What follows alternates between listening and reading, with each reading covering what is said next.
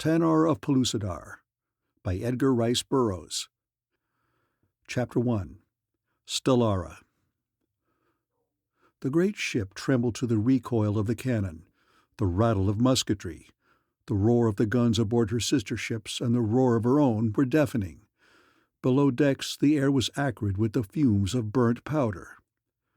Tanar of Pellucidar, chained below with other prisoners, heard these sounds and smelled the smoke. He heard the rattle of the anchor chain. He felt the straining of the mast to which his shackles were bent, and the altered motion of the hull told him that the ship was under way. Presently the firing ceased, and the regular rising and falling of the ship betokened that it was on its course. In the darkness of the hold, Tanar could see nothing. Sometimes the prisoners spoke to one another, but their thoughts were not happy ones, and so, for the most part, they remained silent, waiting. For what? They grew very hungry and very thirsty. By this they knew the ship was far at sea. They knew nothing of time. They only knew that they were hungry and thirsty, and that the ship should be far at sea, far out upon an unknown sea, setting its course for an unknown port. Presently a hatch was raised, and men came with food and water. Poor rough food, and water that smelled badly and tasted worse. But it was water, and they were thirsty. One of the men said, "Where is he who is called Tanar?"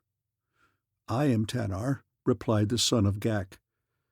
"You are wanted on deck," said the man, and with a huge key he unlocked the massive hand-wrought lock that held Tanar chained to the mast. "Follow me." The bright light of Pellucidar's perpetual day blinded the Sarian as he clambered to the deck from the dark hole in which he had been confined, and it was a full minute before his eyes could endure the light. But his guard hustled him roughly along, and Tanar was already stumbling up the long stairs leading to the high deck at the ship's stern before he regained the use of his eyes. As he mounted the highest deck, he saw the chiefs of the Korsar horde assembled, and with them were two women. One appeared elderly and ill-favored, but the other was young and beautiful, but for neither did Tanar have any eyes. He was interested only in the enemy men, for these he could fight, these he might kill, which was the sole interest that an enemy could hold for Tanar the Sarian. And being what he was, Tanar could not fight women, not even enemy women, but he could ignore them, and did. He was led before a huge fellow whose bushy whiskers almost hid his face, a great blustering fellow with a scarlet scarf bound about his head. But for an embroidered sleeveless jacket open at the front, the man was naked above the waist, about which was wound another gaudy sash into which were stuck 2 pistols and as many long knives, while at his side dangled a cutlass, the hilt of which was richly ornamented with inlays of pearl and semi-precious stones. A mighty man was the Cid, chief of the Korsars, a burly, blustering bully of a man, whose position among the rough and quarrelsome Korsars might be maintained only by such as he. Surrounding him upon the high poop of his ship was a company of beefy ruffians of similar mould, while far below, in the waist of the vessel, a throng of lesser cutthroats, the common sailors, escaped from the dangers and demands of an arduous campaign, relaxed according to their various whims. Stark brutes were most of these, naked but for shorts and the inevitable gaudy sashes and headcloths, an unlovely company, yet picturesque. At the Cid's side stood a younger man, who well could boast as hideous a countenance as any sun ever shone upon. For across a face that might have taxed even a mother's love ran a repulsive scar from above the left eye to below the right-hand corner of the mouth, cleaving the nose with a deep red gash. The left eye was lidless and gazed perpetually upward and outward, as a dead eye might, while the upper lip was permanently drawn upward on the right side in a sardonic sneer that exposed a single fang-like tooth. No, Bohard the Bloody was not beautiful. Before these two, the Cid and the Bloody One, Tanar was roughly dragged. "They call you Tanar?" bellowed the Cid. Tanar nodded. "And you are the son of a king?" And he laughed loudly. "With a ship's company I could destroy your father's entire kingdom and make a slave of him, as I have of his son."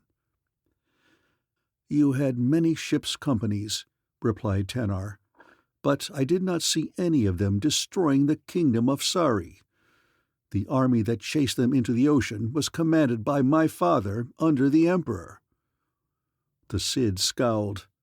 "I have made men walk the plank for less than that," he growled. "I do not know what you mean," said Tanar. "You shall," barked the Cid. "And then, by the beard of the sea god, you'll keep a civil tongue in your head. Hey," he shouted to one of his officers, "have a prisoner fetched and the plank run out. We'll show this son of a king who the Cid is, and that he is among real men now." "Why fetch another?" demanded Bohar the Bloody. "This fellow can walk and learn his lesson at the same time." "But he could not profit by it," replied the Cid. "Since when did the Cid become a dry nurse to an enemy?" demanded Bohar with a sneer. Without a word, the Cid wheeled and swung an ugly blow to Bohar's chin, and as the men went down, the chief whipped a great pistol from his sash and stood over him, the muzzle pointed at Bohar's head. "Perhaps that will knock your crooked face straight, or bump some brains into your thick head," roared the Cid. Bohar lay on his back, glaring up at his chief. "Who is your master?" demanded the Cid. "You are," growled Bohar. "Then get up and keep a civil tongue in your head," ordered the Cid. As Bohar arose, he turned a scowling face upon Tanar. It was as though his one good eye had gathered all the hate and rage and venom in the wicked heart of the man and was concentrating them upon the Sarian, the indirect cause of his humiliation, and from that instant Tanar knew that Bohar the Bloody hated him with a personal hatred distinct from any natural antipathy that he might have felt for an alien and an enemy. On the lower deck, men were eagerly running a long plank-out over the starboard rail, and making the inboard end fast to cleats with stout lines. From an open hatch, others were dragging a strapping prisoner from the kingdom of Thuria, who had been captured in the early fighting in the land of awful shadow. The primitive warrior held his head high and showed no terror in the presence of his rough captors. Tanar, looking down upon him from the upper deck, was proud of this fellow man of the Empire. The Cid was watching too. "That tribe needs taming," he said. The younger of the two women, both of whom had stepped to the edge of the deck and were looking down upon the scene in the waist, turned to the Cid. "They seem brave men, all of them," she said. "It is a pity to kill one needlessly." "Poof, girl!" exclaimed the Cid. "What do you know of such things? It is the blood of your mother that speaks. By the beards of the gods, I would that you had more of your father's blood in your veins." "It is brave blood, the blood of my mother," replied the girl, "for it does not fear to be itself before all men. The blood of my father dares not reveal its good to the eyes of men because it fears ridicule. It boasts of its courage to hide its cowardice." The Cid swore a mighty oath. "You take advantage of our relationship, Stellara," he said, "but do not forget that there is a limit beyond which even you may not go with the Cid, who brooks no insults." The girl laughed. "Reserve that talk for those who fear you," she said. During this conversation, Tanar, who was standing near, had an opportunity to observe the girl more closely, and was prompted to do so by the nature of her remarks and the quiet courage of her demeanor. For the first time he noticed her hair, which was like gold in warm sunlight, and because the women of his own country were nearly all dark-haired, the color of her hair impressed him. He thought it very lovely, and when he looked more closely at her features, he realized that they too were lovely, with a sunny, golden loveliness that seemed to reflect the qualities of heart and character. There was a certain feminine softness about her that was sometimes lacking in the sturdy, self-reliant, primitive women of his own race. It was not in any sense a weakness, however, as was evidenced by her fearless attitude toward the Cid, and by the light of courage that shone from her brave eyes. Intelligent eyes they were, too, brave, intelligent, and beautiful. But there Tanar's interest ceased, and he was repulsed by the thought that this woman belonged to the uncouth bully, who ruled with an iron hand the whiskered brutes of the great fleet, for the Cid's reference to their relationship left no doubt in the mind of the Sarian that the woman was his mate. And now the attention of all was focused on the actors in the tragedy below. Men had bound the wrists of the prisoner together behind his back and placed a blindfold across his eyes. "Watch below, son of a king," said the Cid to Tanar, "and you will know what it means to walk the plank." "I am watching," said Tanar, "and I see that it takes many of your people to make one of mine do this thing, whatever it may be." The girl laughed, but the Cid scowled more deeply, while Bohar cast a venomous glance at Tanar.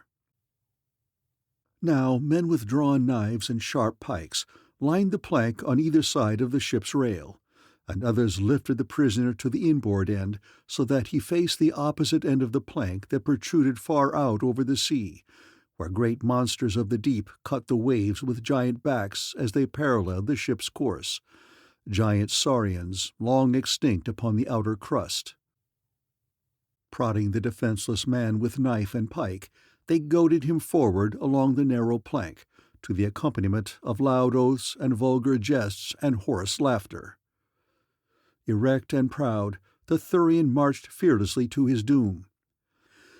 He made no complaint, and when he reached the outer end of the plank and his foot found no new place beyond, he made no outcry. For just an instant he drew back his foot and hesitated, and then, silently, he leapt far out, and turning, dove head foremost into the sea. Tanar turned his eyes away, and it chanced that he turned them in the direction of the girl. To his surprise, he saw that she too had refused to look at the last moment, and in her face, turned toward his, he saw an expression of suffering. Could it be that this woman of the Cid's brutal race felt sympathy and sorrow for a suffering enemy? Tanar doubted it. More likely that something she had eaten that day had disagreed with her. "Now," cried the Cid, "you have seen a man walk the plank, and know what I may do with you if I choose." Tanar shrugged. "I hope I may be as indifferent to my fate as was my comrade," he said, "for you certainly got little enough sport out of him." "If I turn you over to Bohar, we shall have sport," replied the Cid.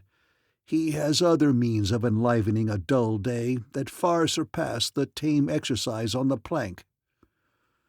The girl turned angrily upon the Cid. "You shall not do that," she cried. "You promised me that you would not torture any prisoners while I was with the fleet." "If he behaves, I shall not," said the Cid. "But if he does not, I shall turn him over to Bohar the Bloody. Do not forget that I am chief of Korsar, and that even you may be punished if you interfere." Again the girl laughed. "You can frighten the others, chief of Korsar," she said, "but not me." "If she were mine," muttered Bohar threateningly, but the girl interrupted him. "I am not, nor ever shall be," she said. "Do not be too sure of that," growled the Cid. "I can give you to whom I please. Let the matter drop." He turned to the Sarian prisoner. "What is your name, son of a king?" he asked. "Tanar." "Listen well, Tanar," said the Cid impressively. "Our prisoners do not live beyond the time that they be of service to us. Some of you will be kept to exhibit to the people of Korsar, after which they will be of little use to me. But you can purchase life, and perhaps freedom." "How?" demanded Tanar. "Your people were armed with weapons far better than ours," explained the Cid. Your powder was more powerful and more dependable. Half the time, ours fails to ignite at the first attempt." "That must be embarrassing," remarked Tanar. "It is fatal," said the Cid.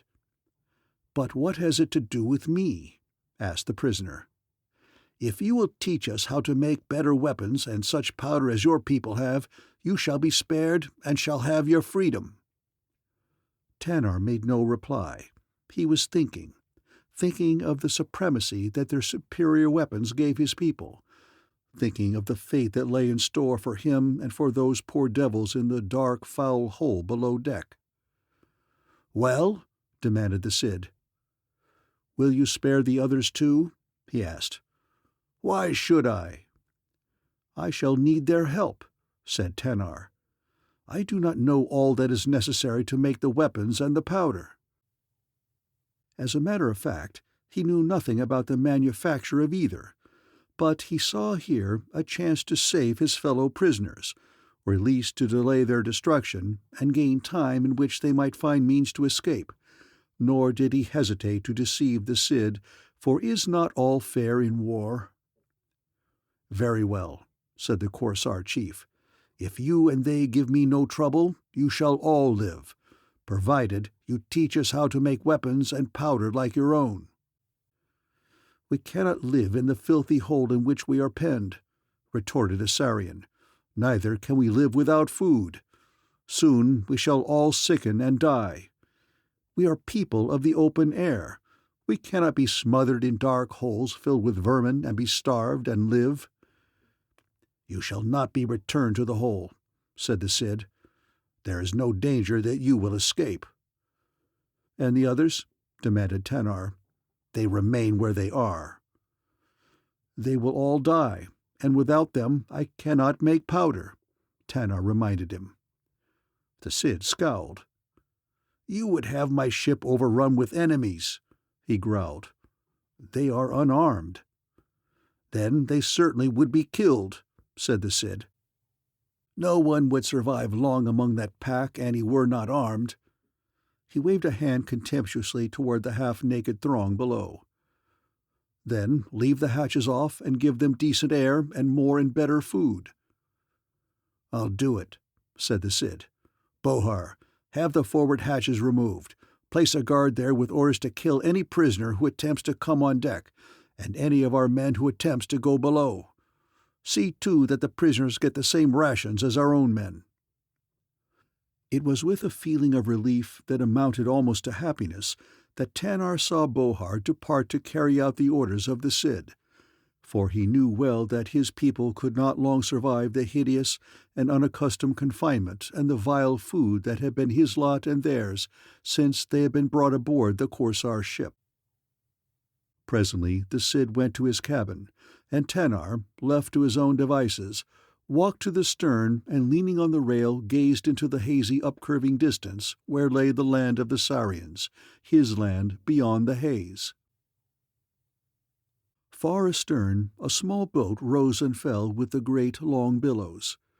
Fierce denizens of the deep constantly threatened it, storms menaced it, but on it, forged in the wake of the great fleet, a frail and tiny thing made strong and powerful by the wills of 3 men.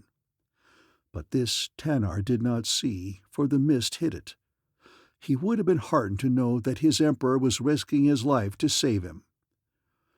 As he gazed and dreamed, he became conscious of a presence near him, but he did not turn, for who was there upon that ship who might have access to this upper deck, whom he might care to see or speak with? Presently he heard a voice at his elbow, a low, golden voice that brought him around facing its owner. It was the girl. "You are looking back toward your own country?" she said. "Yes." "You will never see it again," she said, a note of sadness in her voice, as though she understood his feelings and sympathized. "Perhaps not, but why should you care? I am an enemy." "I do not know why I should care," replied the girl. "What is your name?" "Tanar." "Is that all?" "I am called Tanar the Fleet One." "Why?"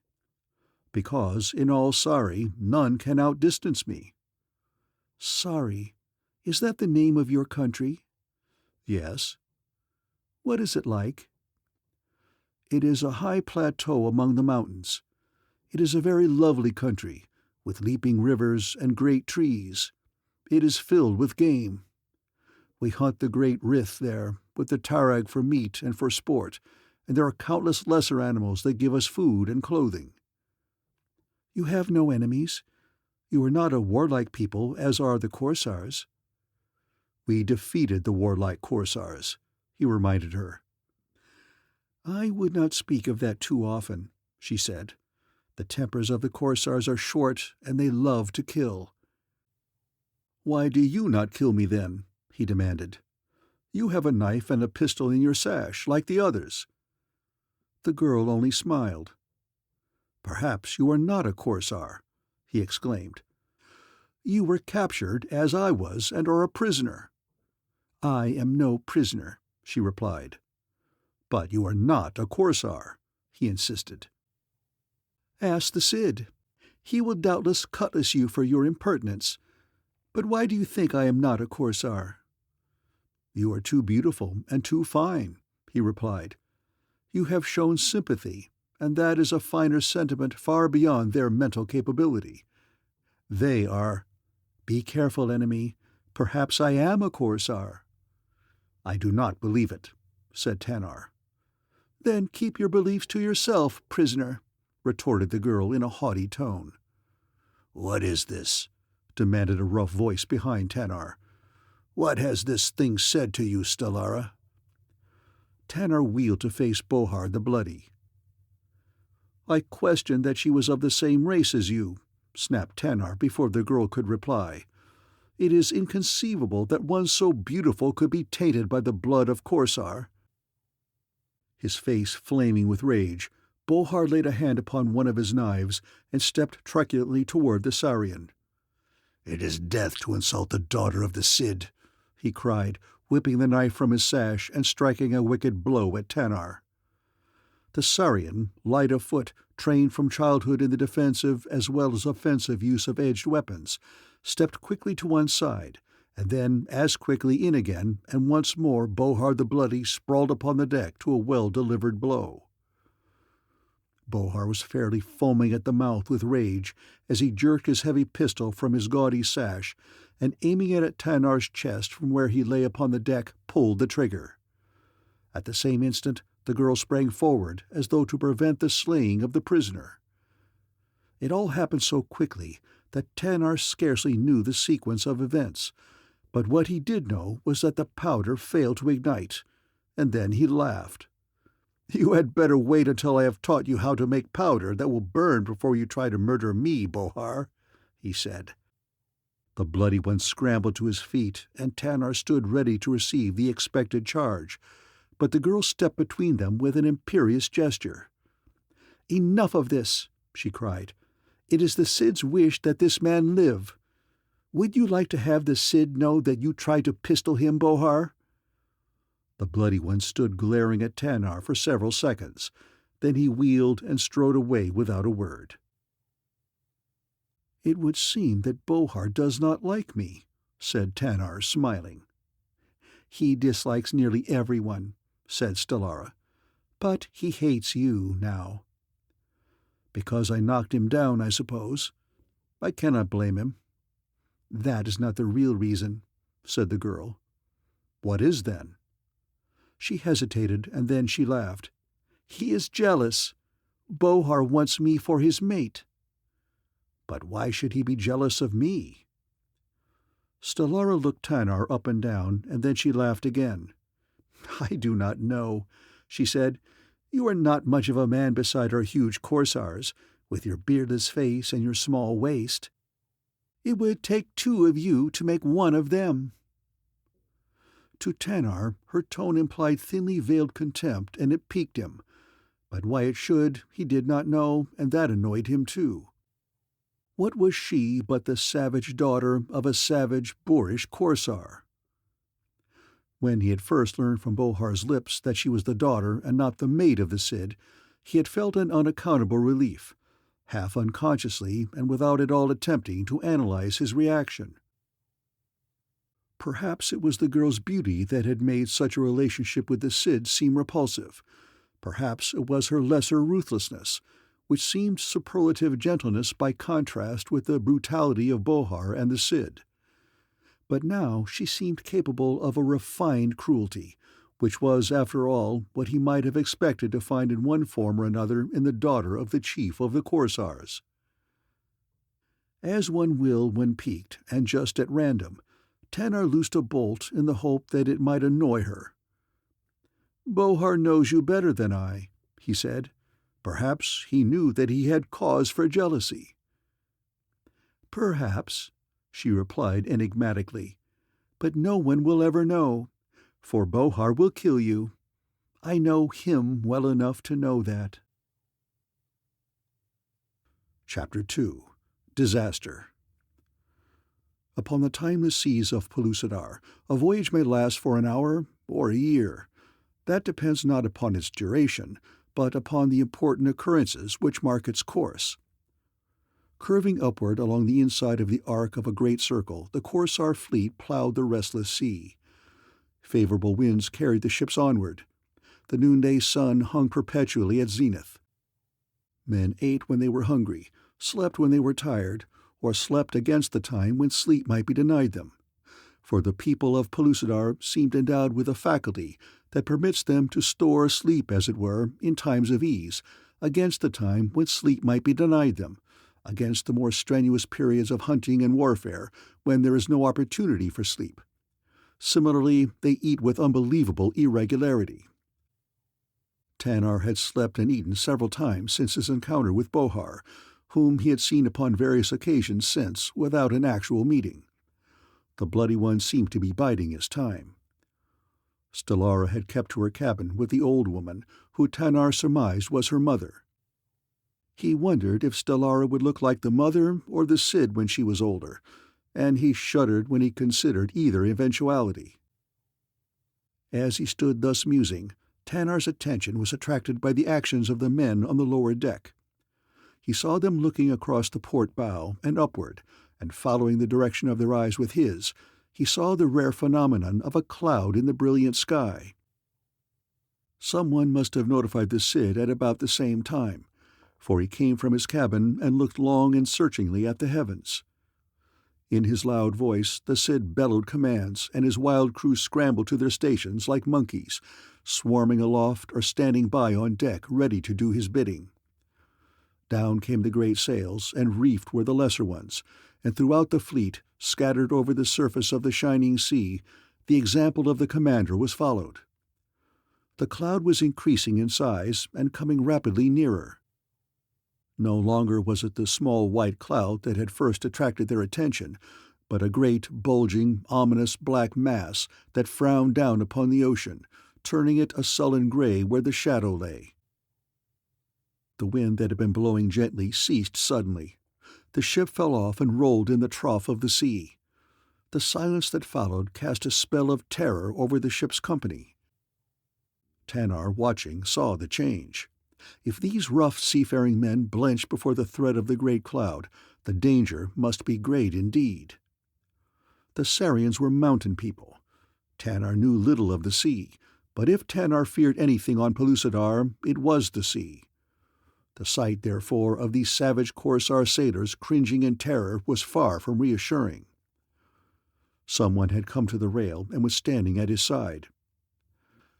"When that has passed," said a voice, "there will be fewer ships in the fleet of Korsar and fewer men to go home to their women." He turned and saw Stellara looking upward at the cloud. "You do not seem afraid," he said. "Nor you," replied the girl. "We seem the only people aboard who are not afraid." "Look down at the prisoners," he told her. "They show no fear."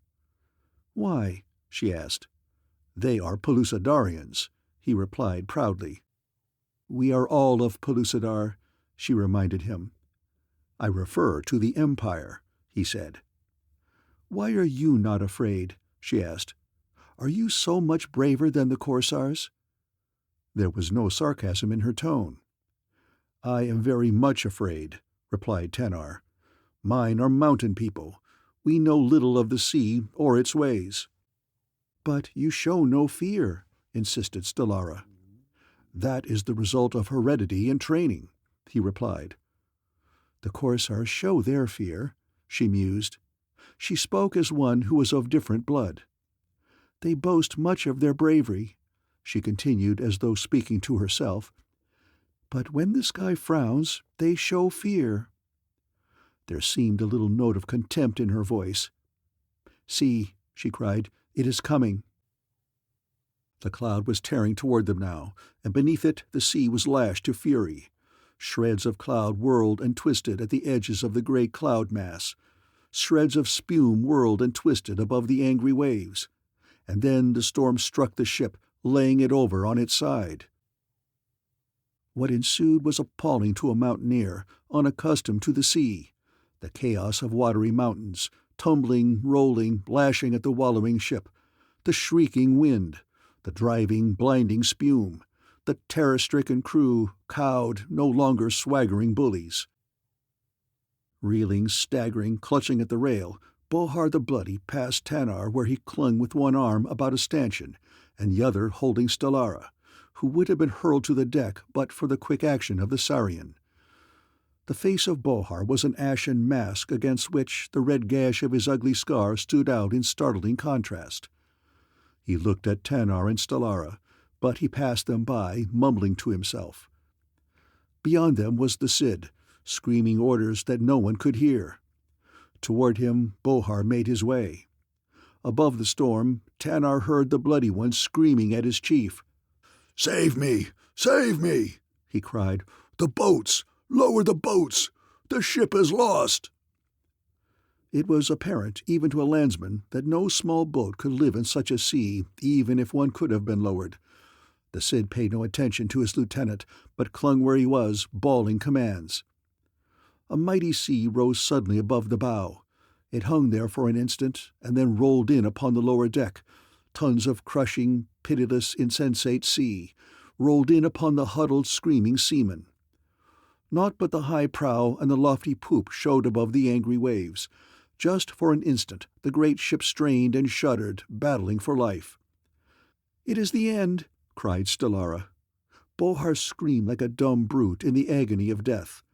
The Cid knelt on the deck, his face buried in his arms. Tanar stood watching, fascinated by the terrifying might of the elements. He saw a man shrink to puny insignificance before a gust of wind, and a slow smile crossed his face. The wave receded, and the ship, floundering, staggered upward, groaning. The smile left Tanar's lips as his eyes gazed down upon the lower deck. It was almost empty now. A few broken forms lay huddled in the scuppers. A dozen men, clinging here and there, showed signs of life. The others, all but those who had reached safety below deck, were gone. The girl clung tightly to the man. "I did not think she could live through that," she said. "Nor I," said Tanar. "But you are not afraid," she said. "You seem the only one who was not afraid." "Of what use was Bohar's screaming?" he asked. "Did it save him?" "Then you were afraid, but you hid it?" He shrugged. "Perhaps," he said. "I do not know what you mean by fear. I did not want to die, if that is what you mean." "Here comes another," cried Stellara, shuddering and pressing closer to him. Tanar's arm tightened about the slim figure of the girl. It was an unconscious gesture of the protective instinct of the male. "Do not be afraid," he said. "I am not, now," she replied. At the instant that the mighty comber engulfed the ship, the angry hurricane struck suddenly with renewed fury, struck at a new angle, and the masts, already straining even to the minimum of canvas that had been necessary to give the ship headway and keep its nose into the storm, snapped like dry bones and crashed by the board in a tangle of cordage. The ship's head fell away, and she rolled in the trough of the great seas, a hopeless derelict. Above the screaming of the wind rose Bohar's screams. "The boats! The boats!" he repeated like a trained parrot gone mad from terror. As though sated for the moment and worn out by its own exertions, the storm abated, the wind died, but the great seas rose and fell, and the great ship rolled helpless. At the bottom of each watery gorge it seemed that it must be engulfed by the gray-green cliff toppling above it, and at the crest of each liquid mountain certain destruction loomed inescapable. Bohar, still screaming, scrambled to the lower deck. He found men, by some miracle still alive in the open, and others cringing in terror below deck. By dint of curses and blows and the threat of his pistol, he gathered them together, and though they whimpered in fright, he forced them to make a boat ready. There were 20 of them, and their gods or their devils must have been with them, for they lowered a boat and got clear of the floundering hulk in safety and without the loss of a man. The Cid, seeing what Bohar contemplated, had tried to prevent the seemingly suicidal act by bellowing orders at him from above, but they had no effect, and at the last moment the Cid had descended to the lower deck to enforce his commands, but he had arrived too late. Now he stood staring unbelievingly at the small boat riding the great seas in seeming security while the dismasted ship, pounded by the stumps of its masts, seemed doomed to destruction. From corners where they had been hiding came the balance of the ship's company, and when they saw Bohar's boat and the seemingly relative safety of the crew, they clamored for escape by the other boats. With the idea once implanted in their minds, there followed a mad panic as the half-brutes fought for places in the remaining boats. "Come," cried Stellara, "we must hurry, or they will go without us." She started to move toward the companionway, but Tanar restrained her. "Look at them," he said. "We are safer at the mercy of the sea and the storm." Stellara shrank back close to him. She saw men knifing one another, those behind knifing those ahead, men dragging others from the boats and killing them on deck or being killed. She saw the Cid pistol a seaman in the back and leap to his place in the first boat to be lowered.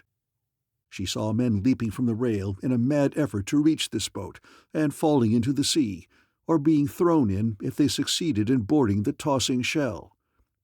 She saw other boats being lowered, and men crushed between them and the ship's side. She saw the depths to which fear can plunge the braggart and the bully as the last of the ship's company, failing to win places in the last boat, deliberately leaped into the sea and were drowned. Standing there upon the high poop of the rolling derelict, Tanar and Stellara watched the frantic efforts of the oarsmen in the overcrowded small boats. They saw one boat foul another, and both founder. They watched the drowning men battling for survival. They heard their hoarse oaths and their screams above the roaring of the sea and the shriek of the wind as the storm returned, as though fearing that some might escape its fury. "We are alone," said Stellara. "They have all gone." "Let them go," replied Tanar. "I would not exchange places with them." "But there is no hope for us," said the girl. "There is no more for them," replied the Sarian, "and at least we are not crowded into a small boat filled with cutthroats." "You are more afraid of the men than you are of the sea," she said. "For you, yes," he replied. "Why should you fear for me?" she demanded. "Am I not also your enemy?" He turned his eyes quickly upon her, and they were filled with surprise. "That is so," he said, "but somehow I had forgotten it. You do not seem like an enemy, as the others do. You do not seem like one of them, even." Clinging to the rail and supporting the girl upon the lurching deck, Tanar's lips were close to Stellara's ear as he sought to make himself heard above the storm. He sensed the faint aroma of a delicate sachet that was ever after to be a part of his memory of Stellara. A sea struck the staggering ship, throwing Tanar forward, so that his cheek touched the cheek of the girl, and as she turned her head, his lips brushed hers. Each realized that it was an accident, but the effect was none the less surprising. Tanar, for the first time, felt the girl's body against his, and consciousness of contact must have been reflected in his eyes, for Stellara shrank back, and there was an expression of fear in hers. Tanar saw the fear in the eyes of an enemy, but it gave him no pleasure. He tried to think only of the treatment that would have been accorded a woman of his tribe had one been at the mercy of the Korsars, But that too failed to satisfy him, as it only could if he were to admit that he was of the same ignoble clay as the men of Korsar. But whatever thoughts were troubling the minds of Stellara and Tanar were temporarily submerged by the grim tragedy of the succeeding few moments, as another tremendous sea, the most gigantic that had yet assailed the broken ship, hurled its countless tons upon her shivering deck. To Tanar it seemed, indeed, that this must mark the end, since it was inconceivable that the unmanageable hulk could rise again from the smother of water that surged completely over her, almost to the very highest deck of the towering poop, where the two clung against the tearing wind and the frightful pitching of the derelict. But as the sea rolled on, the ship slowly, sluggishly struggled to the surface, like an exhausted swimmer, who, drowning, struggles weakly against the inevitability of fate and battles upward for one last gasp of air that will at best but prolong the agony of death. As the main deck slowly emerged from the receding waters, Tanar was horrified by the discovery that the forward hatch had been stove in, that the ship must have taken in considerable water, and that each succeeding wave that broke over it would add to the quantity, affected the Saurian less than the knowledge of the fact that it was beneath this hatch that his fellow prisoners were confined. Through the black menace of his almost hopeless situation had shone a single bright ray of hope that should the ship weather the storm, there would be aboard her a score of his fellow Pellucidarians, and that together they might find the means to rig a makeshift sail and work their way back to the mainland from which they had embarked. But with the gaping hatch and the almost certain conclusion to be drawn from it, he realized that it would indeed be a miracle if there remained alive aboard the derelict any other than Stellara and himself. The girl was looking down at the havoc wrought below, and now she turned her face toward his. "They must all be drowned," she said, "and they were your people. I am sorry." "Perhaps they would have chosen it in preference to what might have awaited them in Korsar," he said. "And they have been released only a little sooner than we shall be," she continued. "Do you notice how low the ship rides now, and how sluggish she is? The hold must be half filled with water. Another such sea as the last one will founder her." For some time they stood in silence, each occupied with his own thoughts. The bulk rolled in the trough, and momentarily it seemed that she might not roll back in time to avert the disaster of the next menacing comber, yet each time she staggered drunkenly to oppose a high side to the hungry waters. "I believe the storm has spent itself," said Tanar. "The wind has died, and there has been no sea like the great one that stove in the forward hatch," said Stellara hopefully. The noonday sun broke from behind the black cloud that had shrouded it, and the sea burst into a blaze of blue and silver beauty. The storm had passed. The seas diminished. The derelict rolled heavily upon the great swells, low in the water, but temporarily relieved of the menace of immediate disaster.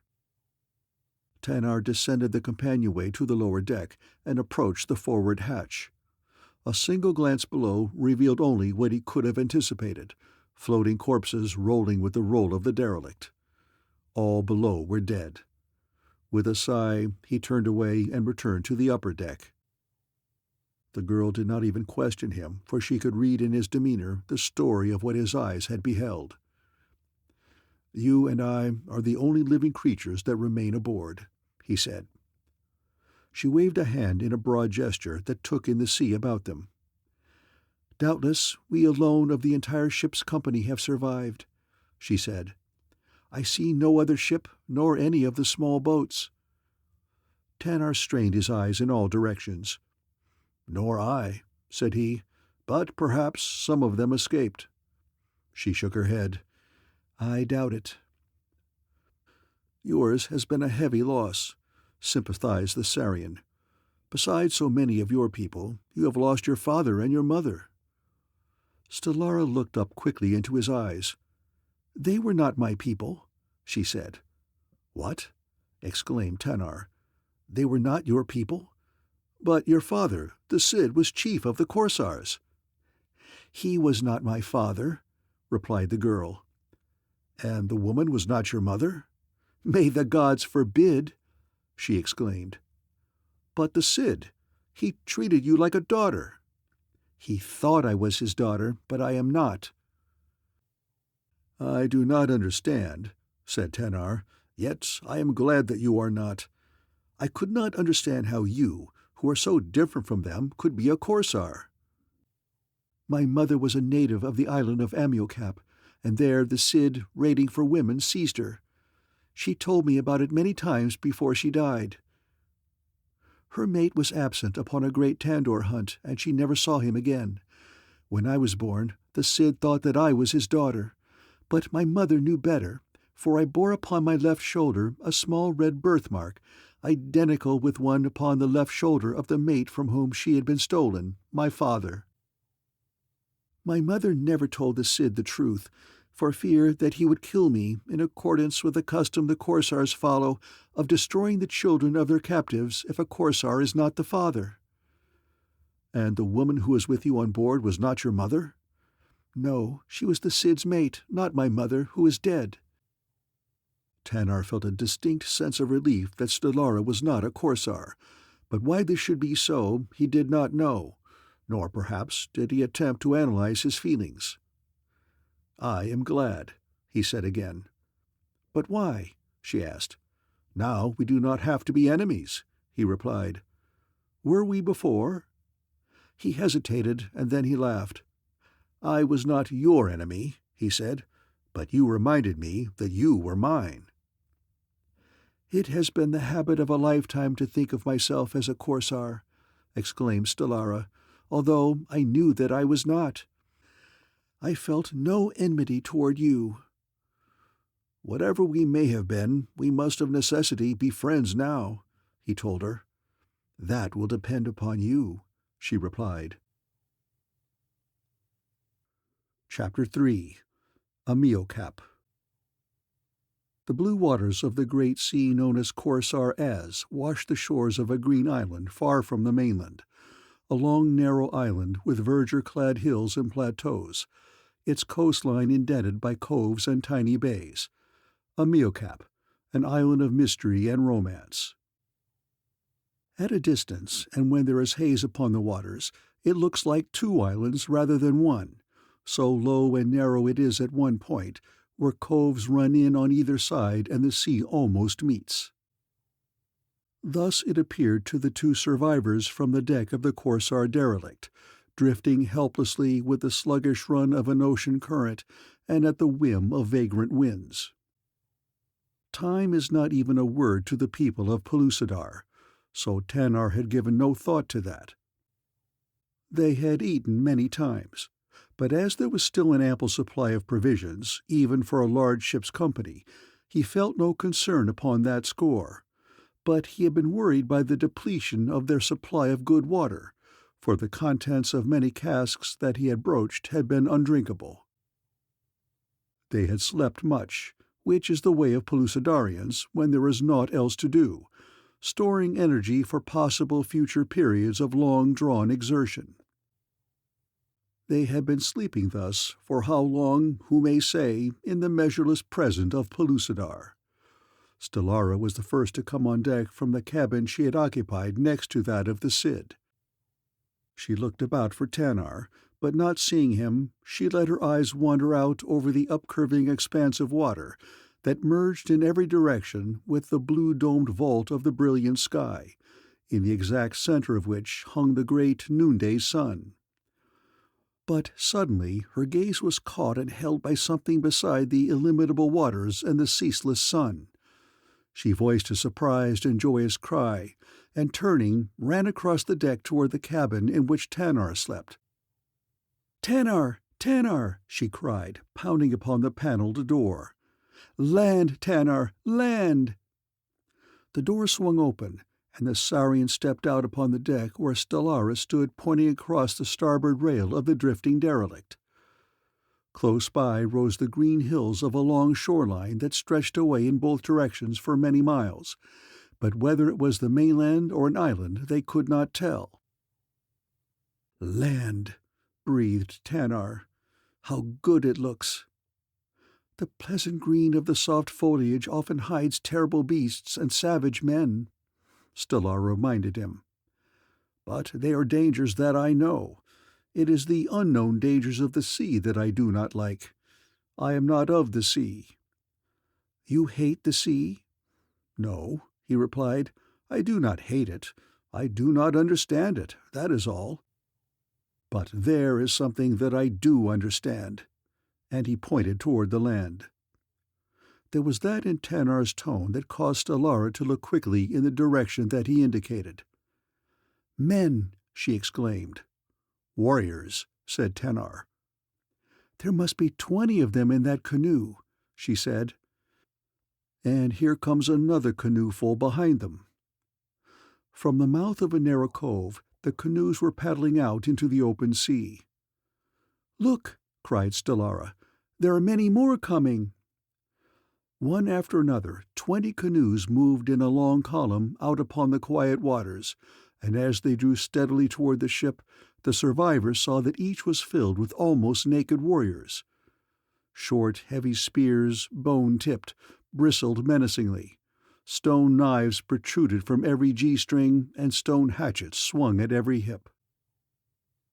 As the flotilla approached, Tanar went to a cabin and returned with 2 of the heavy pistols, left behind by a fleeing Korsar when the ship had been abandoned. "Do you expect to repulse 400 warriors with those?" asked the girl.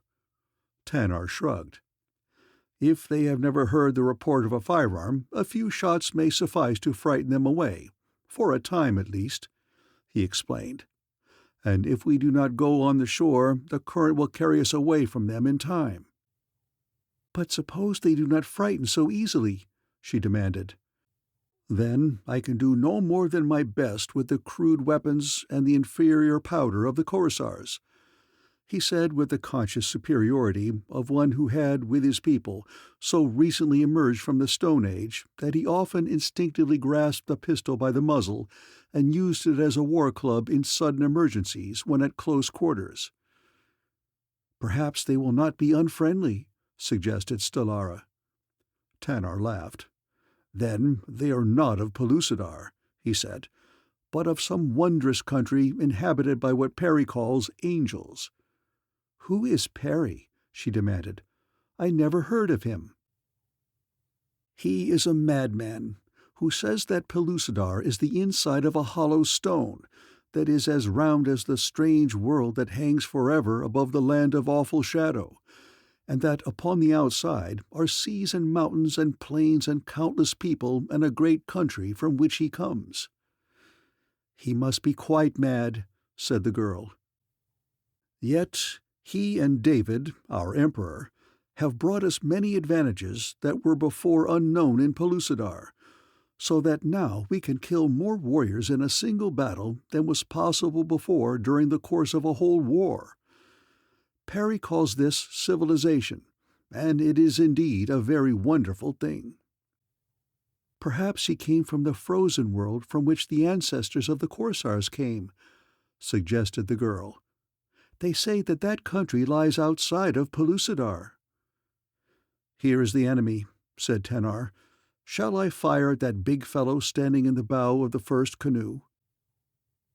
Tanar raised one of the heavy pistols and took aim, but the girl laid a hand upon his arm. "Wait," she begged. "They may be friendly. Do not fire unless you must. I hate killing." "I can well believe that you are no Korsar," he said, lowering the muzzle of his weapon. There came a hail from the leading canoe. "We are prepared for you, Korsars," shouted the tall warrior standing in the bow. "You are few in numbers. We are many. Your great canoe is a useless wreck. Ours are manned by 20 warriors each. You are helpless, we are strong. It is not always thus, and this time it is not we who shall be taken prisoners, but you if you attempt to land. But we are not like you, Korsars. We do not want to kill or capture. Go away, and we shall not harm you." "We cannot go away," replied Tanar. "Our ship is helpless. We are only 2, and our food and water are nearly exhausted. Let us land and remain until we can prepare to return to our own countries." The warrior turned and conversed with the others in his canoe. Presently he faced Tanar again. "No," he said. "My people will not permit Korsars to come among us. They do not trust you. Neither do I. If you do not go away, we shall take you as prisoners, and your fate will be in the hands of the council of the chiefs." "But we are not Korsars," explained Tanar. The warrior laughed. "You speak a lie," he said. "Do you think that we do not know the ships of Korsar?" "This is a Korsar ship," replied Tanar, "but we are not Korsars. We were prisoners, and when they abandoned their ship in a great storm, they left us aboard." Again the warriors conferred, and those in other canoes that had drawn alongside the first joined in the discussion. "Who are you, then?" demanded the spokesman. "I am Tanar of Pellucidar. My father is king of Sari." "We are all of Pellucidar," replied the warrior, "but we never heard of a country called Sari. And the woman, she is your mate?" "No," cried Stellara haughtily, "I am not his mate." "Who are you? Are you a Sarian also?" "I am no Sarian. My father and mother were of Amiocap." Again the warriors talked among themselves, some seeming to favor one idea, some another. "Do you know the name of this country?" finally demanded the leading warrior, addressing Stellara. "No," she replied. "We were about to ask you that very question," said Tanar.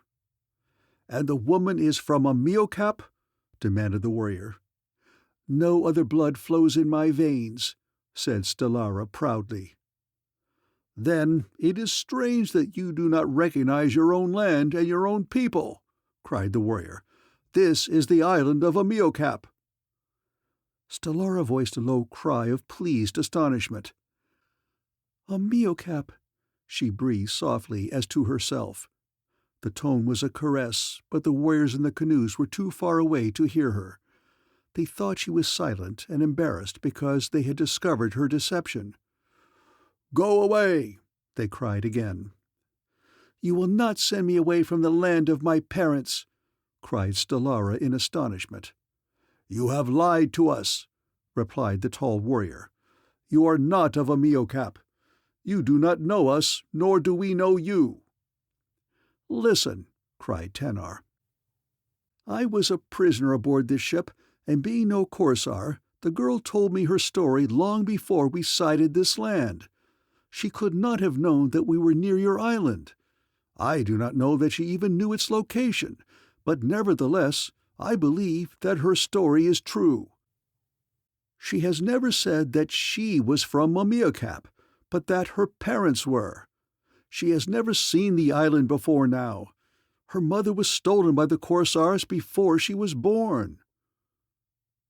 Again the warriors spoke together in low tones for a moment, and then, once more, the spokesman addressed Stellara. "What was your mother's name?" he demanded. "Who was your father?" "My mother was called Allara," replied the girl. "I never saw my father, but my mother said that he was a chief and a great Tandor hunter called Fedal."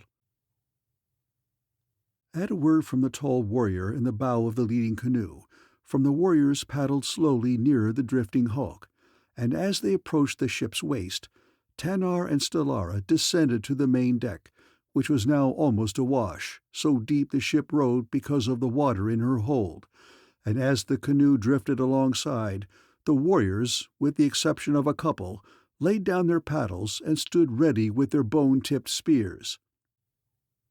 Now the two upon the ship's deck and the tall warrior in the canoe stood almost upon the same level and face to face. The latter was a smooth-faced man with finely molded features and clear gray eyes that bespoke intelligence and courage. He was gazing intently at Stellara, as though he would search her very soul for proof of the veracity or falsity of her statements. Presently he spoke. "You might well be her daughter," he said. "The resemblance is apparent." "You knew my mother?" exclaimed Stellara. "I am Vulhan. You have heard her speak of me?" "My mother's brother!"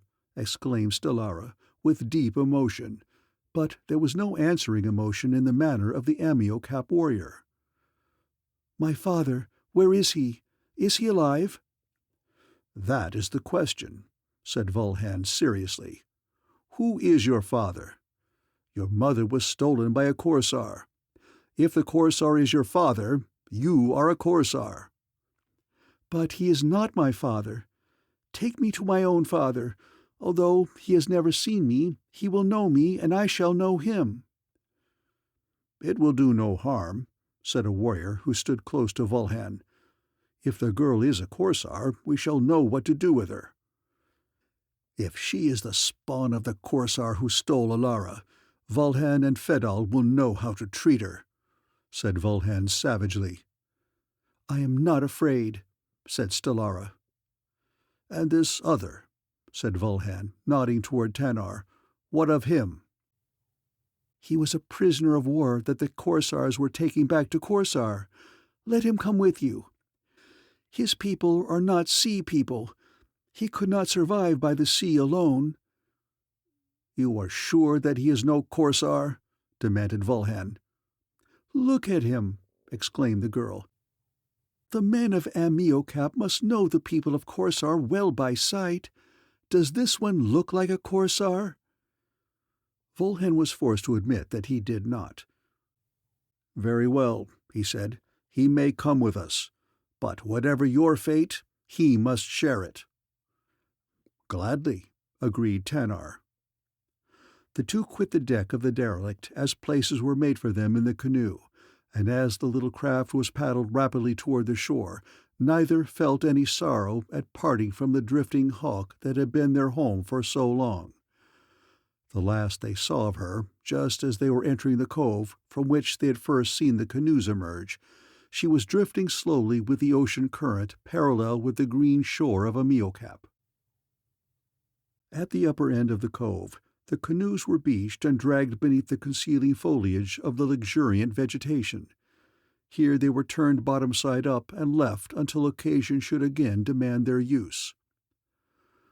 The warriors of Amiocap conducted their two prisoners into the jungle that grew almost to the water's edge.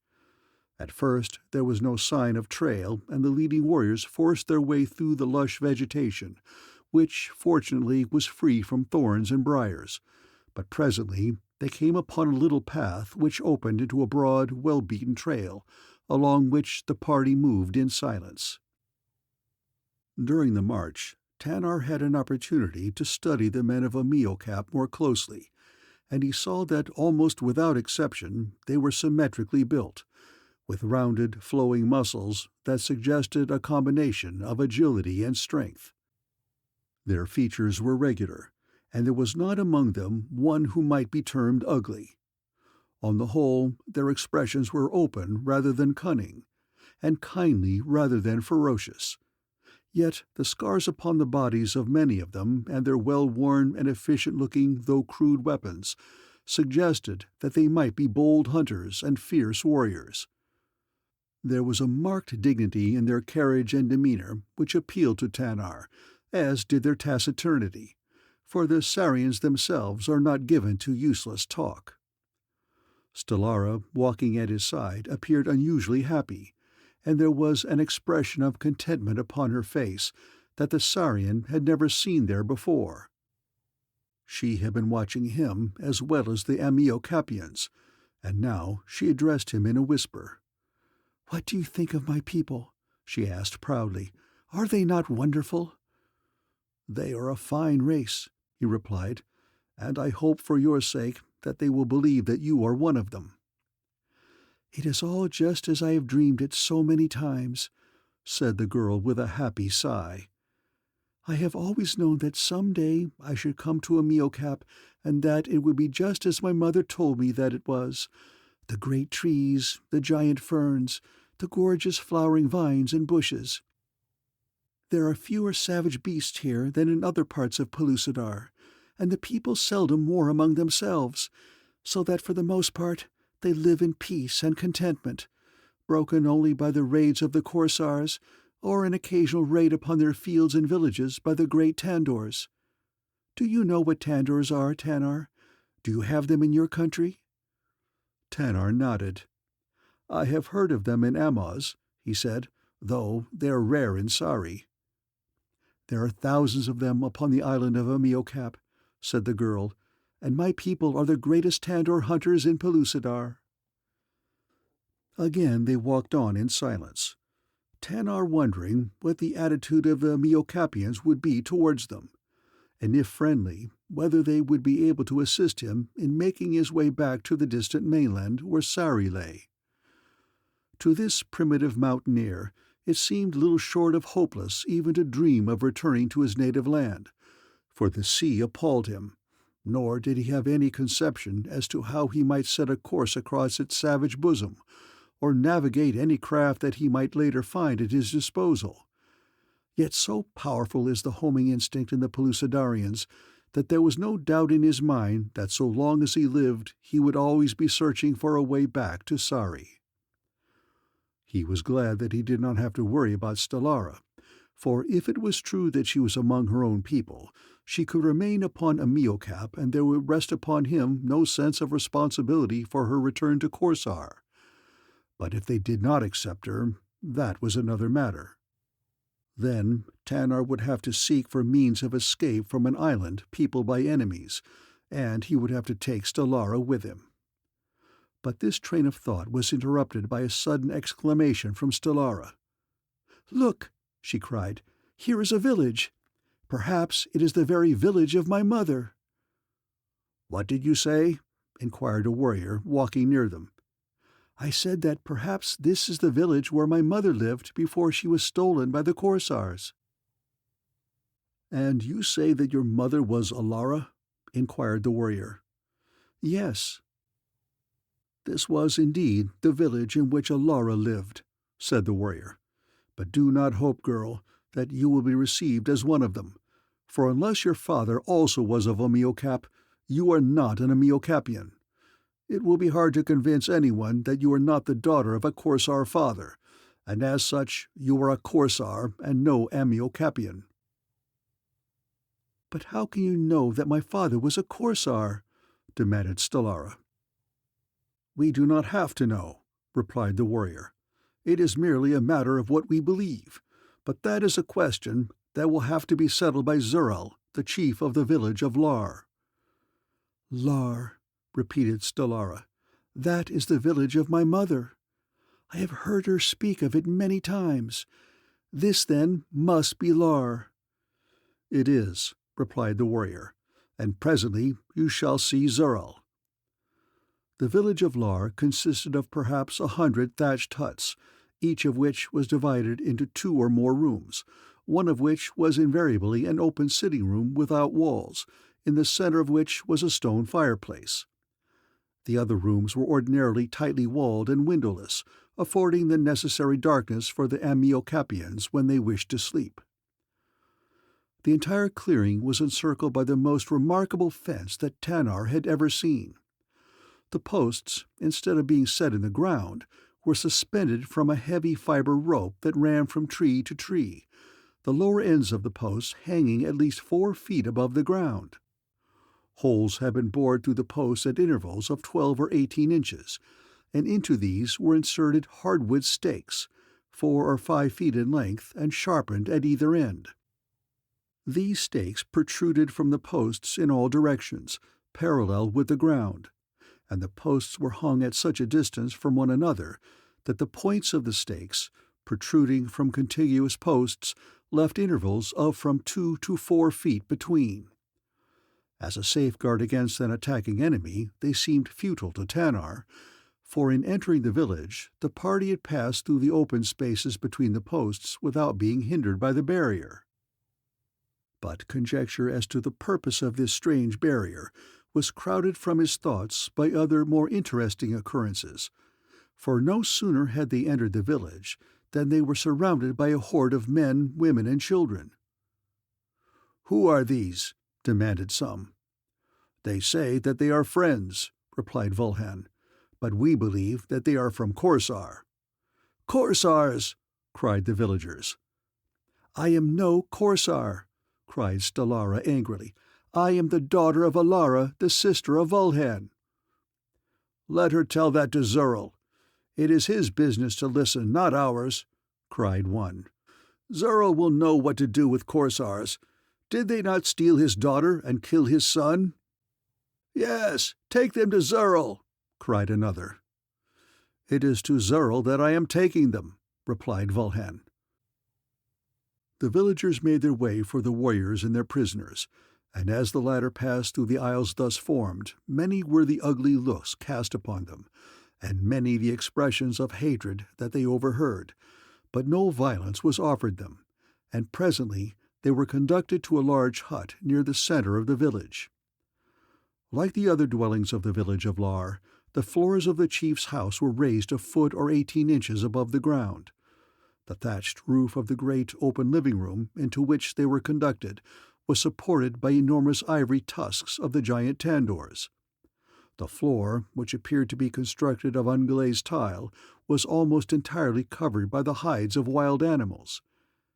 There were a number of low wooden stools standing about the room, and one higher one that might almost have been said to have attained the dignity of a chair. Upon this larger stool was seated a stern-faced man, who scrutinized them closely and silently as they were halted before him. For several seconds no one spoke, and then the man upon the chair turned to Volhan. "Who are these?" he demanded, "and what do they in the village of Lar?" "We took them from a Korsar ship that was drifting helplessly with the ocean current," said Volhan, "and we have brought them to Zurl, chief of the village of Lar, that he may hear their story and judge whether they be the friends they claim to be, or the Korsar enemies that we believe them to be. This one," and Volhan pointed to Stellara, "says that she is the daughter of Alara." "I am the daughter of Alara," said Stellara. "And who was your father?" demanded Zurl. "My father's name is Fedal," replied Stellara. "How do you know?" asked Zurl. "My mother told me." "Where were you born?" demanded Zurl. "In the Korsar city of Alaban," replied Stellara. "Then you are a Korsar," stated Zurl with finality. "And this one, what has he to say for himself?" asked Zurl, indicating Tanar with a nod. "He claims that he was a prisoner of the Korsars, and that he comes from a distant kingdom called Sari." "I have never heard of such a kingdom," said Zurl. "Is there any warrior here who has ever heard of it?" he demanded. "If there is, let him in justice to the prisoner speak." But the Amiocapians only shook their heads, for there was none who had ever heard of the kingdom of Sari. "It is quite plain," continued Zurl, "that they are enemies, and that they are seeking by falsehood to gain our confidence. If there is a drop of Amiocapian blood in one of them, we are sorry for that drop. Take them away, Volhan. Keep them under guard until we decide how they shall be destroyed." "My mother told me that the Amiocapians were a just and kindly people," said Stellara. "But it is neither just nor kindly to destroy this man who is not an enemy simply because you have never heard of the country from which he comes. I tell you that he is no Korsar. I was on one of the ships of the fleet when the prisoners were brought aboard. I heard the Cid and Bohar the Bloody when they were questioning this man, and I know that he is no Korsar, and that he comes from a kingdom known as Sari. They did not doubt his word, so why should you? If you are a just and kindly people, how can you destroy me without giving me an opportunity to talk with Fedal, my father? He will believe me. He will know that I am his daughter." "The gods frown upon us if we harbor enemies in our village," replied Zurl. "We should have bad luck, as all Amiocapians know. Wild beasts would kill our hunters, and the Tandors would trample our fields and destroy our villages. But worst of all, the Korsars would come and rescue you from us. As for Fedal, no man knows where he is. He is not of this village, and the people of his own village have slept and eaten many times since they saw Fedal. They have slept and eaten many times since Fedal set forth upon his last Tandor hunt. Perhaps the Tandors have avenged the killing of many of their fellows, or perhaps Fedal fell into the clutches of the buried people. These things we do not know, but we do know that Fedal went away to hunt Tandors and that he never came back, and that we do not know where to find him. Take them away, Volhen, and we shall hold a council of the chiefs, and then we shall decide what shall be done with them." "You are a cruel and wicked man, Zerl," cried Stellara, "and no better than the Korsars themselves." "It is useless, Stellara," said Tanar, laying a hand upon the girl's arm. "Let us go quietly with Volhen." And then, in a low whisper, "Do not anger them, for there is yet hope for us in the council of the chiefs if we do not antagonize them." And so, without further word, Stellara and Tanar were led from the house of Zerl the chief, surrounded by a dozen stalwart warriors. Chapter 4. Letari. Stellara and Tanar were conducted to a small hut in the outskirts of the village. The building consisted of but 2 rooms, the open living room with the fireplace and a small, dark sleeping apartment. Into the latter the prisoners were thrust, and a single warrior was left on guard in the living room to prevent their escape. In a world where the sun hangs perpetually at zenith, there is no darkness, and without darkness there is little opportunity to escape from the clutches of a watchful enemy. Yet never for a moment was the thought of escape absent from the mind of Tanar the Sarian. He studied the sentries, and as each one was relieved he tried to enter into conversation with his successor, but all to no avail. The warriors would not talk to him.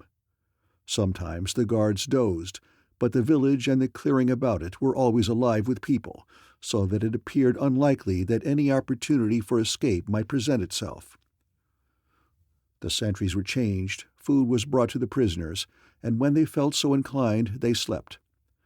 Thus only might they measure the lapse of time, if such a thing occurred to them, which doubtless it did not. They talked together, and sometimes Stellara sang the songs of Amiocap that her mother had taught her, and they were happy and contented, although each knew that the spectre of death hovered constantly above them. Presently he would strike, but in the meantime they were happy. "When I was a youth," said Tanar, "I was taken prisoner by the black people with tails.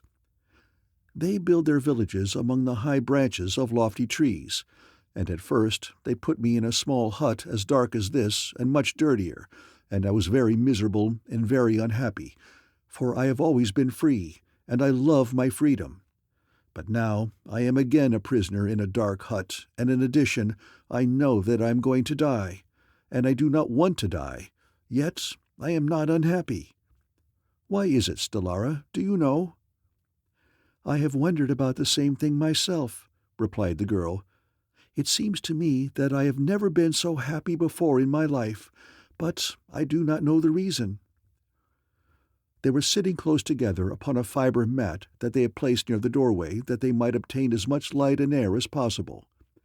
Stellara's soft eyes looked thoughtfully out upon the little world framed by the doorway of their prison cell. One hand rested listlessly on the mat between them.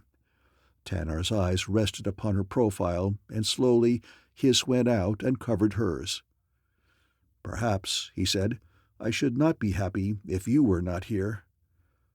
The girl turned half-frightened eyes upon him and withdrew her hand. "Don't," she said. "Why?" he asked. "I do not know, only that it makes me afraid." The man was about to speak again when a figure darkened the opening in the doorway. A girl had come bringing food. Heretofore it had been a man, a taciturn man who had replied to none of Tanar's questions. But there was no suggestion of taciturnity upon the beautiful, smiling countenance of the girl. "Here is food," she said. "Are you hungry?" "Where there is nothing else to do but eat, I am always hungry," said Tanar. But where is the man who brought our food before?" "That was my father," replied the girl. "He has gone to hunt, and I have brought the food in his stead." "I hope that he never returns from the hunt," said Tanar. "Why?" demanded the girl. "He is a good father. Why do you wish him harm?" "I wish him no harm," replied Tanar, laughing. "I only wish that his daughter would continue to bring our food. She is far more agreeable and much better looking." The girl flushed, but it was evident that she was pleased. "I wanted to come before," she said, "but my father would not let me. I saw you when they brought you into the village, and I have wanted to see you again. I never before saw a man who looked like you. You are different from the Amiocapians. Are all men of Sari as good-looking as you?" Tanar laughed. "I am afraid I have never given much thought to that subject," he replied. "In Sari, we judge our men by what they do, and not by what they look like." "But you must be a great hunter," said the girl. "You look like a great hunter." "How do great hunters look?" demanded Stellara with some asperity. "They look like this man," replied the girl. "Do you know," she continued, "I have dreamed about you many times." "What is your name?" asked Tanar. "Letari," replied the girl. "Letari," repeated Tanar. "That is a pretty name. I hope, Letari, that you will bring our food to us often." "I shall never bring it again," she said sadly. "And why?" demanded Tanar. "Because no one will bring it again," she said. "And why is that? Are they going to starve us to death?" "No. The Council of the Chiefs has decided that you are both Korsars and that you must be destroyed." "And when will that be?" asked Stellara. "As soon as the hunters return with food. We are going to have a great feast and dance, but I shall not enjoy it. I shall be very unhappy, for I do not wish to see Tanar die." "How are they going to destroy us?" asked the man. "Look," said the girl, pointing through the open doorway. There in the distance the two prisoners saw men setting 2 stakes into the ground. "There are many who wanted to give you to the buried people," said Letari. "But Zerl said that it has been so long since we have had a feast and a dance that he thought that we should celebrate the killing of 2 Korsars, rather than let the buried people have all the pleasure. So they're going to tie you to those 2 stakes and pile dry wood and brush around you and burn you to death." Stellara shuddered. "And my mother taught me that you were a kindly people," she said. "Oh, we do not mean to be unkind," said Letari. "But the Korsars have been very cruel to us, and Zerl believes that the gods will take word to the Korsars that you were burned to death, and that, perhaps, will frighten them and keep them away from Amiocap." Tanar rose to his feet and stood very straight and stiff. The horror of the situation almost overwhelmed him. He looked down at Stellara's golden head and shuddered. "You cannot mean," he said, "that the men of Amiocap intend to burn this girl alive?" "Why, yes," said Letari. "It would do no good to kill her first, for then her spirit could not tell the gods that she was burned, and they could not tell the Korsars." "It is hideous," cried Tanar. "And you, a girl yourself, have no sympathy. Have you no heart?" "I am very sorry that they are going to burn you," said Letari. "But as for her, she is a Korsar, and I feel nothing but hatred and loathing for her. But you are different. I know that you are not a Korsar, and I wish that I could save you." "Will you? Would you, if you could?" demanded Tanar. "Yes, but I cannot." The conversation relative to escape had been carried on in low whispers, so that the guard would not overhear, but evidently it had roused his suspicion, for now he arose and came to the doorway of the hut. "What are you talking about?" he demanded. "Why do you stay in here so long, Letari, talking with these Korsars? I heard what you said, and I believe that you are in love with this man." "What if I am?" demanded the girl. "Do not our gods demand that we love? What else do we live for upon Amiocap but love?" "The gods do not say that we should love our enemies." "They do not say that we should not," retorted Letari. "If I choose to love Tanar, it is my own affair." "Clear out," snapped the warrior. "There are plenty of men in Lar for you to love." "Ah," sighed the girl as she passed through the doorway, "but there is none like Tanar." "The hateful little wanton!" cried Stellara after the girl left. "She does not hesitate to reveal what is in her heart," said Tanar. "The girls of Sari are not like that. They would die rather than reveal their love before the man had declared his. But perhaps she is only a child, and did not realize what she said." "A child nothing," snapped Stellara.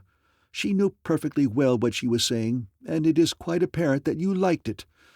Very well, when she comes to save you, go with her." "You do not think that I intend to go with her alone, even though an opportunity for escape presented itself through her, do you?" demanded Tanar. "She told you that she would not help me to escape," Stellara reminded him.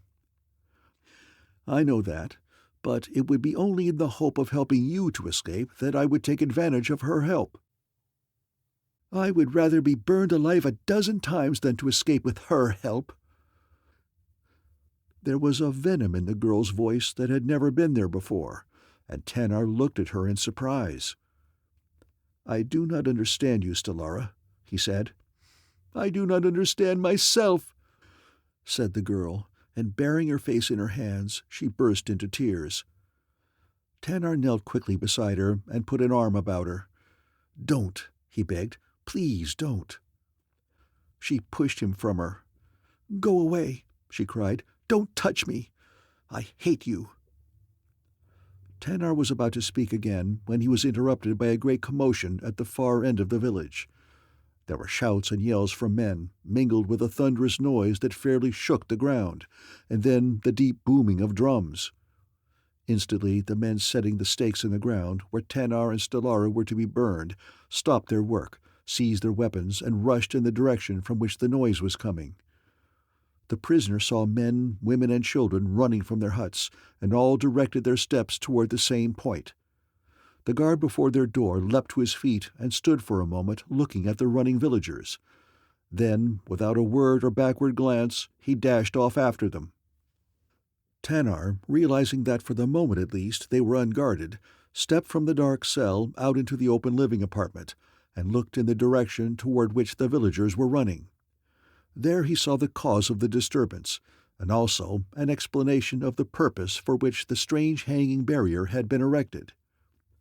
Just beyond the barrier loomed 2 gigantic mammoths, huge Tandors, towering 16 feet or more in height, their wicked eyes red with hate and rage, the great tusks gleaming in the sunlight, their long, powerful trunks seeking to drag down the barrier from the sharpened stakes of which their flesh recoiled. Facing the mammoths was a shouting horde of warriors, screaming women and children, and above all rose the thundering din of the drums. Each time the Tandor sought to force their way through the barrier or brush aside its posts, these swung about, so that the sharpened stakes threatened their eyes or pricked the tender flesh of their trunks, while bravely facing them the shouting warriors hurled their stone-tipped spears. But however interesting or inspiring the sight might be, Tanar had no time to spare to follow the course of this strange encounter. Turning to Stellara, he seized her hand. "Come," he cried, "now is our chance." And while the villagers were engrossed with the Tandors at the far end of the village, Tanar and Stellara ran swiftly across the clearing and entered the lush vegetation of the forest beyond. There was no trail, and it was with difficulty that they forced their way through the underbrush for a short distance before Tanar finally halted. "We shall never escape them in this way," he said. "Our spoor is as plain as the spoor of a dirith after a rain." "How else then may we escape?" asked Stellara. Tanar was looking upward into the trees, examining them closely. "When I was a prisoner among the black people with long tails," he said, "I had to learn to travel through the trees, and this knowledge and the ability have stood me in good stead many times since, and I believe that they may prove our salvation now." "You go then," said Stellara, "and save yourself, for certainly I cannot travel through the trees, and there is no reason why we should both be recaptured when one of us can escape." Tanar smiled. "You know that I would not do that," he said. "But what else may you do?" demanded Stellara. "They will follow the trail we are making and recapture us before we are out of hearing of the village." "We shall leave no trail," said Tanar. "Come." And leaping lightly to a lower branch, he swung himself into the tree that spread above them. "Give me your hand," he said, reaching down to Stellara, and a moment later he had drawn the girl to his side. Then he stood erect and steadied the girl while she arose to her feet. Before them a maze of branches stretched away to be lost in the foliage. "We shall leave no spoor here," said Tanar.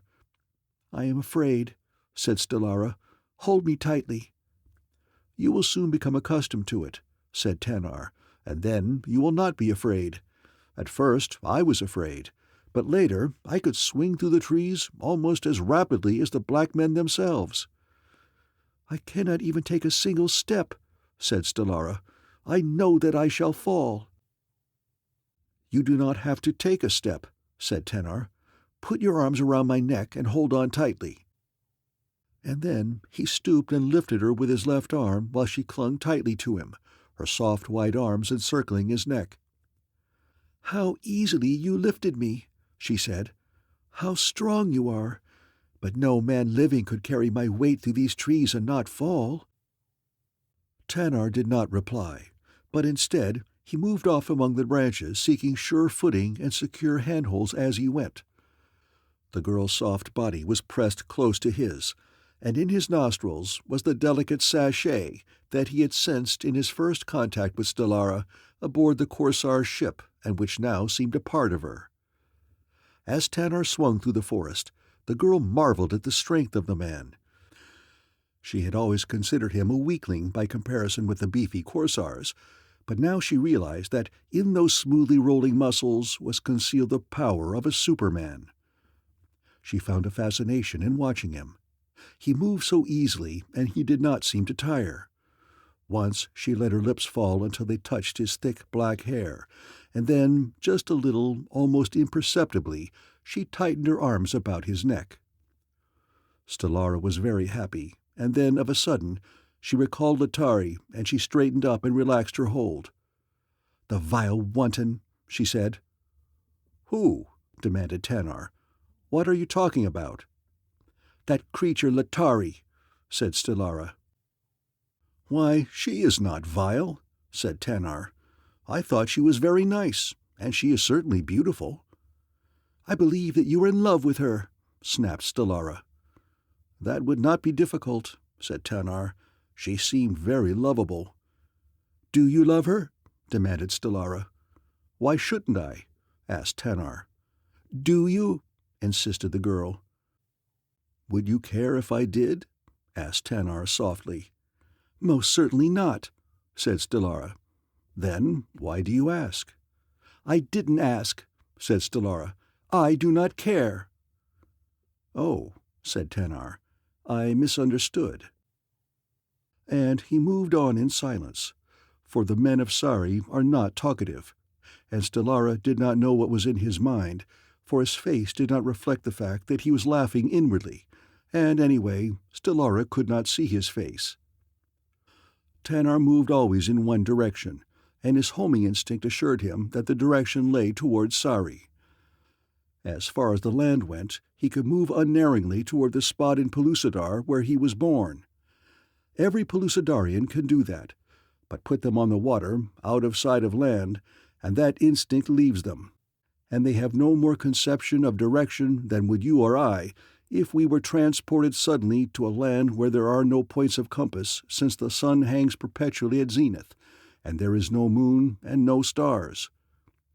Tanar's only wish at present was to put them as far as possible from the village of Lar. He would travel until they reached the coast, for knowing that Amiocap was an island, he knew that eventually they must come to the ocean. What they should do then was rather vague in his mind.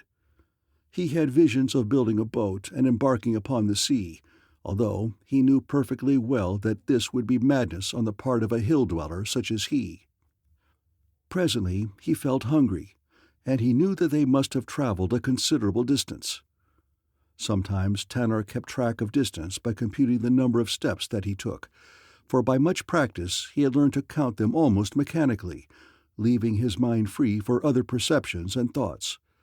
But here among the branches of the trees, where his steps were not of uniform length, he had thought it not worth the effort to count them, and so he could only tell by the recurrence of hunger that they must have covered considerable distance since they left the village of Lar. During their flight through the forest, they had seen birds and monkeys and other animals, and on several occasions they had paralleled or crossed game trails. But as the Amiocapians had stripped him of his weapons, he had no means of obtaining meat until he could stop long enough to fashion a bow and some arrows and a spear. How he missed his spear! From childhood it had been his constant companion, and for a long time he had felt almost helpless without it. He had never become entirely accustomed or reconciled to carrying firearms, feeling in the bottom of his primitive and savage heart that there was nothing more dependable than a sturdy stone-shod spear. He had rather liked the bow and arrows that Innes and Perry had taught him to make and use, as the arrows had seemed like little spears. At least one could see them, whereas the strange and noisy weapons which belched forth smoke and flame, one could not see the projectile at all. It was most unnatural and uncanny. But Tanar's mind was not occupied with such thoughts at this time. Food was dominant. Presently they came to a small natural clearing beside a crystal brook, and Tanar swung lightly to the ground. "We shall stop here," he said, "until I can make weapons and get meat for us." With the feel of the ground beneath her feet again, Stellara felt more independent. "I am not hungry," she said. "I am," said Tanar. "There are berries and fruits and nuts in plenty," she insisted. "We should not wait here to be overtaken by the warriors from Lar." "We shall wait here until I have made weapons," said Tanar with finality. "And then I shall not only be in a position to make a kill for meat, but I shall be able better to defend you against Zerl's warriors." "I wish to go on," said Stellara. "I do not wish to stay here," and she stamped her little foot. Tanar looked at her in surprise. "What is the matter with you, Stellara? You were never like this before." "I do not know what is the matter with me," said the girl. "I only know that I wish I were back in Korsar, in the house of the Cid. There at least I should be among friends. Here I am surrounded only by enemies." "Then you would have Bohard the Bloody One as a mate, if he survived the storm, or if not he, another like him," Tanar reminded her. "At least he loved me," said Stellara. "And you loved him?" asked Tanar. "Perhaps," said Stellara.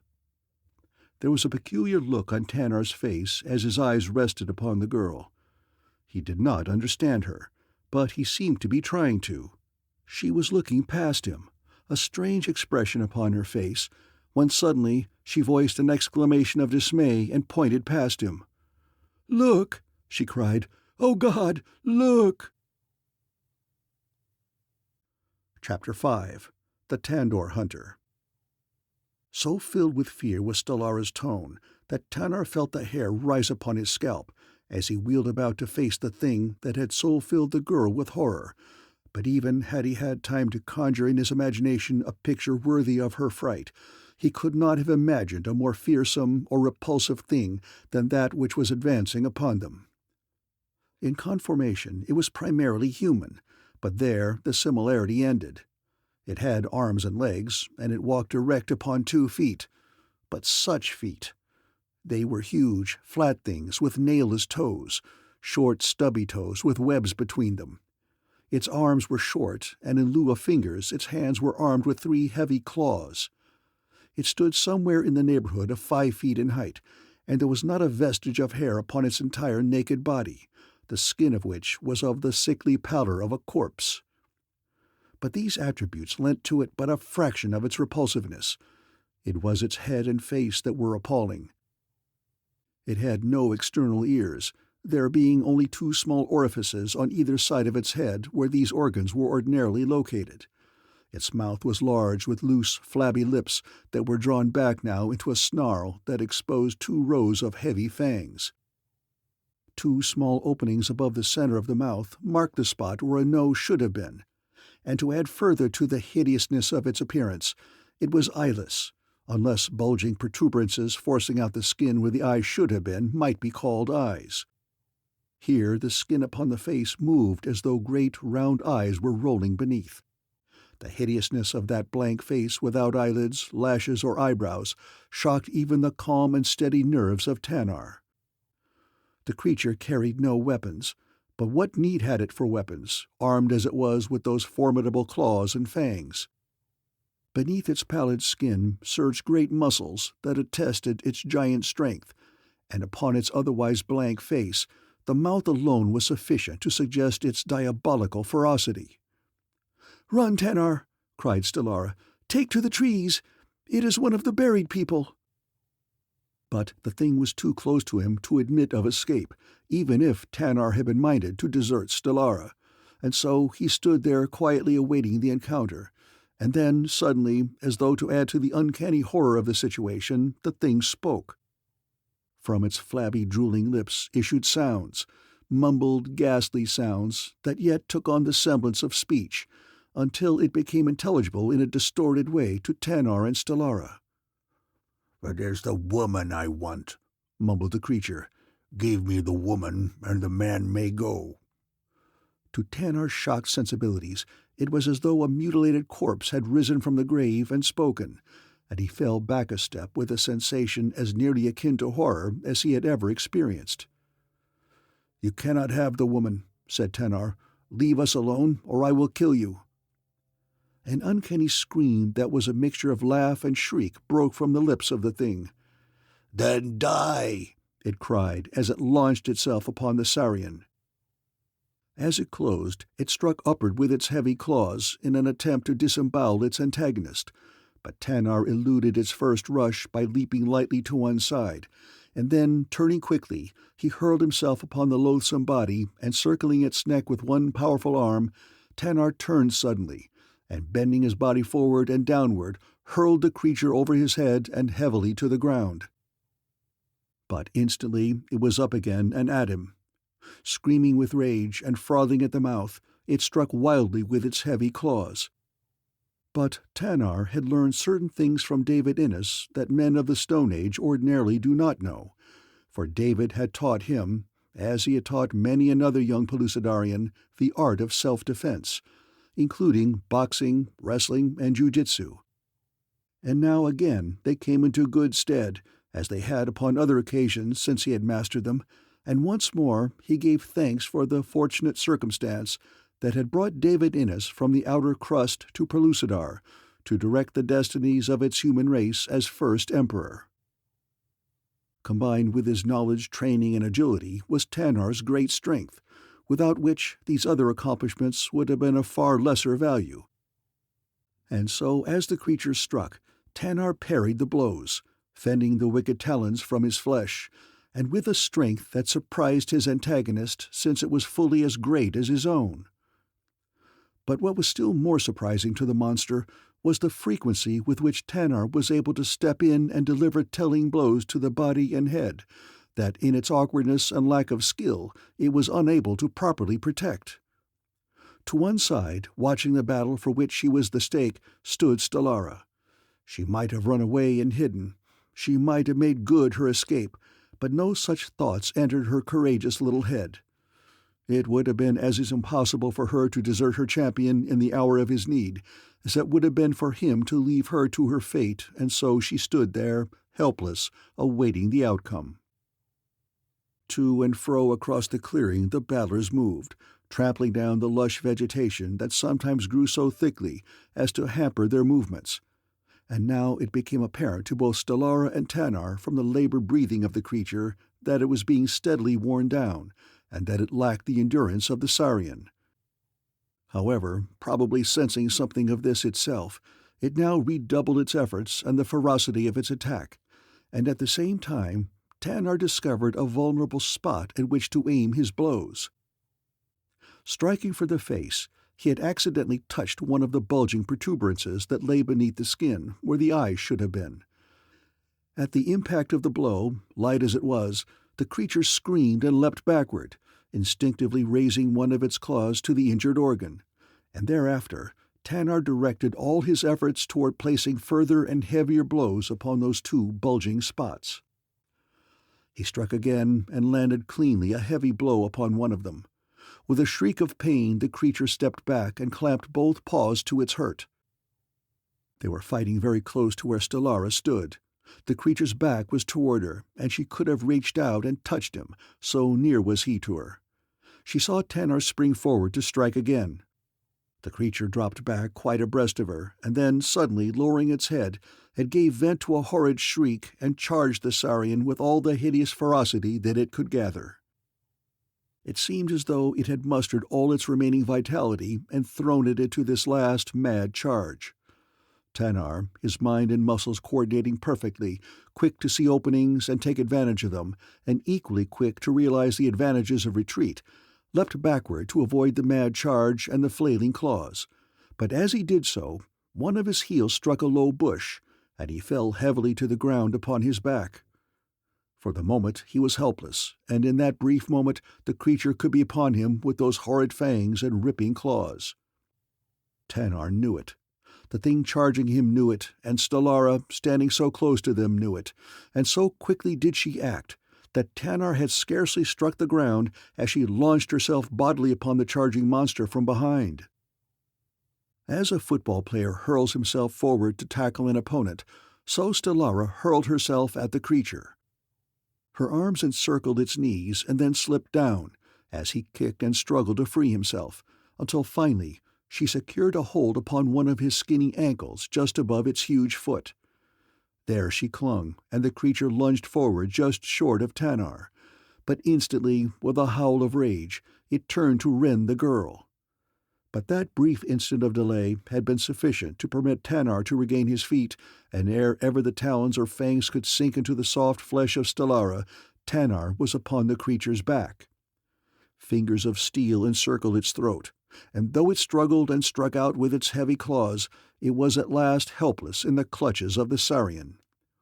Slowly, relentlessly, Tanar choked the life from the monster, and then, with an expression of disgust, he cast the corpse aside and stepped quickly to where Stellara was staggering weakly to her feet.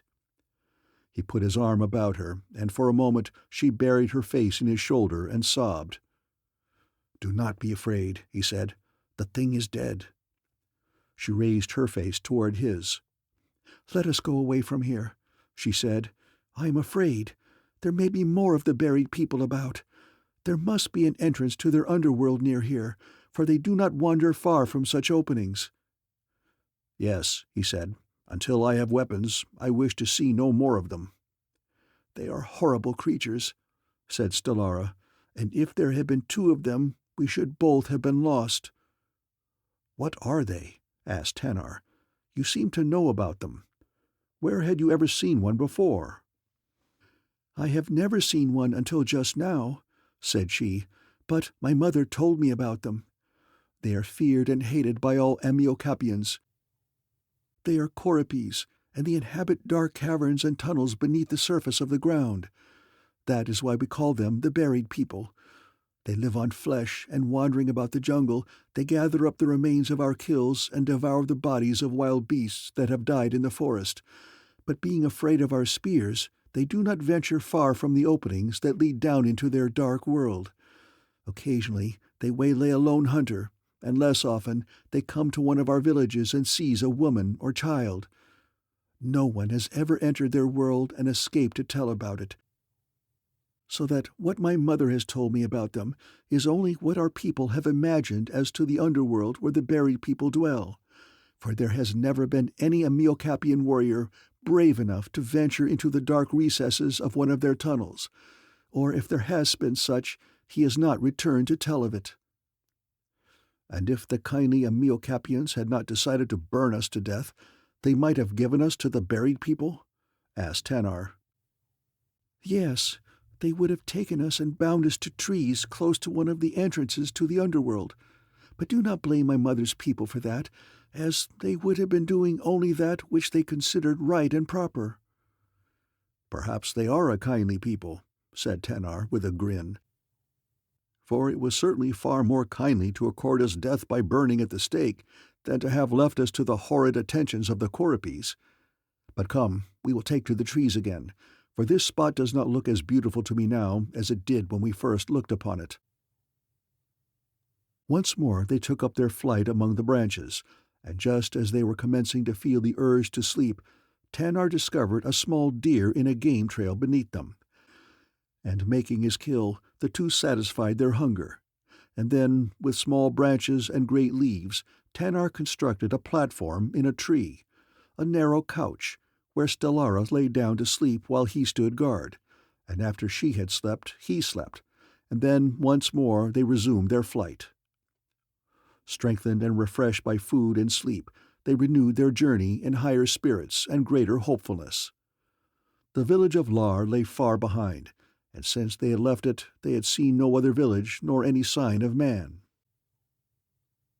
While Stellara had slept, Tanar had busied himself in fashioning crude weapons against the time when he might find proper materials for the making of better ones.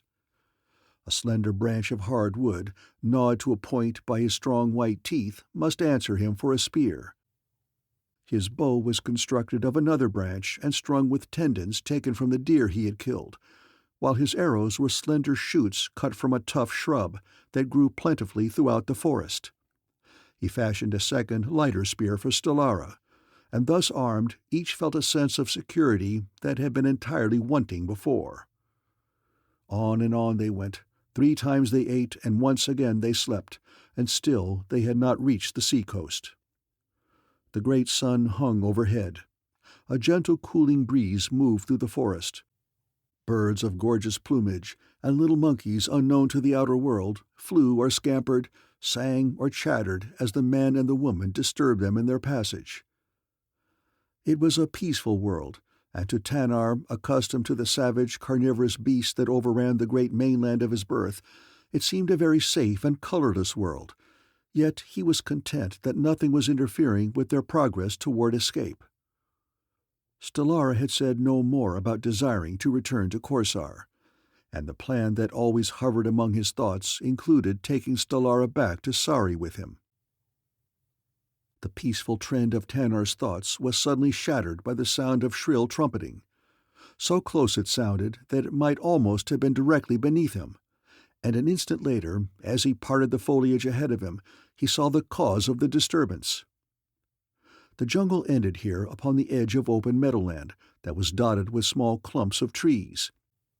In the foreground there were 2 figures, a warrior fleeing for his life, and behind him a huge Tandor, which, though going upon 3 legs, was sure soon to overtake the man. Tanar took the entire scene in at a glance, and was aware that here was a lone Tandor hunter who had failed to hamstring his prey in both hind legs. It is seldom that man hunts the great Tandor single-handed, and only the bravest or the most rash would essay to do so. Ordinarily, there are several hunters, 2 of whom are armed with heavy stone axes. While the others make a noise to attract the attention of the Tandor and hide the sound of the approach of the axemen, the latter creep cautiously through the underbrush from the rear of the great animal until each is within striking distance of a hind leg. Then, simultaneously, they hamstring the monster, which, lying helpless, they dispatch with heavy spears and arrows. He who would alone hamstring a Tandor must be endowed not only with great strength and courage, but must be able to strike 2 unerring blows with his axe in such rapid succession that the beast is crippled almost before it realizes that it has been attacked. It was evident to Tanar that this hunter had failed to get in his second blow quickly enough, and now he was at the mercy of the great beast. Since they had started upon their flight through the trees, Stellara had overcome her fear, and was now able to travel alone with only occasional assistance from Tanar. She had been following the Sarian, and now she stood at his side, watching the tragedy being enacted below them. "He will be killed," she cried. Can we not save him?" This thought had not occurred to Tanar, for was the man not Amiocapian and an enemy? But there was something in the girl's tone that spurred the Sarian to action. Perhaps it was the instinct in the male to exhibit his prowess before the female. Perhaps it was because at heart Tanar was brave and magnanimous. Or perhaps it was because that among all the other women in the world it was Stellara who had spoken. Who may know? Perhaps Tanar did not know himself what prompted his next act. Shouting a word that is familiar to all Tandor hunters and which is most nearly translatable into English as reverse, he leapt to the ground almost at the side of the charging Tandor, and simultaneously he carried his spear hand back and drove the heavy shaft deep into the beast's side, just behind its left shoulder. Then he leapt back into the forest, expecting that the Tandor would do precisely what it did do. With a squeal of pain, it turned upon its new tormentor. The Amiocapian, who still clung to his heavy axe, had heard, as though it was a miracle from the gods, the familiar signal that had burst so suddenly from Tanar's lips. It had told him what the other would attempt, and he was ready, with the result that he turned back toward the beast at the instant that it wheeled to charge after Tanar, and as it crashed into the undergrowth of the jungle in pursuit of the Sarian, the Amiocapian overtook it. The great axe moved swiftly as lightning, and the huge beast, trumpeting with rage, sank helplessly to the ground and rolled over on its side. "Down!" shouted the Amiocapian to advise Tanar that the attack had been successful. The Sarian returned, and together the two warriors dispatched the great beast, while above them Stellara remained among the concealing verdure of the trees. For the women of Pellucidar do not rashly expose themselves to view of enemy warriors. In this instance, she knew that it would be safer to wait and discover the attitude of the Amiocapian toward Tanar. Perhaps he would be grateful and friendly, but there was the possibility that he might not. The beast dispatched, the two men faced one another. "Who are you," demanded the Amiocapian, "who came so bravely to the rescue of a stranger? I do not recognize you. You are not of Amiocap." "My name is Tanar, and I am from the kingdom of Sari, that lies far away on the distant mainland. I was captured by the Korsars, who invaded the empire of which Sari is a part. They were taking me and other prisoners back to Korsar when the fleet was overtaken by a terrific storm, and the ship upon which I was confined was so disabled that it was deserted by its crew. Drifting helplessly with the wind and current, it finally bore us to the shores of Amiocap, where we were captured by warriors from the village of Lar. They did not believe our story, but thought that we were Korsars, and they were about to destroy us when we succeeded in making our escape. If you do not believe me," continued the Sarian, "then one of us must die, for under no circumstances will we return to Lar to be burned at the stake." "Whether I believe you or not," replied the Amiocapian, "I should be beneath the contempt of all men were I to permit any harm to befall one who has just saved my life at the risk of his own." "Very well," said Tanar. "We shall go our way in the knowledge that you will not reveal our whereabouts to the men of the village of Lar." "You say 'we,'" said the Amiocapian. "Are you not alone, then?" "No, there was another with me," replied Tanar. "Perhaps I can help you," said the Amiocapian. "It is my duty to do so. In what direction are you going, and how do you plan to escape from Amiocap?" "We are seeking the coast, where we hope to be able to build a craft and to cross the ocean to the mainland." The Amiocapian shook his head. "That will be difficult," he said. "Nay, impossible." "We may only make the attempt," said Tanar, "for it is evident that we cannot remain here among the people of Amiocap, who will not believe that we are not Korsars." "You do not look at all like the Korsars," said the warrior. "Where is your companion? Does he look like one?" "My companion is a woman," replied Tanar. "If she looks no more like a Korsar than you, then it were easy to believe your story, and I, for one, am willing to believe it and willing to help you. There are other villages upon Amiocap than Lar, and other chiefs than Zerl. We are all bitter against the Korsars, But we are not all blinded by our hate, as is Zurl. Fetch your companion, and if she does not appear to be a Korsar, I will take you to my own village and see that you are well treated. If I am in doubt, I will permit you to go your way, nor shall I mention the fact to others that I have seen you." "That is fair enough," said Tanar, and then, turning, he called to the girl. "Come, Stellara. Here is a warrior who would see if you are a Korsar." The girl dropped lightly to the ground from the branches of the tree above the two men. As the eyes of the Amiocapian fell upon her, he stepped back with an exclamation of shock and surprise. "Gods of Amiocap!" he cried. "Alara!" The two looked at him in amazement. "No, not Alara," said Tanar, "but Stellara, her daughter. Who are you that you should so quickly recognize the likeness?" "I am Fedal," said the man, "and Alara was my mate." "Then this is your daughter, Fedal," said Tanar. The warrior shook his head sadly. "No," he said, "I can believe that she is the daughter of Alara, but her father must have been a Korsar, for Alara was stolen from me by the men of Korsar. She is a Korsar, and though my heart urges me to accept her as my daughter, the customs of Amiocap forbid. Go your way in peace. If I can protect you, I shall, but I cannot accept you or take you to my village." Stellara came close to Fedal, her eyes searching the tanned skin upon his left shoulder. "You are Fedal," she said, pointing to the red birthmark upon his skin. "And here is the proof that my mother gave me, transmitted to me through your blood, that I am the daughter of Fedal." And she turned her left shoulder to him, and there lay upon the white skin a small round red mark identical with that upon the left shoulder of the Amiocapian. For a moment Fedal stood spellbound, his eyes fixed upon Stellara's shoulder, and then he took her into his arms and held her closely. "My daughter," he murmured, "Alara come back to me in the blood of our blood and the flesh of our flesh." Chapter 6. The Island of Love.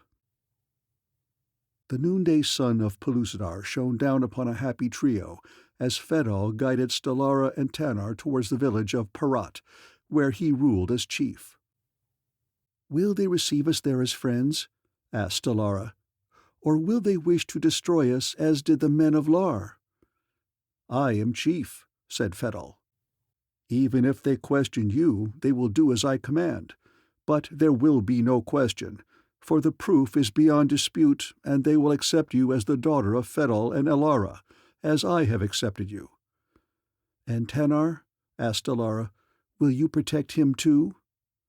"Your word is sufficient that he is not a Korsar," replied Fedal. "He may remain with us as long as he wishes." "What will Zurl think of this?" asked Tanar. "He has condemned us to die. Will he not insist that the sentence be carried out?" "Seldom do the villagers of Amiocap war one against the other," replied Fedal. "But if Zurl wishes war, he shall have it ere ever I shall give up you or my daughter to the burning stake of Lar." Great was the rejoicing when the people of Parat saw their chief, whom they had thought lost to them forever, returning. They clustered about him with glad cries of welcome, which were suddenly stilled by loud shouts of "The Korsars! The Korsars!" as the eyes of some people alighted upon Tanar and Stellara. "Who cried Korsars?" demanded Fedal. "What know you of these people?" "I know them," replied a tall warrior. "I am from Lar. There are 6 others with me, and we have been searching for these Korsars, who escaped just before they were to have been burned at the stake. We will take them back with us, and Zurl will rejoice that you have captured them." "You will take them nowhere," said Fedal. "They are not Korsars. This one," and he placed a hand upon Stellara's shoulder, "is my daughter, and the man is a warrior from distant Sari. He is the son of the king of that country, which lies far away upon a mainland unknown to us." "They told that same story to Zurl," said the warrior from Lar, "but we did not believe them. None of us believed them. I was with Vulhan and his party when we took them from the Korsar ship that brought them to Amiocap." "At first I did not believe them," said Fettel.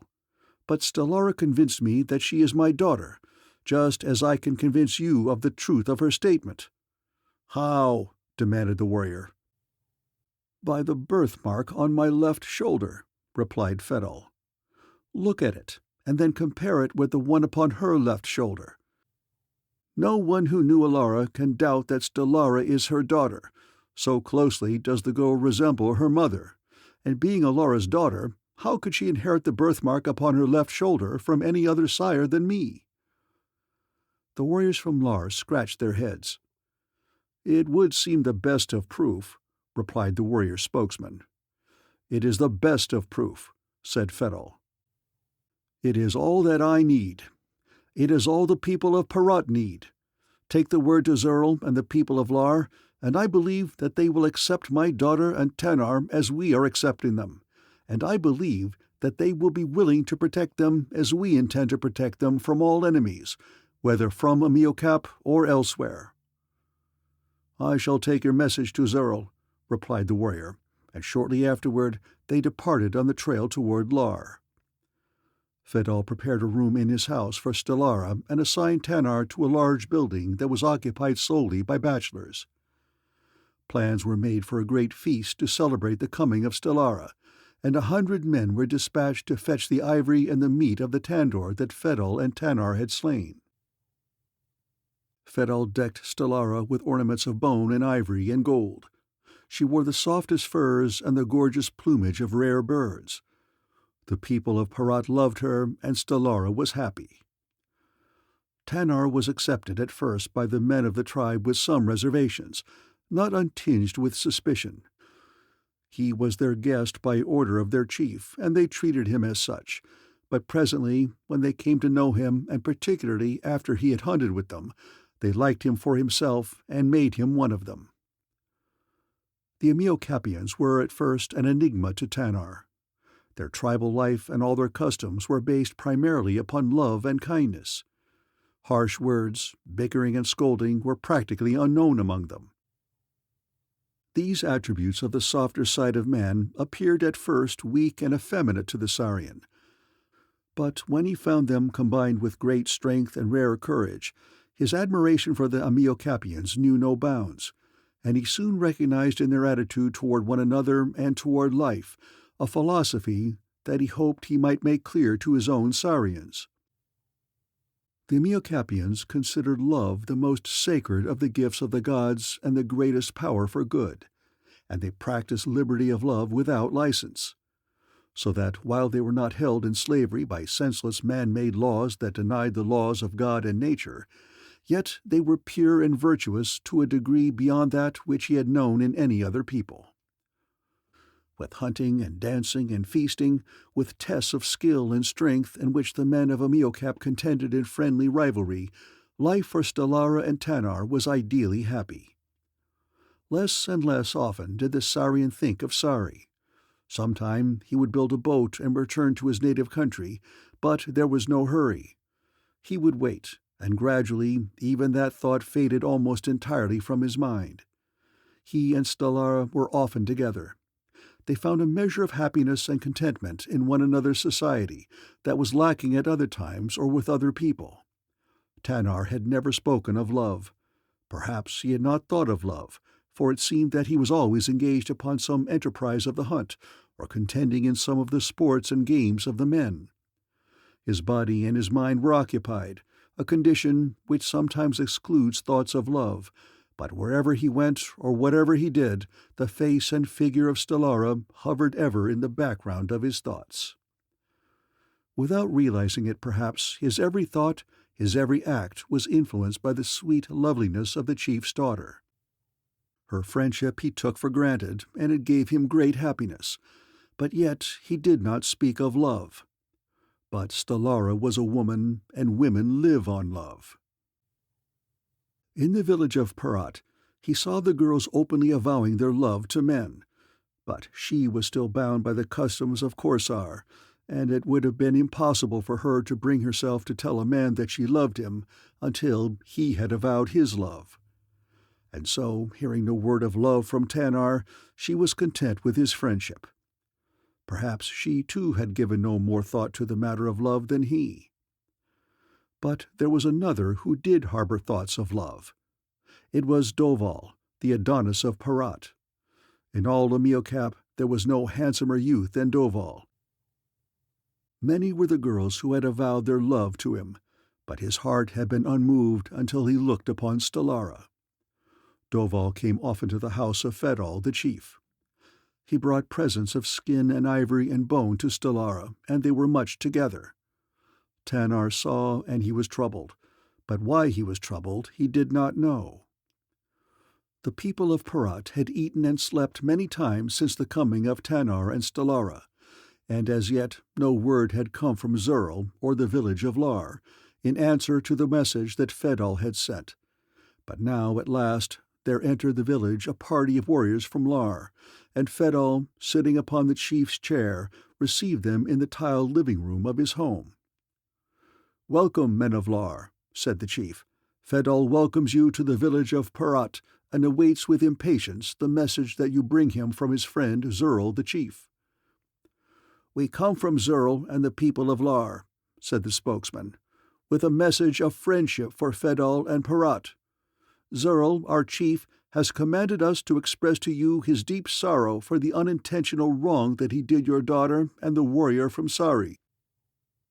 He is convinced that Stellara is your daughter, and that the man is no Korsar, if you are convinced of these facts, and he has sent presents to them and to you, and with these presents an invitation for you to visit the village of Lar and bring Stellara and Tanar with you, that Zurl and his people may make amends for the wrong that they unwittingly did them." Fedal and Tanar and Stellara accepted the proffered friendship of Zurl and his people, and a feast was prepared in honor of the visitors. While these preparations were in progress, a girl entered the village from the jungle. She was a dark-haired girl of extraordinary beauty. Her soft skin was scratched and soiled as from a long journey. Her hair was disheveled, but her eyes were bright with happiness, and her teeth gleamed from between lips that were parted in a smile of triumph and expectation. She made her way directly through the village to the house of Fedal, and when the warriors of Lar descried her, they exclaimed with astonishment. "Letari!" cried one of them. "Where did you come from?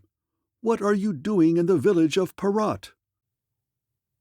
But Letari did not answer. Instead, she walked directly to where Tanar stood and halted before him. "I have come to you," she said. "I have died many a death from loneliness and sorrow since you ran away from the village of Lar, and when the warriors returned and said that you were safe in the village of Parat, I determined to come here. And so when Zurl sent these warriors to bear his message to Fedal, I followed them. The way has been hard, and though I kept close behind them, there were many times when wild beasts menaced me, and I feared that I should never reach you, but at last I am here." "But why have you come?" demanded Tanar. "Because I love you," replied Letari. "Before the men of Lar and all the people of Parat, I proclaim my love." Tanar flushed. In all his life he had never been in so embarrassing a position. All eyes were turned upon him, and among them were the eyes of Stellara. "Well?" demanded Fedal, looking at Tanar. "The girl is mad," said the Sarian. "She cannot love me, for she scarcely knows me. She never spoke to me but once before, and that was when she brought food to Stellara and me when we were prisoners in the village of Lar." "I am not mad," said Letari. "I love you." "Will you have her?" asked Fedal. "I do not love her," said Tanar. "We will take her back to the village of Lar with us when we go," said one of the warriors. "I shall not go," cried Letari. "I love him, and I shall stay here forever." The girl's declaration of love for Tanar seemed not to surprise anyone but the Sarian. It aroused little comment and no ridicule. The Amiocapians, with the possible exception of Stellara, took it as a matter of course. It was the most natural thing in the world for the people of this island of love to declare themselves publicly in matters pertaining to their hearts or to their passions. That the general effect of such a policy was not, nor ever had been, detrimental to the people as a race was evident by their high intelligence, the perfection of their physique, their great beauty, and their unquestioned courage. Perhaps the opposite custom, which has prevailed among most of the people of the outer crust for so many ages, is responsible for the unnumbered millions of unhappy human beings who are warped or twisted mentally, morally, or physically. But with such matters the mind of Letari was not concerned. It was not troubled by any consideration of posterity. All she thought of was that she loved the handsome stranger from Sari, and that she wanted to be near him. She came close to him and looked up into his face. "Why do you not love me?" she asked. "Am I not beautiful?" "Yes, you are very beautiful," he said. "But no one can explain love, least of all I. Perhaps there are qualities of mind and character, things that we can neither see nor feel nor hear, that draw one heart forever to another." "But I am drawn to you," said the girl. "Why are you not attracted to me?" Tanar shook his head, for he did not know. He wished that the girl would go away and leave him alone, for she made him feel uneasy and restless and entirely uncomfortable. But Letari had no idea of leaving him alone. She was near him, and there she intended to stay, until they dragged her away and took her back to Lar if they were successful in so doing. But she had determined in her little head that she should run away from them at the first opportunity and hide in the jungle until she could return to Parat and Tanar. "Will you talk to me?" she asked. "Perhaps if you talk to me you will love me." "I will talk to you," said Tanar, "but I shall not love you." "Let us walk a little way from these people where we may talk," she said. "Very well," said Tanar. He was only too anxious himself to get away where he might hide his embarrassment. Letari led the way down the village street, her soft arm brushing his. "I should be a good mate," she said, "for I should love only you. And if, after a while, you did not like me, you could send me away, for that is one of the customs of Amiocap, that when one of two people ceases to love, they shall no longer be mates." "But they do not become mates unless they both love," insisted Tanar. "That is true," admitted Letari, "but presently you shall love me. I know that, for all men love me. I could have for my mate any man in Lar that I choose." "You do not feel unkindly towards yourself?" said Tanar with a grin. "Why should I?" asked Letari. "Am I not beautiful and young?" Stellara watched Tanar and Letari walking down the village street. She saw how close together they walked, and it seemed that Tanar was very much interested in what Letari had to say to him. Doval was standing at her side. She turned to him. "It is noisy here," she said. "There are too many people. Walk with me to the end of the village." It was the first time that Stellara had ever indicated a desire to be alone with him, and Doval felt a strange thrill of elation. "I will walk with you to the end of the village, Stellara, or to the end of Pellucidar, forever, because I love you," he said. The girl sighed and shook her head. "Do not talk about love," she begged. "I merely wish to walk, and there is no one else here to walk with me." "Why will you not love me?" asked Doval, as they left the house of the chief and entered the main street of the village. "Is it because you love another?" "No," cried Stellara vehemently. "I love no one. I hate all men." Doval shook his head in perplexity. "I cannot understand you," he said. "Many girls have told me that they loved me. I think that I could have almost any girl in Amiocap as my mate if I asked her, but you, the only one that I love, will not have me." For a few moments Stellara was silent in thought. Then she turned to the handsome youth at her side. "You are very sure of yourself, Doval," she said, "but I do not believe that you are right. I would be willing to bet that I could name a girl who would not have you, who, no matter how hard you tried to make her, would not love you." "If you mean yourself, then there is one," he said. "But there is no other." "Oh, yes, there is," insisted Stellara. "Who is she?" demanded Doval. "Letari, the girl from Lar," said Stellara. Doval laughed. "She throws her love at the first stranger that comes to Amiocap," he said. "She would be too easy." "Nevertheless, you cannot make her love you," insisted Stellara. "I do not intend to try," said Doval. "I do not love her. I love only you. And if I made her love me, of what good would that be toward making you love me? No, I shall spend my time trying to win you." "You are afraid," said Stellara. "You know that you would fail." "It would do me no good if I succeeded," insisted Doval. "It would make me like you very much better than I do now," said Stellara. "You mean that?" asked Doval. "I most certainly do," said Stellara. "Then I shall make the girl love me," said Doval. "And if I do, you promise to be mine?" "I said nothing of the kind," said Stellara.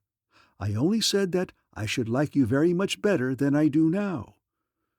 "Well, that is something," said Doval. "If you will like me very much better than you do now, that is at least a step in the right direction."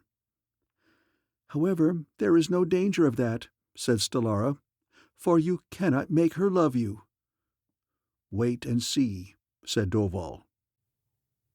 As Tanar and Letari turned to come back along the village street, they passed Doval and Stellara, and Tanar saw that they were walking very close together and whispering in low tones. The Saurian scowled, and suddenly he discovered that he did not like Doval, and he wondered why, because always he had thought Doval a very fine fellow. Presently it occurred to him that the reason was that Doval was not good enough for Stellara. But then, if Stellara loved him, that was all there was to it, and with the thought that perhaps Stellara loved him, Tanar became angry with Stellara. What could she see in this Doval, he wondered, and what business had Doval to walk alone with her in the village streets? Had not he, Tanar, always had Stellara to himself? Never before had anyone interfered, although all the men liked Stellara. Well, if Stellara liked Doval better than she did him, he would show her that he did not care. He, Tanar the Saurian, son of Gak, king of Sari, would not let any woman make a fool of him, and so he ostentatiously put his arm around the slim shoulders of Letari and walked thus slowly the length of the village street. Nor did Stellara fail to see. At the feast that was given in honor of the messenger sent by Zurl, Stellara sat by Doval, and Tanara had Letari at his side, and Doval and Letari were happy. After the feast was over, most of the villagers returned to their houses and slept, but Tanar was restless and unhappy and could not sleep, so he took his weapons, his heavy spear shod with bone, his bow and his arrows, and his stone knife with the ivory handle that Fedal the chief had given him, and went alone into the forest to hunt. If the villagers slept an hour or a day is a matter of no moment, since there is no way of measuring the time. When they awoke, some sooner, some later, they went about the various duties of their life. Letari sought for Tanar, but she could not find him. Instead, she came upon Doval. "You are very beautiful," said the man. "I know it," replied Letari. "You are the most beautiful girl that I have ever seen," insisted Doval. Letari looked at him steadily for a few moments. "I never noticed you before," she said. "You are very handsome. You are quite the handsomest man that I ever saw." "That is what everyone says," replied Doval. "Many girls have told me that they loved me, but still I have no mate." "A woman wants something beside a handsome face in her mate," said Letari. "I am very brave," said Doval, "and I am a great hunter. I like you. Come, let us walk together." And Doval put his arm about the girl's shoulders, and together they walked along the village street, while from the doorway of her sleeping apartment in the home of her father the chief, Stellara watched, and as she watched, a smile touched her lips. Over the village of Parat rested the peace of Amiocap and the calm of eternal noon. The children played at games beneath the shade of the trees that had been left dotting the village here and there when the clearing had been made. The women worked upon skins, strung beads, or prepared food. The men looked to their weapons against the next hunt, or lolled idly on furs in their open living rooms, those who were not still sleeping off the effects of the heavy feast. Fedal the chief was bidding farewell to Zural's messengers and entrusting to them a gift for the ruler of Lar, when suddenly the peace and quiet was shattered by hoarse cries and a shattering burst of musketry. Instantly all was pandemonium. Then women and warriors rushed from their homes. Shouts, curses, and screams filled the air. "Korsars! Korsars!" rang through the village as the bearded ruffians, taking advantage of the surprise and confusion of the villagers, rushed rapidly forward to profit by the advantage they had gained. Chapter 7. Korsars. Tanar the Sarian hunted through the primeval forest of Amiocap. Already his repute as a hunter stood high among the men of Parat, but it was not to add further luster to his fame that he hunted now. It was to quiet a restlessness that would not permit him to sleep, restlessness and a strange depression that was almost unhappiness, but his thoughts were not always upon the hunt. Visions of Stellara often walked in front of him, the golden sunlight on her golden hair, and then beside her he saw the handsome Doval with an arm about her shoulder. He closed his eyes and shook his head to dispel the vision, but it persisted, and he tried thinking of Letari, the beautiful maiden from Lar. Yes, Letari was beautiful. What eyes she had, and she loved him. Perhaps, after all, it would be as well to mate with her and remain forever upon Amiocap, but presently he found himself comparing Letari with Stellara, and he found himself wishing that Letari possessed more of the characteristics of Stellara. She had not the character nor the intelligence of the daughter of Fedal. She offered him none of the restful companionship that had made his association with Stellara so infinitely happy. He wondered if Stellara loved Doval, and if Doval loved Stellara, and with the thoughts he halted in his tracks and his eyes went wide as a sudden realization burst for the first time upon his consciousness. "God!" he exclaimed aloud, "what a fool I have been! I have loved her always and did not know it." And wheeling about, he set off at a brisk trot in the direction of Parat, all thoughts of his hunt erased from his mind. Tanar had hunted far, much farther than he had thought, but at last he came to the village of Fedal the chief. As he passed through the hanging barrier of Parat, the first people that he saw were Letari and Doval. They were walking side by side, and very close, and the man's arm was about the slim shoulders of the girl. Letari looked at Tanar in astonishment as she recognized him. "We all thought the Korsars had taken you with them," she cried. "Korsars?" exclaimed Tanar. "What Korsars?" "They were here," said Doval. "They raided the village, but we drove them off with just a small loss. There were not many of them. Where were you?" "After the feast I went into the forest to hunt," said Tanar. "I did not know that there was a Korsar upon the island of Amiocap." "It is just as well that you were not here," said Letari, "for while you were away I have learned that I love Doval." "Where is Stellara?" demanded Tanar. "She was taken by the Korsars," said Doval. "Thank God that it was not you, Letari." And stooping, he kissed the girl upon the lips. With a cry of grief and rage, Tanar ran swiftly to the house of Fedal the chief. "Where is Stellara?" he demanded, springing unceremoniously into the center of the living room. An old woman looked up from where she sat with her face buried in her hands. She was the sole occupant of the room. "The Korsars took her," she said. "Where is Fedal, then?" demanded Tanar. "He has gone with warriors to try to rescue her," said the old woman. "But it is useless. They, who are taken by the Korsars, never come back." "Which way did they go?" asked Tanar. Sobbing with grief, The old woman pointed in the direction taken by the Korsars, and again she buried her face in her hands, grieving for the misfortune that had overtaken the house of Fedal the chief.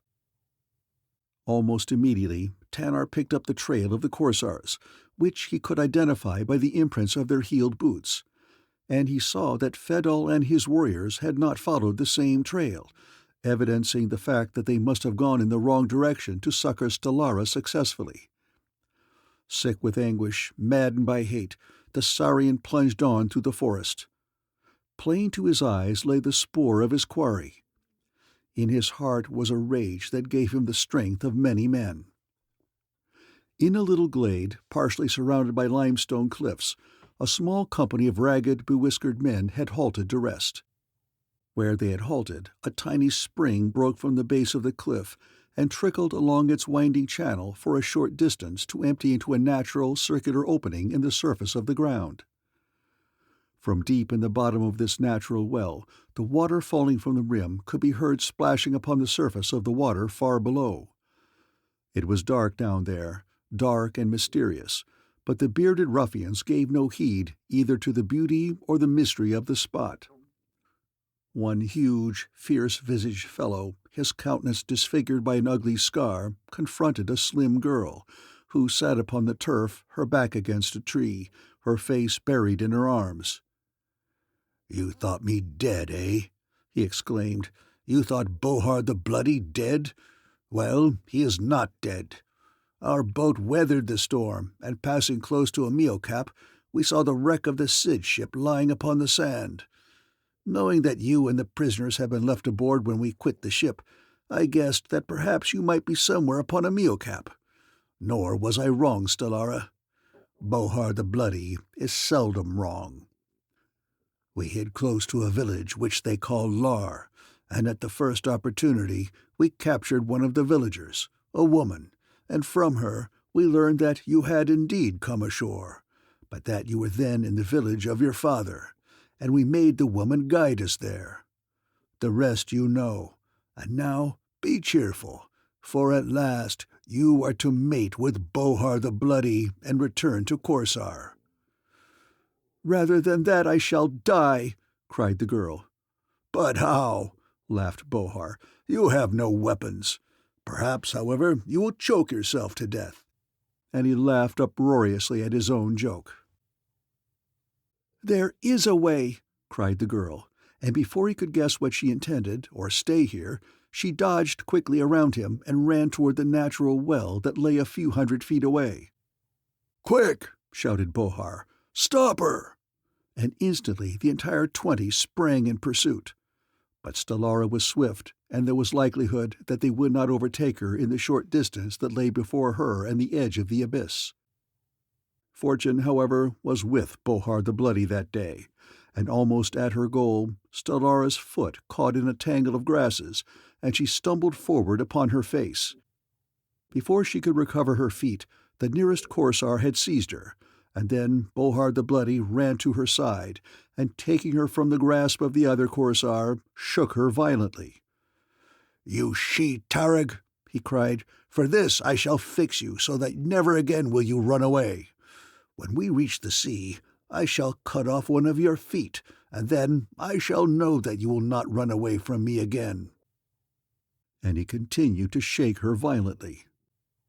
Breaking suddenly and unexpectedly from the dense jungle into the opening of the glade, a warrior came upon the scene being enacted at the edge of the well.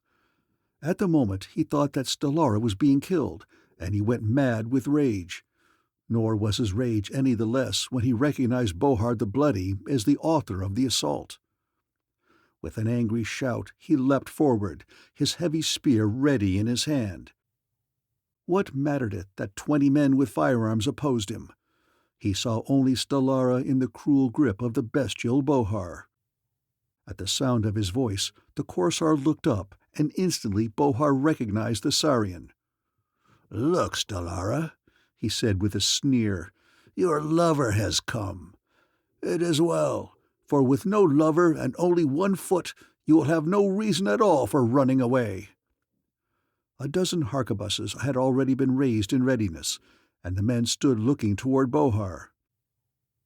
Tanar had reached the opposite edge of the well only a few yards distant, when Bohar nodded and there was a roar of musketry and a flash of flame accompanied by so dense a pall of black smoke that for an instant the figure of the Saurian was entirely obliterated from view. Stellara, wide-eyed and trembling with pain and horror, tried to penetrate the smoke cloud with her frightened eyes. Quickly it lifted, revealing no sign of Tanar. "Well done!" cried Bohar to his men. "Either you blew him all to pieces, or his body fell into the hole." And going to the edge of the opening, he looked down, but it was very dark there, and he saw nothing. "Wherever he is, at least he is dead," said Bohar. "I should like to have crushed his life out with my own hands, but at least he is dead by my command, and the blow that he struck me is wiped out, as Bohar wipes out the blows of all his enemies." As the Korsars resumed the march toward the ocean, Stellara walked among them with bent head and moist, unseeing eyes. Often she stumbled, and each time she was jerked roughly to her feet and shaken, at the same time being admonished in hoarse tones to watch her footing. By the time they reached the seashore, Stellara was sick with a high fever, and she lay in the camp of the Korsars for what may have been a day or a month, too sick to move, while Bohar and his men felled timbers, hewed planks, and constructed a boat to carry them to the distant shores of Korsar. Rushing forward to rescue Stellara from the clutches of Bohar, Tanar's mind and eyes had been fixed on nothing but the figure of the girl. He had not seen the opening in the ground, and at the instant that the Korsars fired their harquebuses, he had stepped unwittingly into the opening and plunged to the water far below. The fall had not hurt him. It had not even stunned him, and when he came to the surface he saw before him a quiet stream moving gently through an opening in the limestone wall about him. Beyond the opening was a luminous cavern, and into this Tanar swam, clambering to its rocky floor the moment that he had found a low place in the bank of the stream. Looking about him, he found himself in a large cavern, the walls of which shone luminously, so considerable was their content of phosphorus. There was a great deal of rubbish on the floor of the cave, the bones of animals and men, broken weapons, bits of hide. It might have been the dumping ground of some gruesome charnel house.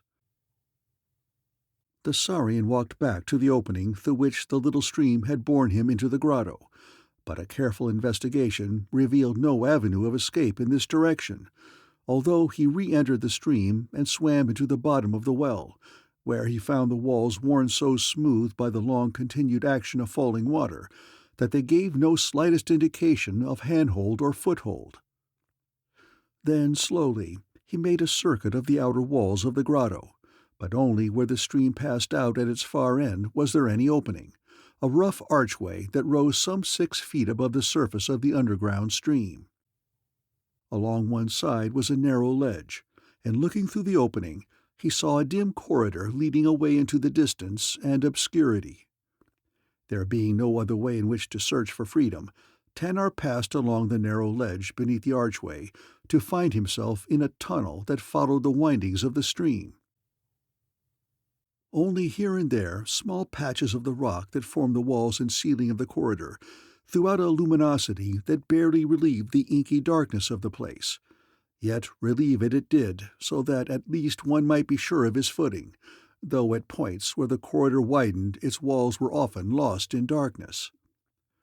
For what distance he followed the tunnel Tanar did not know, but presently he came to a low and narrow opening through which he could pass only upon his hands and knees. Beyond there seemed to be a much lighter chamber, and as Tanar came into this, still upon all fours, a heavy body dropped upon his back from above, and then another at each side of him, and he felt cold, clammy claws seizing his arms and legs, and arms encircling his neck, arms that felt against his flesh like the arms of a corpse. He struggled, but there were too many for him, and in a moment he was disarmed and his ankles and wrists securely bound with tough thongs of rawhide. Then he was rolled over on his side and lay looking up at the horrid faces of the Koropes, the buried people of Amiocap. The blank faces, the corpse-like skin, the bulging protuberances where the eyes would have been, the hairless bodies, the claw-like hands, combined to produce such a hideous aspect in the monsters as to make the stoutest of hearts quail. And when they spoke, the mumbled mouthing revealing yellow fangs withered the heart in the breast of the saurian. Here indeed was a hideous end, for he knew that it was the end, since never in all the many tales of the Amiocapians had told him of the buried people was there any record of a human being escaping from their clutches. Now they were addressing him, and presently, in their hollow mewing, he discerned words. "How did you get into the land of the Korsars?" demanded one. "I fell into a hole in the ground," replied Tanar. "I did not seek to come here. Take me out, and I will reward you." "What have you to give the Korsars more than your flesh?" demanded another. "Do not think to get out, for you never shall," said a third. Now 2 of them lifted him lightly and placed him upon the back of one of their companions. So easily the creature carried him that Tanar wondered that he had ever overcome the Korapi that he had met upon the surface of the ground. Through long corridors, some very dark and others partially lighted by outcroppings of phosphorescent rock, the creature bore him. At times they passed through large grottos, beautifully wrought in intricate designs by nature, or climbed long stairways carved in the limestone, probably by the Korpis themselves, only presently to descend other stairways and follow winding tunnels that seemed interminable. But at last the journey ended in a huge cavern, the ceiling of which rose at least 200 feet above them. This stupendous grotto was more brilliantly lighted than any other section of the subterranean world that Tanar had passed through. Into its limestone walls were cut pathways that zigzagged back and forth upward toward the ceiling, and the entire surface of the surrounding walls was pierced by holes several feet in diameter that appeared to be the mouths of caves. Squatting about on the floor of the cavern were hundreds of Koropis of all ages and both sexes. At one end of the grotto, in a large opening a few feet above the floor, squatted a single large Koropi. His skin was mottled with a purplish hue that suggested a corpse in which mortification had progressed to a considerable degree. The protuberances that suggested huge eyeballs beneath the skin protruded much farther and were much larger than those in any other of the Koropis that Tanar had examined. The creature was by far the most repulsive of all the repulsive horde. On the floor of the grotto, directly before this creature, were gathered a number of male Koropis, and toward this congregation Tanar's captors bore him.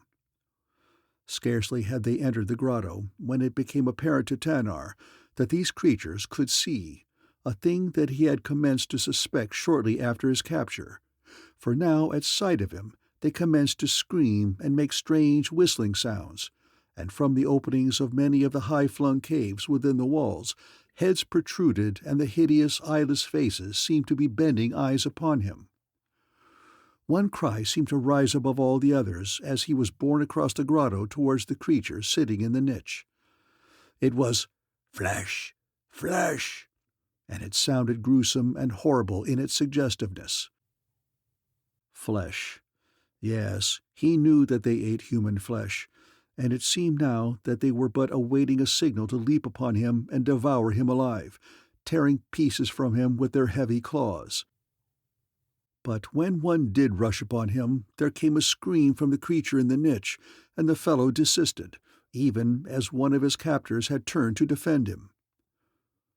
The cavern crossed at last, Tanar was deposited upon his feet in front of the creature squatting in the niche. Tanar could see the great eyeballs revolving beneath the pulsing skin of the protuberances, and though he could see no eyes, he knew that he was being examined coldly and calculatingly. "Where did you get it?" finally demanded the creature, addressing Tanar's captors. "He tumbled into the well of sounding water," replied one. "How do you know?" "He told us so." "Do you believe him?" "There was no other way in which he could enter the land of the Koropis," replied one of the captors. "Perhaps he was leading a party in to slay us," said the creature in the niche. "Go, many of you, and search the corridors and the tunnels about the Well of Sounding Water." Then the creature turned to Tanar's captors. "Take this and put it with the others. We have not yet enough." Tanar was now again placed upon the back of a Korapi, who carried him across the grotto and up one of the pathways cut into the face of the limestone wall. Ascending this pathway a short distance, the creature turned into one of the cave openings, and Tanar found himself again in a narrow, dark, winding tunnel. The tunnels and corridors through which he had already been conducted had impressed upon Tanar the great antiquity of this underground labyrinthine world, since there was every evidence that the majority of these tunnels had been hewn from the limestone rock, or natural passageways enlarged to accommodate the Koripes. And as these creatures appeared to have no implements other than their heavy, three-toed claws, the construction of the tunnels must have represented the labor of countless thousands of individuals over a period of many ages. Tanar, of course, had only a hazy conception of what we describe as the measurable aspect of duration. His consideration of the subject concerned itself with the countless millions of times that these creatures must have slept and eaten during the course of their stupendous labors. But the mind of the captive was also occupied with other matters as the Korapi bore him through the long tunnel. He thought of the statement of the creature in the niche as he had ordered Tanar taken into confinement, to the effect that there were not yet enough. What did he mean? Enough of what? Enough prisoners? And when there were enough, to what purpose would they be devoted? But perhaps to a far greater extent, his mind was occupied with thoughts of Stellara, with fears for her safety and with vain regret that he had been unable to accomplish her rescue. From the moment that he had been so unexpectedly precipitated into the underground world of the buried people, his dominant thought, of course, had been that of escape. But the further into the bowels of the earth he was carried, the more hopeless appeared the outcome of any venture in this direction. Yet he never for once abandoned it, though he realized that he must wait until they had reached the place of his final confinement before he could intelligently consider any plan at all.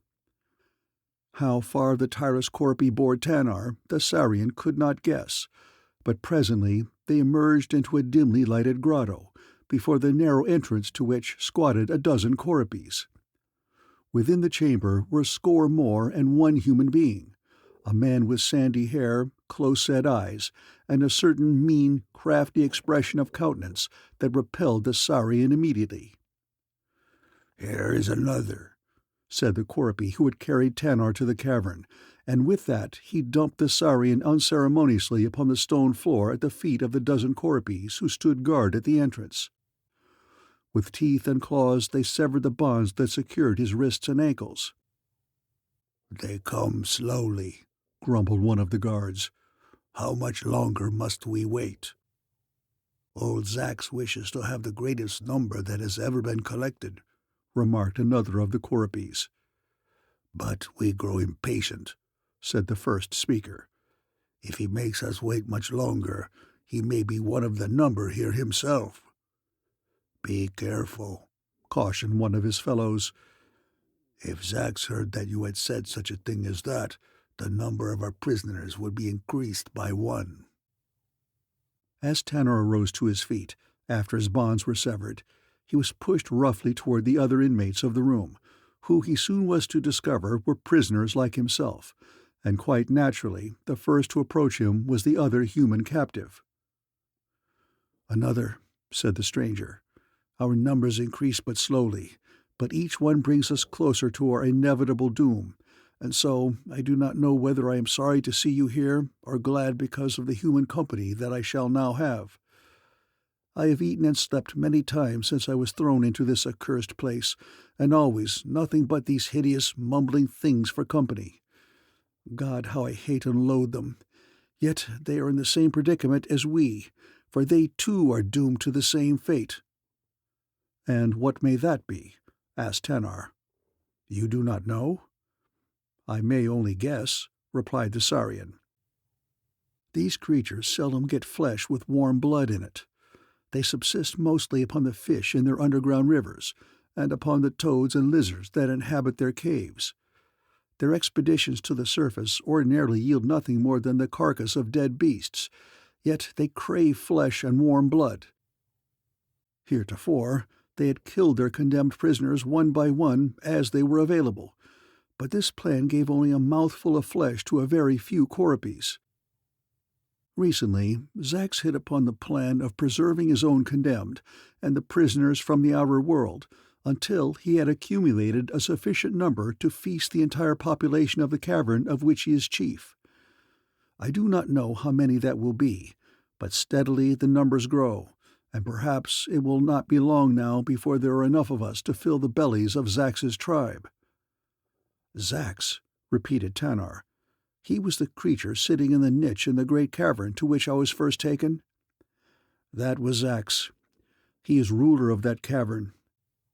In the underground world of the buried people, there are many tribes, each of which occupies a large cavern similar to that in which you saw Zax. These tribes are not always friendly, and most of the prisoners that you see in this cavern are members of other tribes, though there are a few from the tribe of Zax who have been condemned to death for one reason or another." "And there is no escape?" asked Tanar. "None," replied the other. "Absolutely none. But tell me who you are and from what country. I cannot believe that you are a native of Amiocap, for what Amiocapian is there who would need to ask questions about the buried people?" "I am not of Amiocap," replied Tanar. "I am from Sari, upon the far distant mainland." "Sari? I never heard of such a country," said the other. "What is your name?" "Tanar, and yours?" "I am Jude of Heim," replied the man. "Heim is an island not far from Amiocap. Perhaps you have heard of it." "No," said Tanar. "I was fishing in my canoe off the coast of Heim," continued Jude, "when a great storm arose which blew me across the waters and hurled me upon the coast of Amiocap. I had gone into the forest to hunt for food when 3 of these creatures fell upon me and dragged me into their underworld." "And you think there is no escape?" demanded Tanar. "None. Absolutely none," replied Jude. Chapter 8. Mao. Imprisonment in the dark, illy lighted, poorly ventilated cavern weighed heavily upon Tanar of Pellucidar. And he knew that it was long, for he had eaten and slept many times, and though other Koropi prisoners were brought from time to time, there seemed not to be enough to satisfy Zax's bloody craving for flesh. Tanar had been glad of the companionship of Jude, though he never thoroughly understood the man, whose sour and unhappy disposition was so unlike his own. Jude apparently hated and mistrusted everyone, for even in speaking of the people of his own island, he mentioned no one except in terms of bitterness and hatred. But this attitude Tanar generously attributed to the effect upon the mind of the Hymian of his long and terrible incarceration among the creatures of the underworld, an experience which he was fully convinced might easily affect and unbalance a weak mind. Even in the breasts of some of the Koropi prisoners, Tanar managed to arouse sentiments somewhat analogous to friendship. Among the latter was a young Koropi named Mao, from the grotto of Ictal, who hated all the Koropis from the grotto of Zax and seemed suspicious of those from other grottos. Though the creature seemed endowed with few human attributes or characteristics, yet it was apparent to Tanar that they set a certain value upon companionship, and being denied this among the creatures of his own kind, Mao gradually turned to Tanar, whose courageous and happy spirit had not been entirely dampened by his lot. Jude would have nothing to do with Mao or any other of the Koropis, and he reproached Tanar for treating them in a friendly manner. "We are all prisoners together," Tanar reminded him, "and they will suffer the same fate as we. It will neither lessen our danger nor add to our peace of mind to quarrel with our fellow prisoners, and I, for my part, find it interesting to talk with them about this strange world which they inhabit." And indeed, Tanar had learned many interesting things about the Koropes. Through his association with Mao, he had discovered that the creatures were colorblind, seeing everything in blacks and whites and grays through the skin that covered their great eyeballs.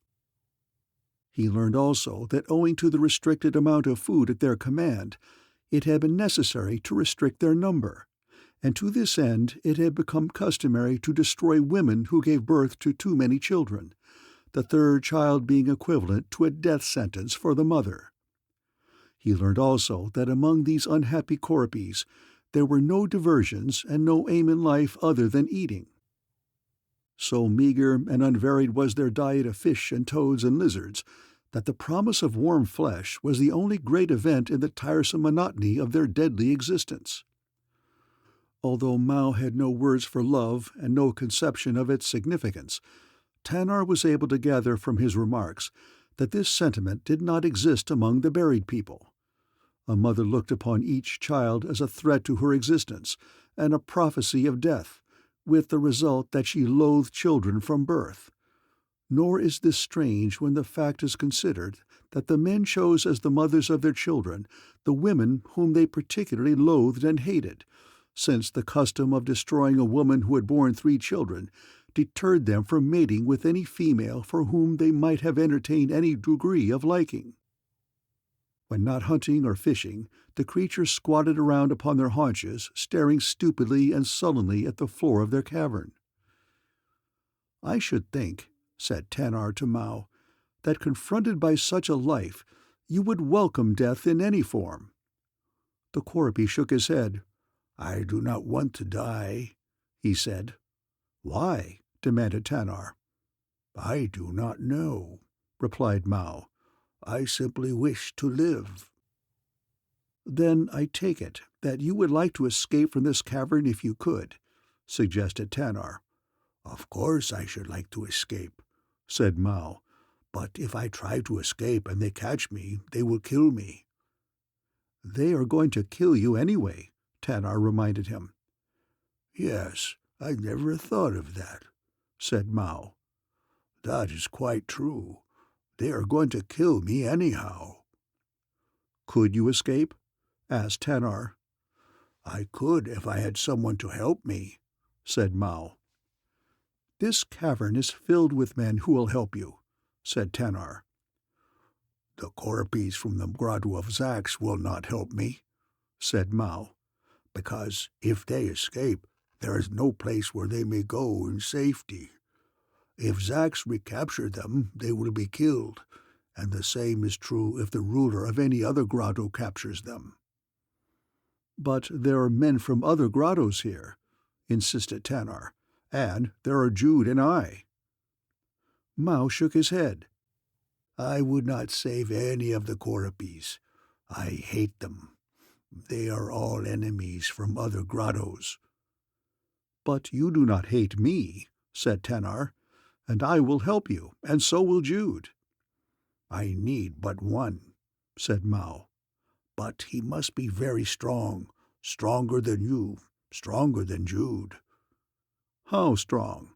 asked Tanar. "He must be able to lift my weight," replied the Koropi. "Look then," said Tanar, and seizing Mao, he held him high above his head. When he had set him down upon the floor again, the Koropi gazed at Tanar for some time. "You are indeed strong," he said. "Then let us make our plans for escape," said Tanar. "Just you and I," said the Koropi.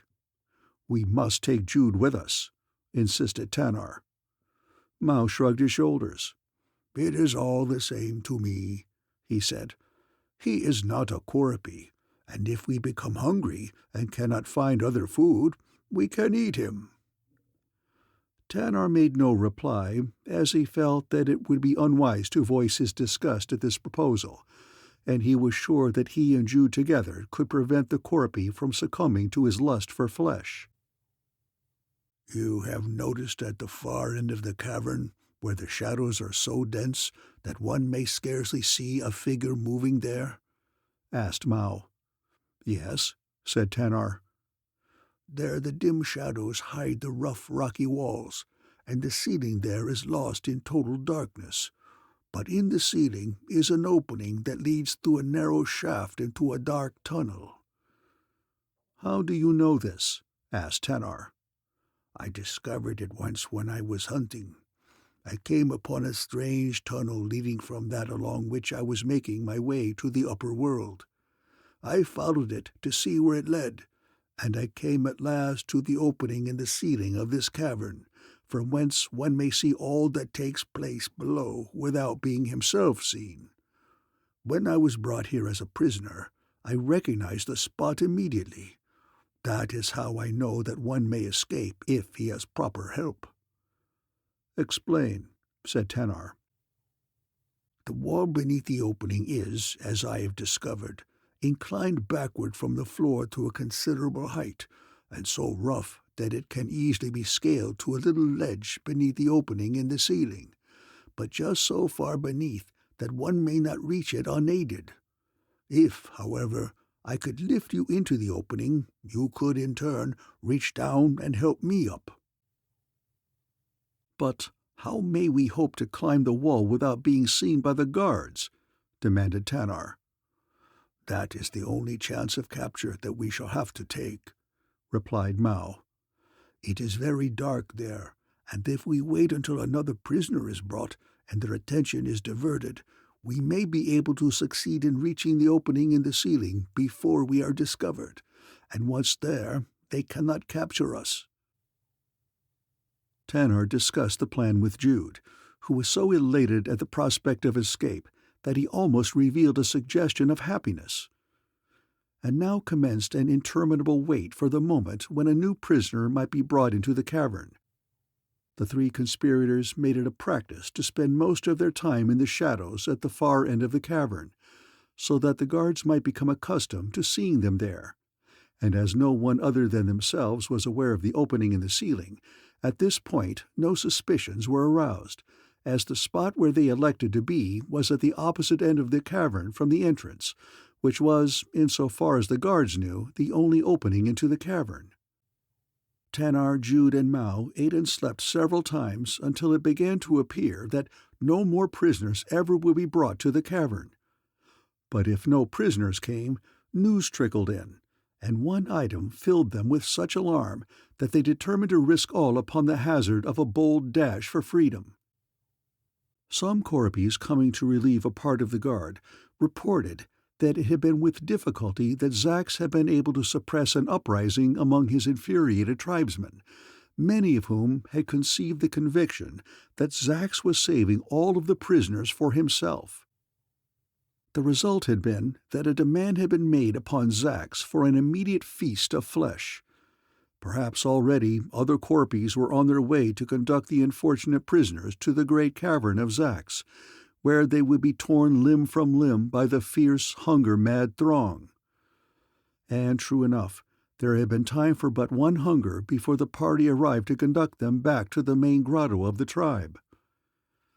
"Now is the time," whispered Tanar to Mao and Jude, seeing that the guard was engaged in conversation with the newcomers, and, in accordance with their previously made plan, the three started without an instant's hesitation to scale the far wall of the cavern. Upon a little ledge 25 feet from the floor, Tanar halted, and an instant later Mao and Jude stood on either side of him. Without a word the Korpi lifted Tanar to his shoulders, and in the darkness above Tanar groped for a handhold. He soon found the opening into the shaft leading into the tunnel above, and too he found splendid handholds there, so that an instant later he had drawn himself up into the opening and was sitting upon a small ledge that entirely encircled it. Bracing himself, he reached down and seized the hand of Jude, who was standing upon Mao's shoulders, and drew the Hymean to the ledge beside him. At that instant a great shouting arose below them, and glancing down, Tanar saw that one of the guards had discovered them, and that now a general rush of both guard and prisoners were being made in their direction. Even as Tanar reached down to aid Mao to the safety of the shaft's mouth, some of the Korpis were already scaling the wall below them. Mao hesitated and turned to look at the enemies clambering rapidly toward him. The ledge upon which Mao stood was narrow and the footing precarious. The surprise and shock of their discovery may have unnerved him, or in turning to look downward he may have lost his balance. But whatever it was, Tanar saw him reel, topple, and then lunge downward upon the ascending Koropes, scraping 3 of them from the wall in his descent as he crashed to the stone floor below, where he lay motionless. Tanar turned to Jude. "We cannot help him," he said. "Come, we had better get out of this as quickly as possible." Feeling for each new handhold and foothold, the two climbed slowly up the short shaft and presently found themselves in the tunnel which Mao had described. Darkness was absolute. "Do you know the way to the surface?" asked Jude. "No," said Tanar. "I was depending upon Mao to lead us." "Then we might as well be back in the cavern," said Jude. "Not I," said Tanar, "for at least I am satisfied now that the Koropes will not eat me alive, if they eat me at all." Groping his way through the darkness and followed closely by Jude, Tanar crept slowly through the Stygian darkness. The tunnel seemed interminable. They became very hungry, and there was no food, though they would have relished even the filthy fragments of decayed fish that the Koropes had hurled them while they were prisoners. "Almost," said Tanar. "I could eat a toad." They became exhausted and slept, and then again they crawled and stumbled onward. There seemed no end to the interminable, inky corridor. For long distances the floor of the tunnel was quite level, but then again it would pitch downward, sometimes so steeply that they had difficulty in clinging to the sloping floor. It turned and twisted, as though its original excavators had been seldom of the same mind as to the direction in which they wished to proceed. On and on the two went. Again they slept, but whether that meant they had covered a great distance or that they were becoming weak from hunger, neither knew. When they awoke, they went on again for a long time in silence, but the sleep did not seem to have refreshed them much, and Jude especially was soon exhausted again. "I cannot go much further," he said. "Why do you lure me into this crazy escapade?" "You need not have come," Tanar reminded him. "And if you had not, you would by now be out of your misery, since doubtless all the prisoners have long since been torn to pieces and devoured by the Koropes of the grotto of Zax." Jude shuddered. "I should not mind being dead," he said, "but I should hate to be torn to pieces by those horrible creatures." "This is a much nicer death," said Tanar, "for when we are sufficiently exhausted, we shall simply sleep and awake no more." "I do not wish to die," wailed Jude. "You have never seemed very happy," said Tanar. "I should think one as unhappy as you would be glad to die." "I enjoy being unhappy," said Jude. "I know that I should be most miserable were I happy, and anyway, I should much rather be alive and unhappy than dead and unable to know that I was unhappy." "Take heart," said Tanar. "It cannot be much further to the end of this long corridor." Mao came through it, and he did not say that it was so great a length that he became either exhausted or hungry, and he not only traversed it from end to end in one direction, but he had to turn around and retrace his steps after he reached the opening into the cavern which we left. "The Koropes do not eat much. They are accustomed to starving," said Jude, "and they sleep less than we." "Perhaps you are right," said Tanar, "but I am sure that we are nearing the end." "I am," said Jude, "but not the end that I had wished." Even as they discussed the matter, they were moving slowly along, when far ahead Tanar discerned a slight luminosity. "Look," he said, "there is light. We are nearing the end." The discovery instilled new strength into both the men, and with quickened steps they hastened along the tunnel in the direction of the promised escape. As they advanced, the light became more apparent, until finally They came to the point where the tunnel they had been traversing opened into a large corridor, which was filled with a subdued light from occasional patches of phosphorescent rock in walls and ceiling, but neither to the right nor the left could they see any sign of daylight. "Which way now?" demanded Jude. Tanar shook his head. "I do not know," he said. "At least I shall not die in that awful blackness," wailed Jude. And perhaps that factor of their seemingly inevitable doom had weighed most heavily upon the two Pellucidarians. For living as these people do beneath the brilliant rays of a perpetual noonday sun, darkness is a hideous and abhorrent thing to them, so unaccustomed are they to it. "In this light, however slight it may be," said Tanar, "I can no longer be depressed. I am sure that we shall escape." "But in which direction?" again demanded Jude. "I shall turn to the right," said Tanar. Jude shook his head. "That probably is the wrong direction," he said. "If you know that the right direction lies to the left," said Tanar, "let us go to the left." "I do not know," said Jude. "Doubtless either direction is wrong." "All right," said Tanar with a laugh. "We shall go to the right." And turning, he set off at a brisk walk along the larger corridor. "Do you notice anything, Jude?" asked Tanar. "No. Why do you ask?" demanded the Hymean. "I smell fresh air from the upper world," said Tanar. "And if I am right, we must be near the mouth of the tunnel." Tanar was almost running now. Exhaustion was forgotten in the unexpected hope of immediate deliverance. To be out in the fresh air and the light of day, to be free from the hideous darkness and the constant menace of recapture by the hideous monsters of the underworld. And across that bright hope, like a sinister shadow, came the numbing fear of disappointment. What if, after all, the breath of air which was now clear and fresh in their nostrils should prove to be entering the corridor through some unscalable shaft, such as the well of sounding water into which he had fallen upon his entrance into the country of the buried people? Or what if at the moment of escape they should meet a party of the Koropes? So heavily did these thoughts weigh upon Tanar's mind that he slackened his speed until once again he moved in a slow walk. "What is the matter?" demanded Jude. "A moment ago you were running, and now you are barely crawling along. Do not tell me that you are mistaken, and that, after all, we are not approaching the mouth of the corridor." "I do not know," said Tanar. "We may be about to meet a terrible disappointment, and if that is true, I wish to delay it as long as possible. It would be a terrible thing to have hope crushed within our breasts now."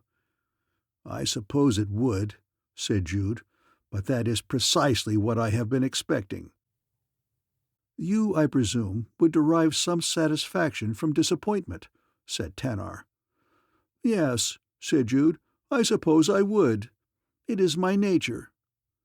"Then prepare to be unhappy," cried Tanar suddenly, "for here indeed is the mouth of the tunnel."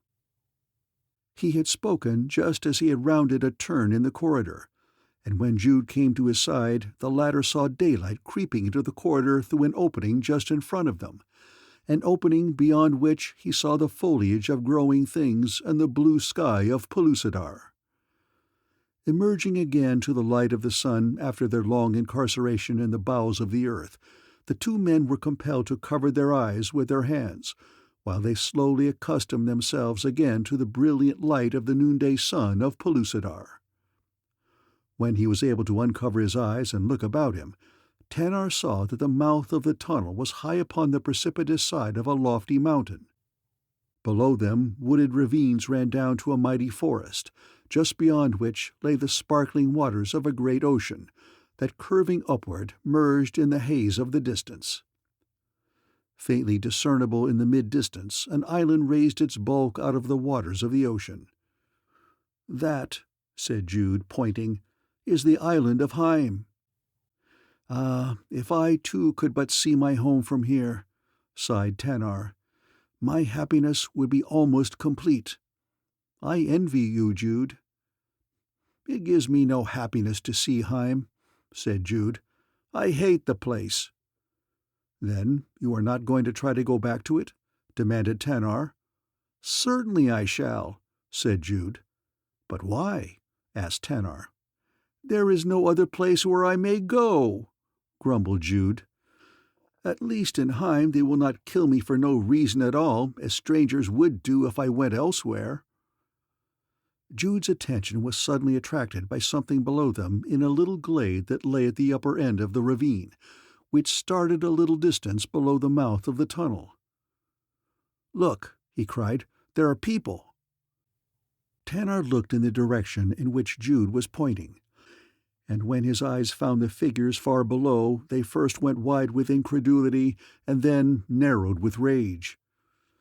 "God!" he exclaimed, and as he voiced that single exclamation, he leapt swiftly downward in the direction of the figures in the glade. Chapter 9. Love and Treachery. Stellara, lying upon a pallet of grasses beneath the shade of a large tree, above the beach where the Korsars were completing the boat in which they hoped to embark for Korsar, knew that the fever had left her, and that her strength was rapidly returning, but having discovered that illness, whether real or feigned, protected her from the intentions of Bohar, she continued to permit the Korsars to believe that she was quite ill. In her mind there constantly revolved various plans for escape, but she wished to delay the attempt as long as possible, not only that she might have time to store up a great amount of reserve strength, but also because she realized that if she waited until the Korsar boat was completed, it would be unlikely that the majority of the men would brook delay in departure, for the purpose of gratifying any desire that Bohar might express to pursue and recapture her. Again, it was necessary to choose a time when none of the Korsars was in camp, and as one of the two, who were detailed to prepare food and stand guard, was invariably on duty, it appeared possible that she might never have the opportunity she hoped for, though she had determined that this fact would not prevent her from making an attempt at escape. All of her hopes in this direction were centered upon one contingency, which her knowledge of nautical matters made to appear almost a certainty of the near future, and this was the fact that the launching of the boat would require the united efforts and strength of the entire party. She knew from the discussions and conversations that she had overheard that it was Bohar's intention to launch the boat the moment that the hull was completed, and to finish the balance of the work upon it while it floated in the little cove upon the beach of which it was being constructed. This work would require no great amount of time or effort, since the mast, spars, rigging, and sail were ready and at hand, bladders and gourds already prepared to receive fresh water, and food provisions for the trip, accumulated by the hunters detailed for this purpose, were neatly sewn up in hides and stored away in a cool earth-covered dugout. And so, from her couch of grasses beneath the great tree, Stellara watched the group progressing upon the hull of the boat that was to carry Bohar and his men to Korsar, and as she watched, she planned her method of escape.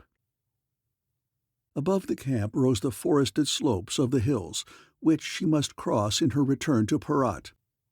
For some distance the trees were scattered, and then commenced the dense forest. If she could reach this unobserved, she felt that she might entertain high hope of successful escape. For once in the denser growth, she could take advantage of the skill and experience she had acquired under Tanar's tutorage and prosecute her flight along the leafy pathways of the branches, leaving no spoor that Bohar might follow, and at the same time safeguarding herself from the attacks of the larger and more dangerous beasts of the forest. For though few, there were still dangerous beasts upon Amiocap. Perhaps the most fearsome was the tarag, the giant saber-toothed tiger that once roamed the hills of the outer crust. For the Tandor she felt less concern, since they seldom attack an individual unless molested. But in the hills which she must cross, the greatest danger lay in the presence of the tarag and the wraith, the gigantic cave bear, or Ursus Delaeus, long since extinct upon the outer crust. Of the men of Amiocap whom she might possibly encounter, she entertained little fear, even though they might be members of tribes other than hers, though she shuddered at the thought that she might fall into the hands of the Koripes, as these grotesque monsters engendered within her far greater fear than any of the other dangers that might possibly beset her way. The exhilaration of contemplated flight and the high hopes produced within her at prospects of successfully returning to her father and her friends were dampened by the realization that Tanar would not be there to greet her. The supposed death of the Saurian had cast a blight upon her happiness that naught ever could remove, and her sorrow was the deeper, perhaps, because no words of love had passed between them, and therefore she had not the consolation of happy memories to relieve the gnawing anguish of her grief. The work upon the hull of the boat was at last completed, and the men, coming to camp to eat, spoke hopefully of early departure for Korsar. Bohar approached Stellara's couch and stood glaring down upon her, his repulsive face darkened by a malignant scowl. "How much longer do you intend to lie here entirely useless to me?" he demanded. "You eat and sleep, and the flush of fever has left your skin.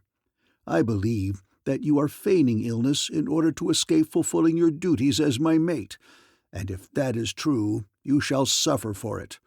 Get up." "I am too weak," said Stellara. "I cannot rise." "That can be remedied," growled Bohar, and seizing her roughly by the hair, he dragged her from her couch and lifted her to her feet.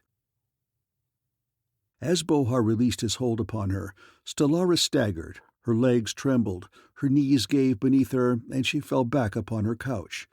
And so realistic was the manner in which she carried out the deception that even Bohar was fooled. "She is sick and dying," growled one of the Korsars. "Why should we take her along in an overcrowded boat to eat the food and drink the water that some of us may be dying for before we reach Korsar?" "Right," cried another. "Leave her behind." "Stick a knife into her," said a third. "She is good for nothing." "Shut up," cried Bohar. "She is going to be my mate, and she is going with us." He drew his two huge pistols. "Whoever objects will stay here with a bullet in his guts. Eat now, you filthy hounds, and be quick about it, for I shall need all hands and all your strength to launch the hull when you have eaten." So they were going to launch the hull.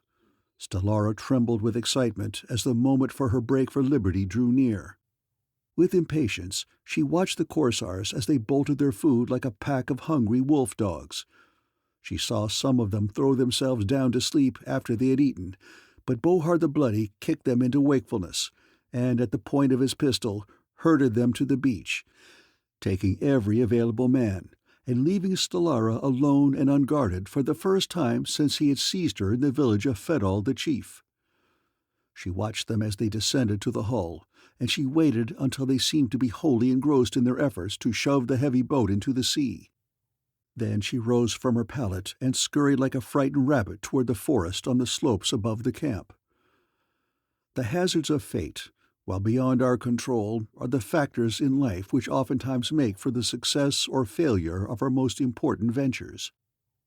Upon them hang the fruition of our most cherished hope. They are, in truth, in the lap of the gods where lies our future, and it was only by the merest hazard that Bohar the Bloody chanced to glance back toward the camp at the very moment that Stellara rose from her couch to make her bid for freedom. With an oath he abandoned the work of launching the hull, and calling his men to follow him, ran hurriedly up the steep slope in pursuit. His fellows took in the situation at a glance and hesitated. "Let him chase his own woman," growled one. "What have we to do with it? Our business is to launch the boat and get her ready to sail to Korsar." "Right," said another, "and if he is not back by the time that we are ready, we shall sail without him." "Good," cried a third. "Let us make haste, then, in the hope that we may be prepared to sail before he returns." And so Bohar the Bloody, unaccompanied by his men, pursued Stellara alone. Perhaps it was as well for the girl that this was true, for there were many fleeter among the Korsars than the beefy Bohar. The girl was instantly aware that her attempt to escape had been discovered, for Bohar was shouting in stentorian tones demanding that she halt. but his words only made her run the faster, until presently she had darted into the forest and was lost to his view. Here she took to the trees, hoping thereby to elude him, even though she knew that her speed would be reduced. She heard the sound of his advance as he crashed through the underbrush, and she knew that he was gaining rapidly upon her. But this did not unnerve her, since she was confident that he could have no suspicion that she was in the branches of the trees, and just so long she kept among thick foliage, he might pass directly beneath her without being aware of her close presence. And this is precisely what he did, cursing and puffing as he made his bull-like way up the steep slope of the hillside. Stellara heard him pass and go crashing on in pursuit, and then she resumed her flight, turning to the right away from the direction of Bohar's advance, until presently the noise of his passing was lost in the distance. Then she turned upward again toward the height she must cross on her journey to Parat. Bohar sweated upward until finally almost utter exhaustion forced him to rest. He found himself in a little glade, and here he lay down beneath a shrub that not only protected him from the rays of the sun, but hid him from sight as well, for in savage Pellucidar it is always well to seek rest in concealment. Bohar's mind was filled with angry thoughts. He cursed himself for leaving the girl alone in camp, and he cursed the girl for escaping. And he cursed the fate that had forced him to clamber up this steep hillside upon his futile mission, and most of all, he cursed his absent followers, whom he now realized had failed to accompany him. He knew that he had lost the girl, and that it would be like looking for a particular minnow in the ocean to continue his search for her, and so, having rested, he was determined to hasten back to his camp, when his attention was suddenly attracted by a noise at the lower end of the glade. Instinctively, he reached for one of his pistols, and to his dismay he found that both were gone, evidently having slipped from his sash or been scraped from it as he wallowed upward through the underbrush. Bohar, despite his bluster and braggadocio, was far from courageous. Without his weapons, he was an arrant coward, and so now he cringed in his concealment as he strained his eyes to discover the author of the noise he had heard, and as he watched, a cunning leer of triumph curled his hideous mouth, for before him, at the far end of the glade, he saw Stellara drop from the lower branches of a tree and come upward across the glade toward him. As the girl came abreast of his hiding-place, Bohar the Bloody leapt to his feet and confronted her. With a stifled exclamation of dismay, Stellara turned and sought to escape, but the Korsar was too close and too quick, and reaching forth he seized her roughly by the hair. "Will you never learn you cannot escape from Bohar the Bloody?" he demanded. "You are mine, and for this I shall cut off both your feet at the ankles when I get you into the boat, so that there will be no chance whatever that you may again run away from me. But come, mate willingly with me, and it will go less hard with you." And he drew her slim figure into his embrace. "Never!" cried Stellara, and she struck him in the face with her two clenched fists. With an oath, Bohar seized the girl by the throat and shook her. "You she-wraith!" he cried. "If I did not want you so badly, I should kill you. And by the god of Korsar, if you ever strike me again, I shall kill you." "Then kill me," cried Stellara, "for I should rather die than mate with you." And again she struck him with all her strength full in the face. Bohar frothed with rage as he closed his fingers more tightly upon the girl's soft neck. "Die, then, you—" The words died upon his lips, and he wheeled about as there fell upon his ears a man's loud voice raised in anger. As he stood there hesitating and looking in the direction of the sound, the underbrush at the upper end of the glade parted, and a warrior, leaping into the clearing, ran swiftly toward him. Bohar blanched as though he had seen a ghost, and then, hurling the girl roughly to the ground, he faced the lone warrior. Bohar would have fled had he not realized the futility of flight, for what chance had he in a race with this lithe man, who leapt toward him with the grace and speed of a deer? "Go away!" shouted Bohar. "Go away and leave us alone. This is my mate." "You lie," growled Tanar of Pellucidar as he leapt upon the Korsar. Down went the two men, the Saurian on top, and as they fell, each sought a hold upon the other's throat, and failing to secure it, they struck blindly at one another's face. Tanar was mad with rage. He fought like a wild beast, forgetting all that David Innes had taught him. His one thought was to kill. It mattered not how, just so long as he killed, and Bohar, on the defensive fighting for his life, battled like a cornered rat. To his advantage were his great weight and his longer reach, but in strength and agility, as well as courage, Tanar was his superior. Stellara slowly opened her eyes as she recovered from the swoon into which she had passed beneath the choking fingers of Bohar the Bloody. At first she did not recognize Tanar, seeing only two warriors battling to the death on the sward of the glade, and guessing that she would be the prey of him who was victorious. But presently, in the course of the duel, the face of the Saurian was turned toward her. "Tanar," she cried, "God is merciful. I thought you were dead, and he has given you back to me." At her words, the Saurian redoubled his efforts to overcome his antagonist, but Bohar succeeded in getting his fingers upon Tanar's throat. Horrified, Stellara looked about her for a rock or a stick with which to come to the succor of her champion. But before she had found one, she realized that he needed no outside assistance. With a single Herculean movement, he tore himself loose from Bohar and leapt to his feet. Instantly, the Korsar sprang to an upright position, and lowering his head, he charged the Saurian, charged like a mad bull. Now Tanar was fighting with cool calculation. The blood madness of the first moment following the sight of Stellara in the choking, murderous fingers of the Korsar had passed. He awaited Bohar's rush, and as they came together, he clamped an arm around the Korsar's head, and turning swiftly, hurled the man over his shoulder and heavily to the ground. Then he waited. Once more Bohar, shaking his head, staggered to his feet.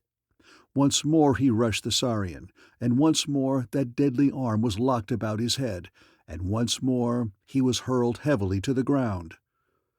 This time he did not arise so quickly nor so easily. He came up staggering and feeling of his head and neck. "Prepare to die," growled Tanar. "For the suffering you have inflicted upon Stellara, you are about to die." With a shriek of mingled rage and fright, Bohar, gone mad, charged the Saurian again, and for the third time his great body flew through the air, to alight heavily upon the hard ground, but this time it did not arise. It did not stir, for Bohar the Bloody lay dead with a broken neck. For a moment, Tanar of Pellucidar stood ready over the body of his fallen foe, but when he realized that Bohar was dead, he turned away with a sneer of disgust. Before him stood Stellara, her beautiful eyes filled with incredulity and with happiness. "Tanar!" It was only a whisper, but it carried to him a world of meaning that sent thrill after thrill through his body. "Stellara!" he cried, as he took the girl in his arms. "Stellara, I love you." Her soft arms stole around his neck and drew his face to hers. His mouth covered her mouth in a long kiss, and as he raised his face to look down into hers, from her parted lips burst a single exclamation. "Oh, God!" And from the depth of her half-closed eyes burned a love beyond all understanding. "My mate!" he cried as he pressed her form to him. "My mate," breathed Stellara, "while life remains in my body, and after life, throughout death, forever." Suddenly she looked up and drew away. "Who is that, Tanar?" she asked. As Tanar turned to look in the direction indicated by the girl, he saw Jude emerging from the forest at the upper end of the glade. "It is Jude," he said to Stellara, "who escaped with me from the country of the buried people." Jude approached them, his sullen countenance clouded by his habitual scowl. "He frightens me," said Stellara, pressing closer to Tanar. "You need not fear him," said the Saurian. "He is always scowling and unhappy, But he is my friend, and even if he were not, he is harmless." "I do not like him," whispered Stellara. Jude approached and stopped before them.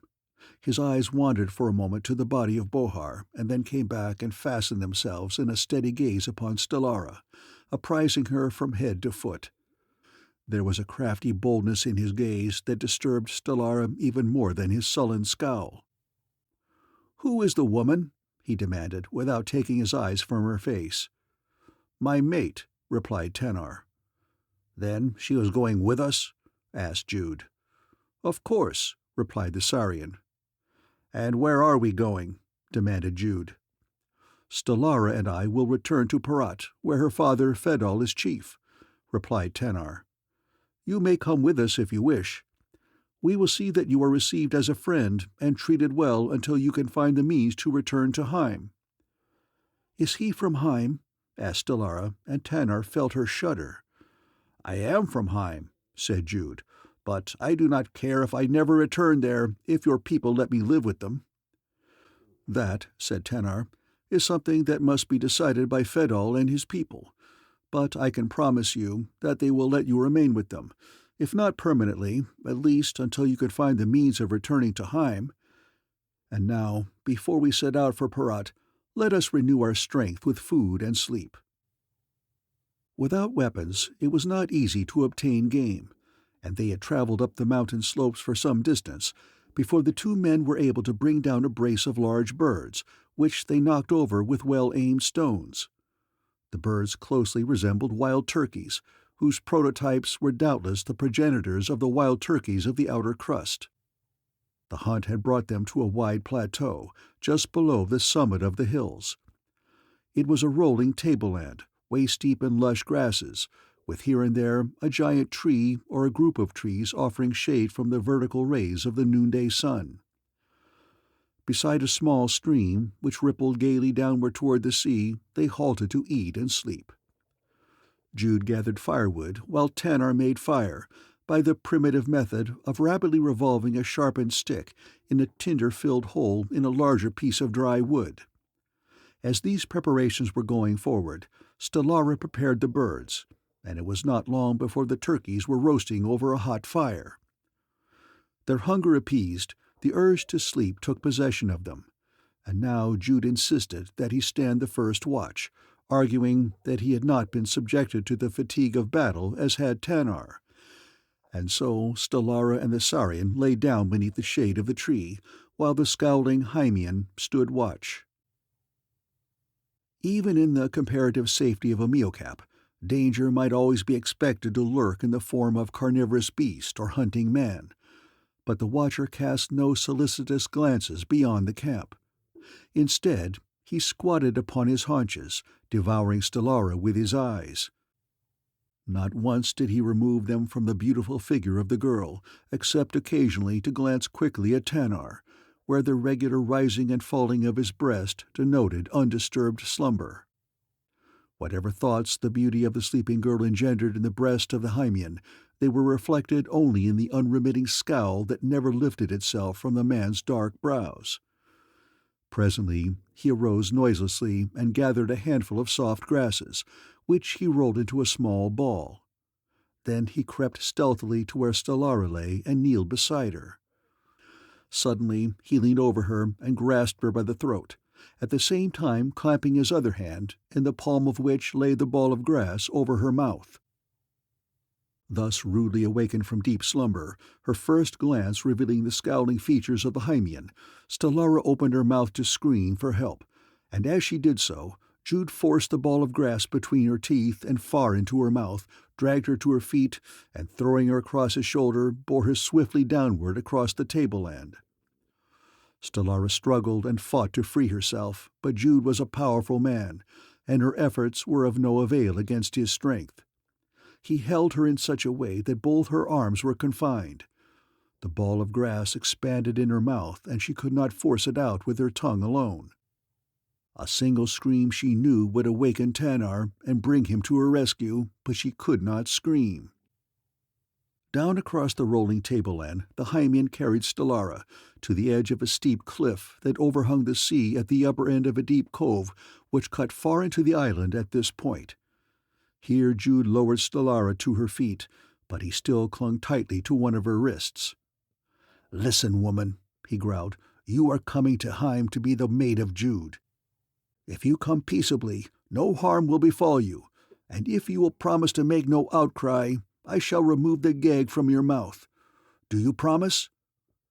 Stellara shook her head determinedly in an unquestionable negative, and at the same time struggled to free herself from Jude's grasp. With an ugly growl the man struck her, and as she fell unconscious he gathered long grasses and twisted them into a rope and bound her wrists and ankles. Then he lifted her again to his shoulder and started down over the edge of the cliff, where a narrow trail now became discernible. It was evident that Jude had had knowledge of this path since he had come to it so unerringly, and the ease and assurance with which he descended it strengthened this conviction. The descent was not over 100 feet to a little ledge almost at the water's edge. It was here that Stellara gained consciousness, and as she opened her eyes she saw before her a water-worn cave that ran far back beneath the cliff. Into this, along the narrow ledge, Jude carried her, to the far end of the cavern, where upon a narrow pebbly beach were drawn up a half-dozen dugouts, the light, well-made canoes of the Hymeans. In one of these Jude placed the girl, and pushing it off into the deep water of the cove, leapt into it himself, seized the paddle, and directed its course out toward the open sea. Chapter 10. Pursuit. Awakening from a deep and refreshing slumber, Tanar opened his eyes and lay gazing up into the foliage of the trees above him. Happy thoughts filled his mind, a smile touched his lip, and then, following the trend of his thoughts, his eyes turned to feast upon the dear figure of his mate. She was not there, where he had last seen her, huddled snugly in her bed of grasses, but still he felt no concern, thinking merely that she had awakened before him and arisen. Idly his gaze made a circuit of the little camp, and then, with a startled exclamation, he leapt to his feet, for he realized that both Stellara and Jude had disappeared.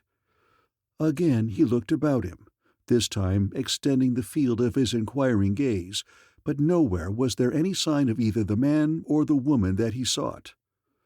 He called their names aloud, but there was no response. And then he fell to examining the ground about the camp.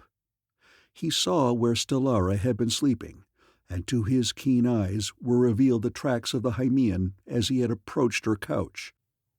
He saw other tracks leading away, the tracks of Jude alone, but in the crushed grasses where the man had gone he read the true story, for they told him that more than the weight of a single man had bent and bruised them thus. They told him that Jude had carried Stellara off, and Tanar knew that it had been done by force. Swiftly he followed the well-marked spoor through the long grass, oblivious of all else save the prosecution of his search for Stellara and the punishment of Jude. And so he was unaware of the sinister figure that crept along the trail behind him.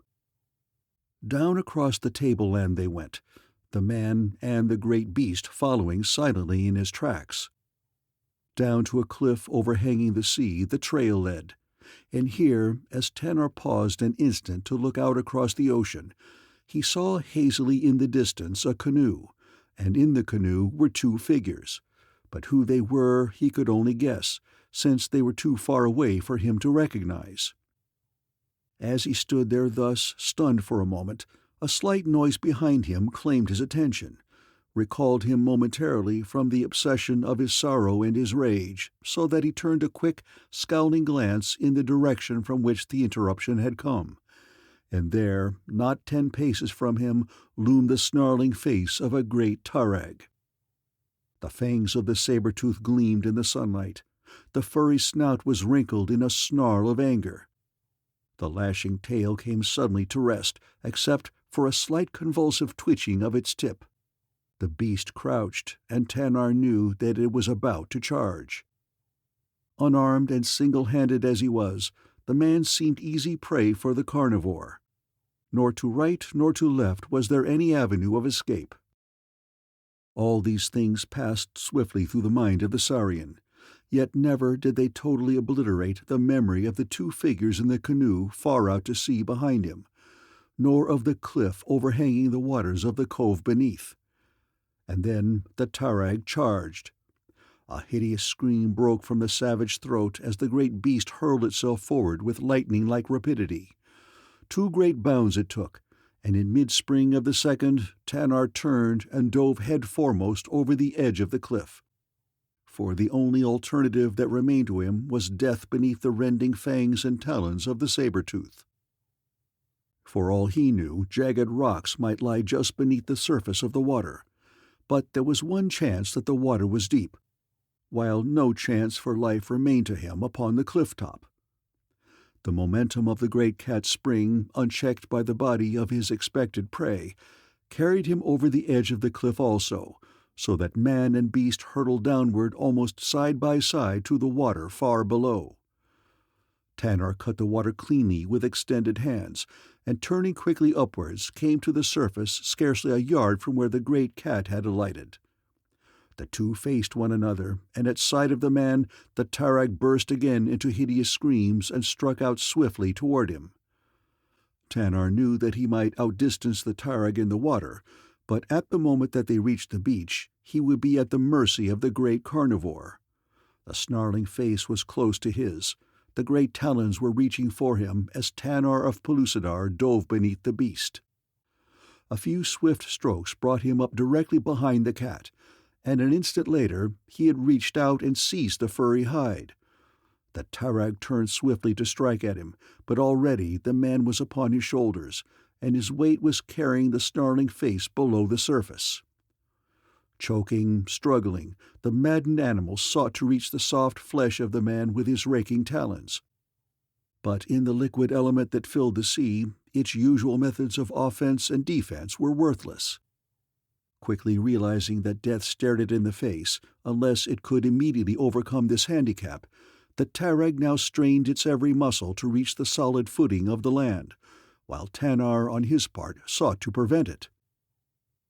Now his fingers had crept from their hold upon the furry shoulders down to the white furred throat, and like claws of steel they sank into the straining muscles. No longer did the beast attempt to scream, and the man, for his part, fought in silence. It was a grim duel, a terrible duel, a savage encounter that might be enacted only in a world that was very young, and between primitive creatures who never give up the stern battle for life until the scythe of the Grim Reaper has cut them down. Deep into the gloomy cavern beneath the cliff, the tarag battled for the tiny strip of beach at the far end, and grimly the man fought to hold it back and force its head beneath the water. He felt the efforts of the beast weakening, and yet they were very close to the beach.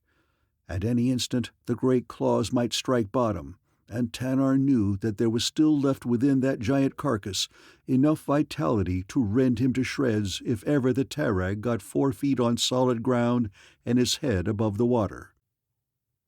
With a last supreme effort, he tightened his fingers upon the throat of the tarag, and sliding from its back, sought to drag it from its course. And the animal, upon its part, made one last supreme effort for life. It reared up in the water, and wheeling about, struck at the man. The raking talons grazed his flesh, and then he was back upon the giant's shoulders, forcing the head once more beneath the surface of the sea. He felt a spasm pass through the great frame of the beast beneath him. The muscles relaxed, and the tarag floated up. A moment later, Tanar dragged himself to the pebbly beach, where he lay panting from exhaustion. Recovered, nor did it take him long to recover, so urgent were the demands of the pursuit upon which he was engaged, Tanar rose and looked about him. Before him were canoes, such as he had never seen before, drawn up upon the narrow beach. Paddles lay in each of the canoes, as though they but awaited the early return of their owners. Whence they had come and what they were doing here in this lonely cavern, Tanar could not guess. They were unlike the canoes of the Amiocapians, which fact convinced him that they belonged to a people from some other island, or possibly from the mainland itself. But these were questions which did not concern him greatly at the time. Here were canoes. Here was the means of pursuing the two that he had seen far out at sea, and whom he was convinced were none other than Jude and Stellara. Seizing one of the small craft, he dragged it to the water's edge and launched it. Then, leaping into it, he paddled swiftly down the cove out towards the sea, and as he paddled, he had an opportunity to examine the craft more closely. It was evidently fashioned from a single log of very light wood, and was all of one piece, except a bulkhead at each end of the cockpit, which was large enough to accommodate 3 men. Rapping with his paddle upon the surface of the deck and upon the bulkheads convinced him that the log had been entirely hollowed out beneath the deck, and as the bulkheads themselves gave every appearance of having been so neatly fitted as to be watertight, Tanar guessed that the canoe was unsinkable. His attention was next attracted by a well-tanned and well-worn hide lying in the bottom of the cockpit. A rawhide lacing ran around the entire periphery of the hide, and as he tried to determine the purpose to which the hole had been put, his eyes fell upon a series of cleats extending entirely around the edge of the cockpit, and he guessed that the hide was intended as a covering for it. Examining it more closely, he discovered an opening in it about the size of a man's body, and immediately its purpose became apparent to him.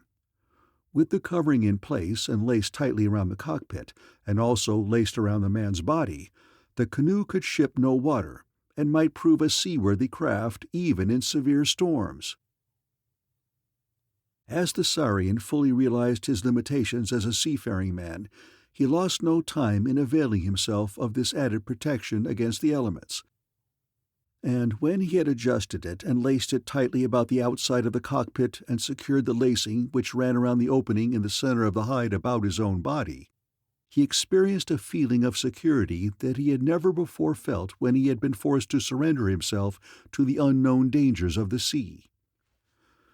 Now he paddled rapidly in the direction in which he had last seen the canoe with its 2 occupants, and when he had passed out of the cove into the open sea, he espied them again, but this time so far out that the craft and its passengers appeared only as a single dot upon the broad waters. But beyond them hazily loomed the bulk of the island that Jude had pointed out as Heim, and this tended to crystallize Tanar's assurance that the canoe ahead of him was being guided by Jude toward the island of his own people. The open seas of Pellucidar present obstacles to the navigation of a small canoe that would seem insurmountable to men of the outer crust, for their waters are ofttimes alive with saurian monsters of a long-past geologic epoch, and it was encounters with these that the saurian mountaineer apprehended with more acute concern than consideration of adverse wind or tempest aroused within him. He had noticed that one end of the long paddle he wielded was tipped with a piece of sharpened ivory from the end of a Tandor's tusk, but the thing seemed an utterly futile weapon with which to combat a Tandoraz or an Azdarith, 2 of the mightiest and most fearsome inhabitants of the deep. But as far as he could see ahead, the long oily swells of a calm ocean were unruffled by marine life of any description. Well aware of his small experience and great deficiency as a paddler, Tanar held no expectation of being able to overhaul the canoe manned by the experienced Jude. The best that he could hope was that he might keep it in view until he could mark the spot upon Heim where it landed.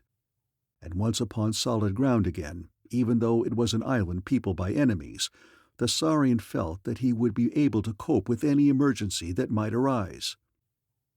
Gradually, the outlines of Heim took definite shape before him, while those of Amiocap became correspondingly vague behind.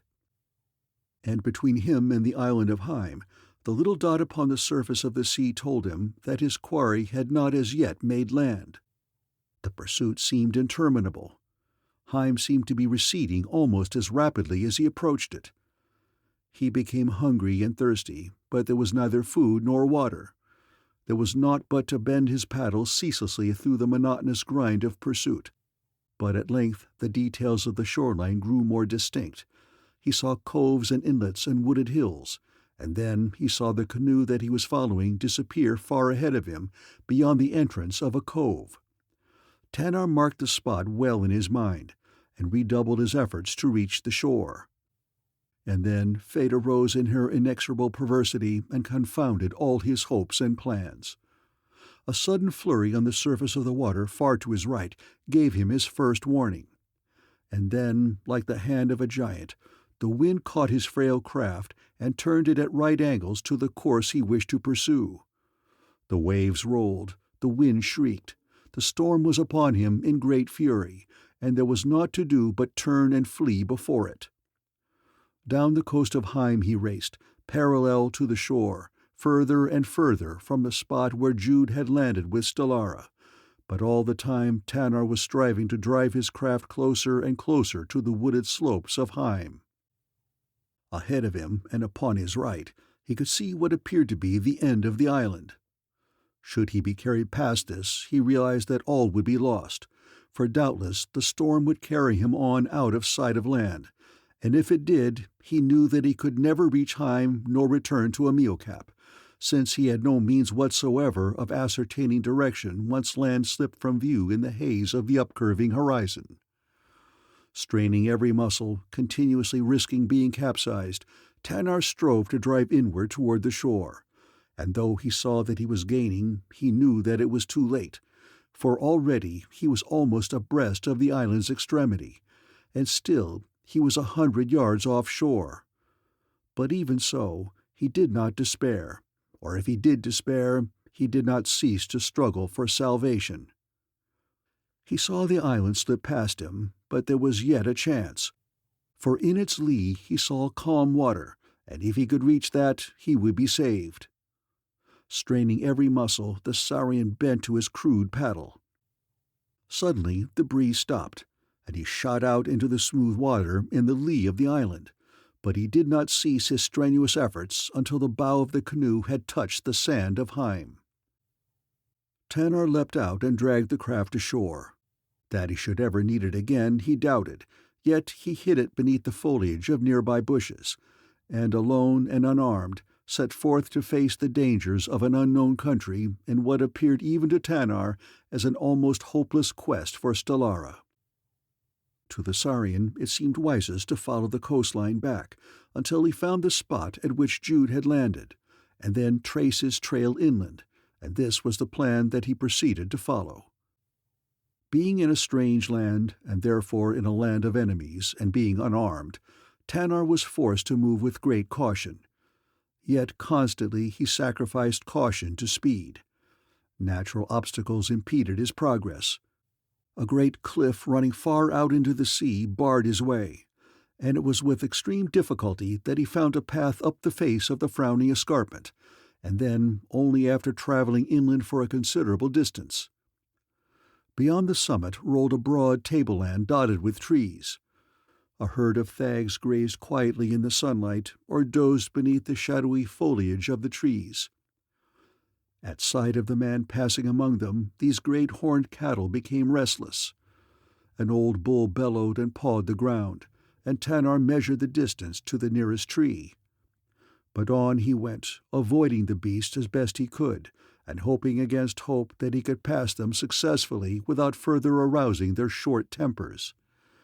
But the challenge of the old bull was being taken up by others of his sex, until a score of heavy-shouldered mountains of beef were converging slowly upon the lone man, stopping occasionally to paw or gore the ground, while they bellowed forth their displeasure. There was still a chance that he might pass them in safety. There was an opening among them just ahead of him, and Tanar accelerated his speed, but just at that instant one of the bulls took it into his head to charge, and then the whole 20 bore down upon the Saurian like a band of iron locomotives suddenly endowed with the venom of hornets. There was naught to do but seek the safety of the nearest tree, and towards this Tanar ran at full speed, while from all sides the angry bulls raced to head him off. With scarcely more than inches to spare, Tanar swung himself into the branches of the tree just as the leading bull passed beneath him. A moment later the bellowing herd congregated beneath his sanctuary, and while some contented themselves with pawing and bellowing, others placed their heavy heads against the bole of the tree and sought to push it down. But fortunately for Tanar, it was a young oak, and it withstood their sturdiest efforts. But now, having treed him, the thag showed no disposition to leave him.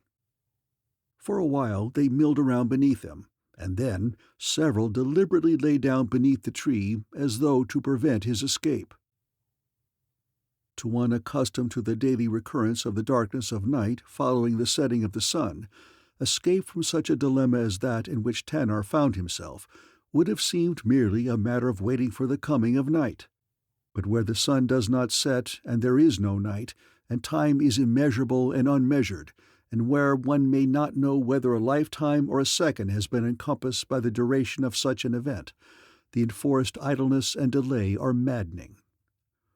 But in spite of these conditions, or perhaps because of them, the Saurian possessed a certain philosophic outlook upon life that permitted him to accept his fate with marked stoicism, and to take advantage of the enforced delay by fashioning a bow, arrows, and a spear from the material afforded by the tree in which he was confined.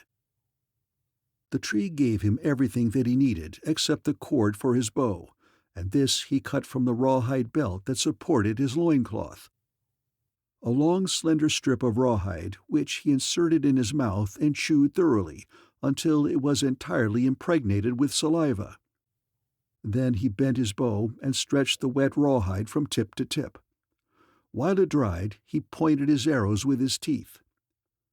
In drying, the rawhide shrunk, bending the bow still further and tightening the string until it hummed to the slightest touch.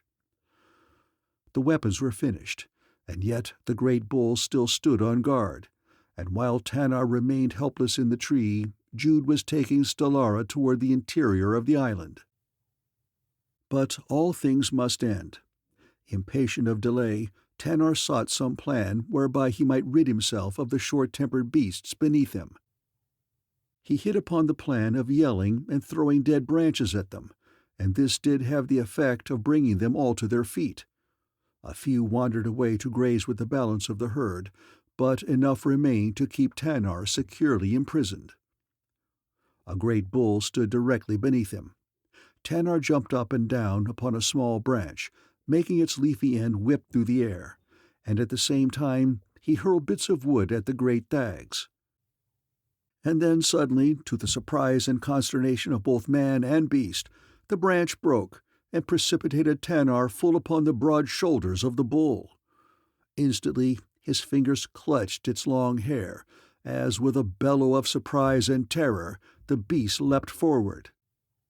Instinct took the frightened animal toward the balance of the herd, and when they saw him with a man sitting upon his back, they too became terrified, with the result that a general stampede ensued, the herd attempting to escape their fellow while the bull raced to be among them. Stragglers that had been grazing at a considerable distance from the balance of the herd were stringing out to the rear, and it was the presence of these that made it impossible for Tanar to slip to the ground and make his escape. Knowing that he would be trampled by those behind if he left the back of the bull, there was no alternative but to remain where he was as long as he could. The thag, now thoroughly frightened because of his inability to dislodge the man-thing from his shoulders, was racing blindly forward, and presently Tanar found himself carried into the very midst of the lunging herd as it thundered across the tableland toward a distant forest. The Saurian knew that once they reached the forest, he would doubtless be scraped from the back of the thag almost immediately by some low-hanging limb, and if he were not killed or injured by the blow, he would be trampled to death by the thags behind. But as escape seemed hopeless, he could only await the final outcome of this strange adventure. When the leaders of the herd approached the forest, hope was rekindled in Tanar's breast, for he saw that the growth was so thick and the trees so close together that it was impossible for the beasts to enter the woods at a rapid gait. Immediately the leaders reached the edge of the forest, their pace was slowed down, and those behind them, pushing forward, were stopped by those in front. Some of them attempted to climb up or were forced up upon the backs of those ahead. But for the most part, the herd slowed down and contented itself with pushing steadily onward toward the woods, with the result that when the beast that Tanar was astride arrived at the edge of the dark shadows, his gait had been reduced to a walk, and as he passed beneath the first tree, Tanar swung lightly into its branches. He had lost his spear, but his bow and arrows that he had strapped to his back remained with him, and as the herd passed beneath them and he saw the last of them disappear in the dark aisles of the forest, he breathed a deep sigh of relief and turned once more toward the far end of the island. The thags had carried him inland a considerable distance, so now he cut back diagonally toward the coast to gain as much ground as possible. Tanar had not yet emerged from the forest when he heard the excited growling of some wild beast directly ahead of him. He thought that he recognized the voice of a Kodan, and fitting an arrow to his bow, he crept warily forward. What wind was blowing came from the beast toward him, and presently brought to his nostrils proof of the correctness of his guess, together with another familiar scent, that of man. Knowing that the beast could not catch his scent from upwind, Tanar had only to be careful to advance silently, but there are few animals on earth that can move more silently than primitive man when he elects to do so, and so Tanar came in sight of the beast without being discovered by it. It was, as he had thought, a huge wolf, a prehistoric but gigantic counterpart of our own timber wolf. No need had the Kodan to run in packs, for in size, strength, ferocity, and courage it was a match for any creature that it sought to bring down, with the possible exception of the mammoth, and this great beast alone it hunted in packs. The Kodan stood snarling beneath the great tree, occasionally leaping high against the bole as though he sought to reach something hidden by the foliage above. Tanar crept closer, and presently he saw the figure of a youth crouching among the lower branches above the Kodan. It was evident that the boy was terror-stricken, but the thing that puzzled Tanar was that he cast affrighted glances upward into the tree more often than he did downward toward the Kodan, and presently this fact convinced the Saurian that the youth was menaced by something above him. Tanar viewed the predicament of the boy and then considered the pitiful inadequacy of his own makeshift bow and arrow, which might only infuriate the beast and turn it upon himself. He doubted that the arrows were heavy enough or strong enough to pierce through the savage heart, and thus only might he hope to bring down the Kodan. Once more he crept to a new position, without attracting the attention either of the Kodan or the youth, and from this new vantage point he could look further up into the tree in which the boy crouched, and then it was that he realized the hopelessness of the boy's position, for only a few feet above him and moving steadily closer appeared the head of a great snake, whose wide distended jaws revealed formidable fangs. Tanar's consideration of the boy's plight was influenced by a desire to save him from either of the two creatures that menaced him, and also by the hope that, if successful, he might win sufficient gratitude to enlist the services of the youth as a guide, and especially as a go-between in the event that he should come in contact with natives of the island. Tanar had now crept within 7 paces of the Kodan, from the sight of which he was concealed by a low shrub behind which he lay. Had the youth not been so occupied between the wolf and the snake, he might have seen the Saurian, but so far he had not seen him. Fitting an arrow to his crude bow and inserting 4 others between the fingers of his left hand, Tanar arose quietly and drove a shaft into the back of the Kodan between its shoulders. With a howl of pain and rage, the beast wheeled about, only to receive another arrow full in the chest. Then his glaring eyes alighted upon the Saurian, and with a hideous growl he charged. With such rapidity do events of this nature transpire that they are over in much less time than it takes to record them. For a wounded wolf charging its antagonist can cover 7 paces in an incredibly short space of time. Yet even in that brief interval 3 more arrows sank deeply into the white breast of the Kodan, and the momentum of its last stride sent it rolling against the Saurian's feet, dead.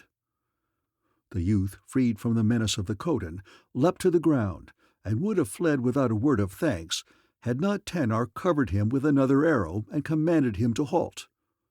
The snake, seeing another man and realizing perhaps that the odds were now against him, hesitated a moment and then withdrew into the foliage of the tree as Tanar advanced toward the trembling youth. "Who are you?" demanded the Saurian.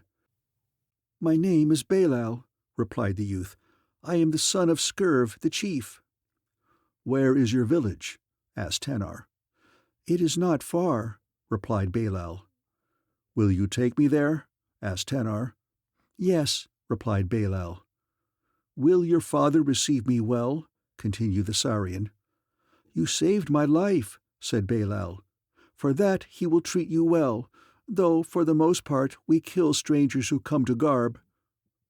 "Lead on," said the Saurian. Chapter 11. Gura. Belal led Tanar through the forest until they came at last to the edge of a steep cliff, which the Saurian judged was the opposite side of the promontory that had barred his way along the beach. Not far from the cliff's edge stood the stump of a great tree that seemed to have been blasted and burned by lightning. It reared its head some 10 feet above the ground, and from its charred surface protruded the stub end of several broken limbs. "Follow me," said Belal, and leaping to the protruding stub, he climbed to the top of the stump and lowered himself into the interior. Tanar followed, and found an opening some 3 feet in diameter leading down into the bole of the dead tree.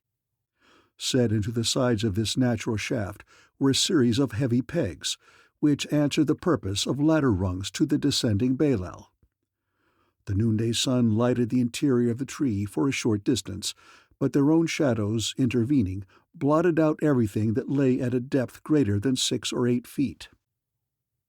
None too sure that he was not being led into a trap, and therefore unwilling to permit his guide to get beyond his reach, Tanar hastily entered the hollow stump and followed Belal downward. The Saurian was aware that the interior of the tree led into a shaft dug in the solid ground, and a moment later he felt his feet touch the floor of a dark tunnel. Along this tunnel Belal led him, and presently they emerged into a cave that was dimly lighted through a small opening opposite them and near the floor. Through this aperture, which was about 2 feet in diameter, and beyond which Tanar could see daylight, Belal crawled, followed closely by the Saurian, who found himself upon a narrow ledge, high up on the face of an almost vertical cliff. "This," said Belal, "is the village of Garb." "I see no village nor any people," said Tanar. "They are here, though," said Belal. "Follow me." And he led the way a short distance along the ledge, which inclined downward, and was in places so narrow and so shelving that the two men were compelled to flatten themselves against the side of the cliff and edge their way slowly, inch by inch, sideways. Presently the ledge ended, and here it was much wider, so that Belal could lie down upon it, and lowering his body over the edge, he clung a moment by his hands and then dropped. Tanar looked over the edge and saw that Belal had alighted upon another narrow ledge about 10 feet below. Even to a mountaineer, such as the Saurian was, the feat seemed difficult and fraught with danger, but there was no alternative, and so, lying down, he lowered himself slowly over the edge of the ledge, clung an instant with his fingers, and then dropped. As he alighted beside the youth, he was about to remark upon the perilous approach to the village of Garb. But it was so apparent that Belal took it as a matter of course and thought nothing of it, that Tanar desisted, realizing in the instant that among cliff-dwellers such as these, the little feat that they had just accomplished was as ordinary and everyday an occurrence as walking on level ground was to him. As Tanar had an opportunity to look about him on this new level, he saw, and not without relief, that the ledge was much wider, and that the mouths of several caves opened upon it. In places, and more especially in front of the cave entrances, the ledge widened to as much as 6 or 8 feet, and here Tanar obtained his first view of any considerable number of Hymeans. "Is it not a wonderful village?" asked Belal, and without waiting for an answer, "Look!" and he pointed downward over the edge of the ledge. Following the direction indicated by the youth, Tanar saw ledge after ledge scoring the face of a lofty cliff from summit to base, and upon every ledge there were men, women, and children. "Come," said Belal, "I will take you to my father." And forthwith he led the way along the ledge. As the first people they encountered saw Tanar, they leapt to their feet, the men seizing their weapons. "I am taking him to my father, the chief," said Belal. "Do not harm him." And with sullen looks the warriors let them pass. A log into which wooden pegs were driven served as an easy means of descent from one ledge to the next, and after descending for a considerable distance to about midway between the summit and the ground, Belal halted at the entrance to a cave, before which sat a man, a woman, and 2 children, a girl about Belal's age and a boy much younger. As had all the other villagers they had passed, these too leapt to their feet and seized their weapons when they saw Tanar. "Do not harm him," repeated Belal. "I have brought him to you, Scurv, my father, because he saved my life when it was threatened simultaneously by a snake and a wolf, and I promised him that you would receive him and treat him well." Scurv eyed Tanar suspiciously, and there was no softening of the lines upon his sullen countenance, even when he heard that the stranger had saved the life of his son. "Who are you, and what are you doing in our country?" he demanded. "I am looking for one named Jude," replied Tanar. "What do you know of Jude?" asked Scurv. "Is he your friend?" There was something in the man's tone that made it questionable as to the advisability of claiming Jude as a friend. "I know him," he said. "We were prisoners together among the Korpis on the island of Amiocap." "You are an Amiocapian?" demanded Scurv. "No," replied Tanar. "I am a Saurian from a country on a far distant mainland." "Then what are you doing on Amiocap?" asked Scurv. "I was captured by the Korsars, and the ship in which they were taking me to their country was wrecked on Amiocap. All that I ask of you is that you give me food and show me where I can find Jude." "I do not know where you can find Jude," said Scurv. "His people and my people are always at war." "Do you not know where their country or village is?" demanded Tanar. "Yes, of course I know where it is, but I do not know that Jude is there." "Are you going to give him food?" asked Belal, "and treat him well as I promised you would?" "Yes," said Scurv, but his tone was sullen, and his shifty eyes looked neither at Belal nor Tanar as he replied. In the center of the ledge, opposite the mouth of the cave, a small fire was burning beneath an earthen bowl, which was supported by 3 or 4 small pieces of stone. Squatting close to this was a female, who in youth might have been a fine-looking girl, but now her face was lined by bitterness and hate as she glared sullenly into the cauldron, the contents of which she was stirring with the rib of some large animal.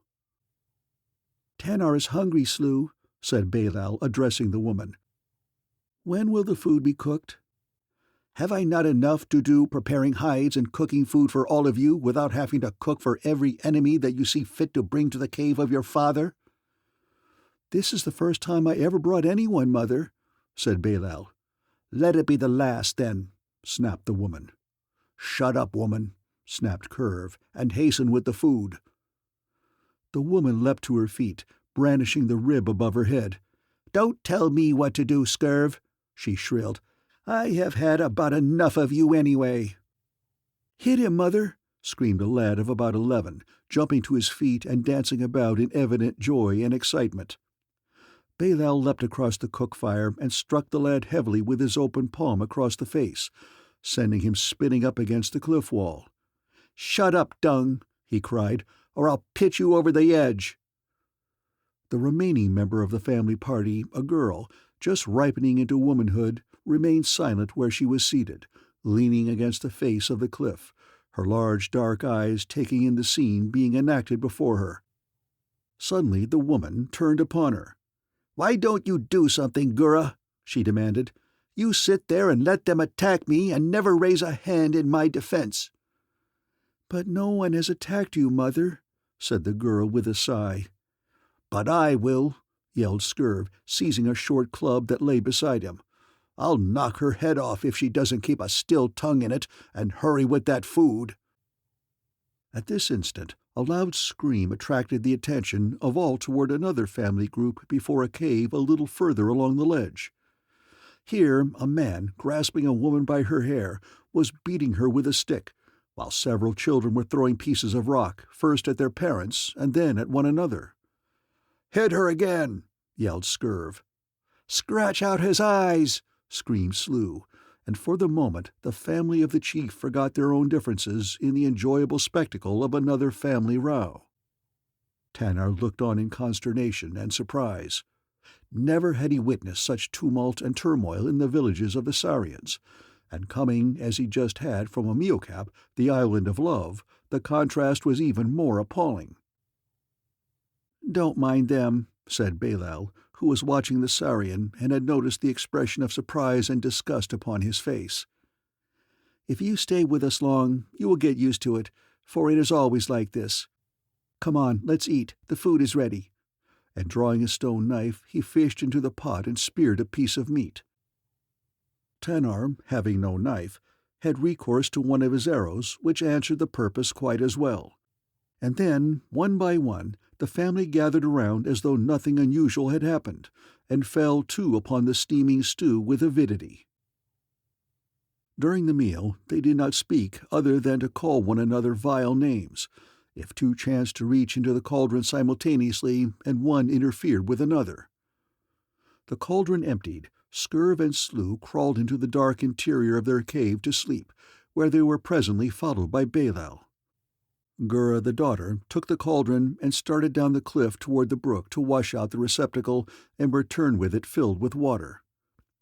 As she made her precarious way down the rickety ladders and narrow ledges, little Dung, her brother, amused himself by hurling stones at her. "Stop that," commanded Tanar. "You might hit her." "That is what I'm trying to do," said the little imp. "Why else should I be throwing stones at her? To miss her?" He hurled another missile, and with that Tanar grabbed him by the scruff of the neck. Instantly Dung let out a scream that might have been heard in Amiocap, a scream that brought Slew rushing from the cave. "He is killing me!" shrieked Dung. And at that the cave-woman turned upon Tanar with flashing eyes and a face distorted with rage. "Wait," said Tanar in a calm voice. "I was not hurting the child. He was hurling rocks at his sister, and I stopped him." "What business have you to stop him?" demanded Slew. "She is his sister. He has a right to hurl rocks at her if he chooses." "But he might have struck her, and if he had, she would have fallen to her death below." "What if she did? That is none of your business," snapped Slew, and grabbing Dung by his long hair, she cuffed his ears and dragged him into the interior of the cave, where for a long time Tanar could hear blows and screams, mingled with the sharp tongue of Slew and the curses of Skirv. But finally these died down to silence, permitting the sounds of other domestic brawls from various parts of the cliff village to reach the ears of the disgusted Sarian. Far below him, Tanar saw the girl Gura washing the earthenware vessel in a little stream, after which she filled it with fresh water and lifted the heavy burden to her head. He wondered at the ease with which she carried the great weight, and was at a loss to know how she intended to scale the precipitous cliff and the rickety makeshift ladders with her heavy load. Watching her progress with considerable interest, he saw her ascend the lowest ladder, apparently with as great ease and agility as though she was unburdened. Up she came, balancing the receptacle with no evident effort. As he watched her, he saw men ascending also, but several ledges higher than the girl. The fellow came swiftly and noiselessly to the very ledge where Tanar stood. Paying no attention to the Sarian, he slunk cautiously along the ledge to the mouth of the cave next to that of Skirv. Drawing his stone knife from his loincloth, he crept within, and a moment later Tanar heard the sounds of screams and curses, and then two men rolled from the mouth of the cave, locked in a deadly embrace. One of them was the fellow whom Tanar had just seen enter the cave. The other was a younger man, and smaller and less powerful than his antagonist. They were slashing desperately at one another with their stone knives, but the duel seemed to be resulting in more noise than damage. At this juncture, a woman came running from the cave.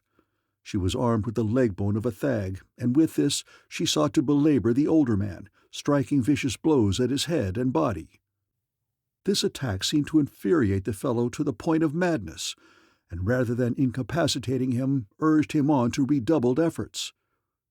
Presently he succeeded in grasping the knife hand of his opponent, and an instant later he had driven his own blade into the heart of his opponent. With a scream of anguish, the woman struck again at the older man's head, but she missed her target, and her weapon was splintered on the stone of the ledge. The victor leapt to his feet, and seizing the body of his opponent, hurled it over the cliff, and then grabbing the woman by the hair, he dragged her about, shrieking and cursing, as he sought for some missile wherewith to belabor her. As Tanar stood watching the disgusting spectacle, he became aware that someone was standing beside him, and turning, he saw that Gura had returned. She stood there straight as an arrow, balancing the water vessel upon her head. "It is terrible," said Tanar, nodding toward the battling couple. Gura shrugged indifferently. "It is nothing," she said. "Her mate returned unexpectedly, that is all." "You mean," asked Tanar, "that this fellow is her mate, and that the other was not?" "Certainly," said Gura, "but they all do it." "What can you expect when there's nothing but hate?"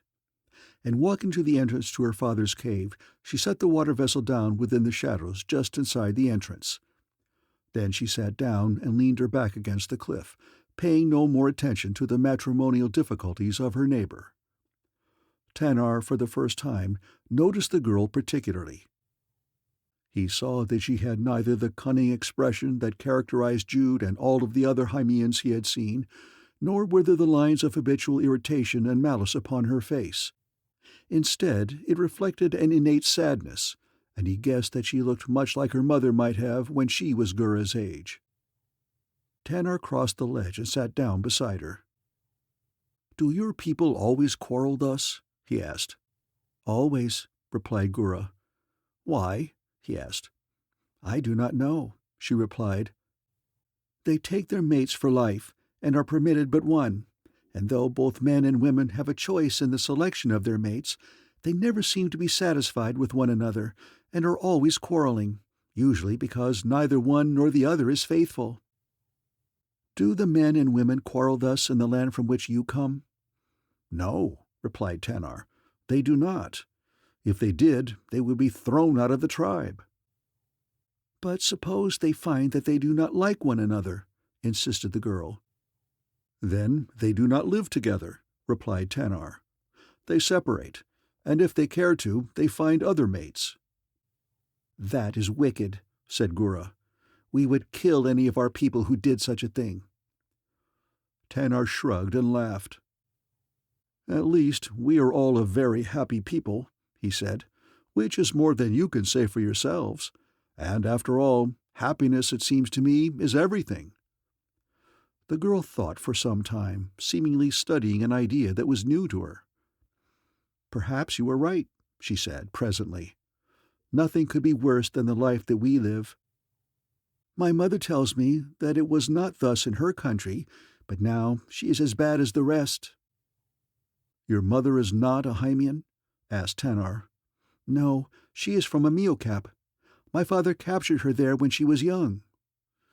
"That accounts for the difference," mused Tanar. "What difference?" she asked. "What do you mean?" "I mean that you are not like the others, Gura," he replied. "You neither look like them nor act like them, neither you nor your brother Balel." "Our mother is an Amiocapian," she replied.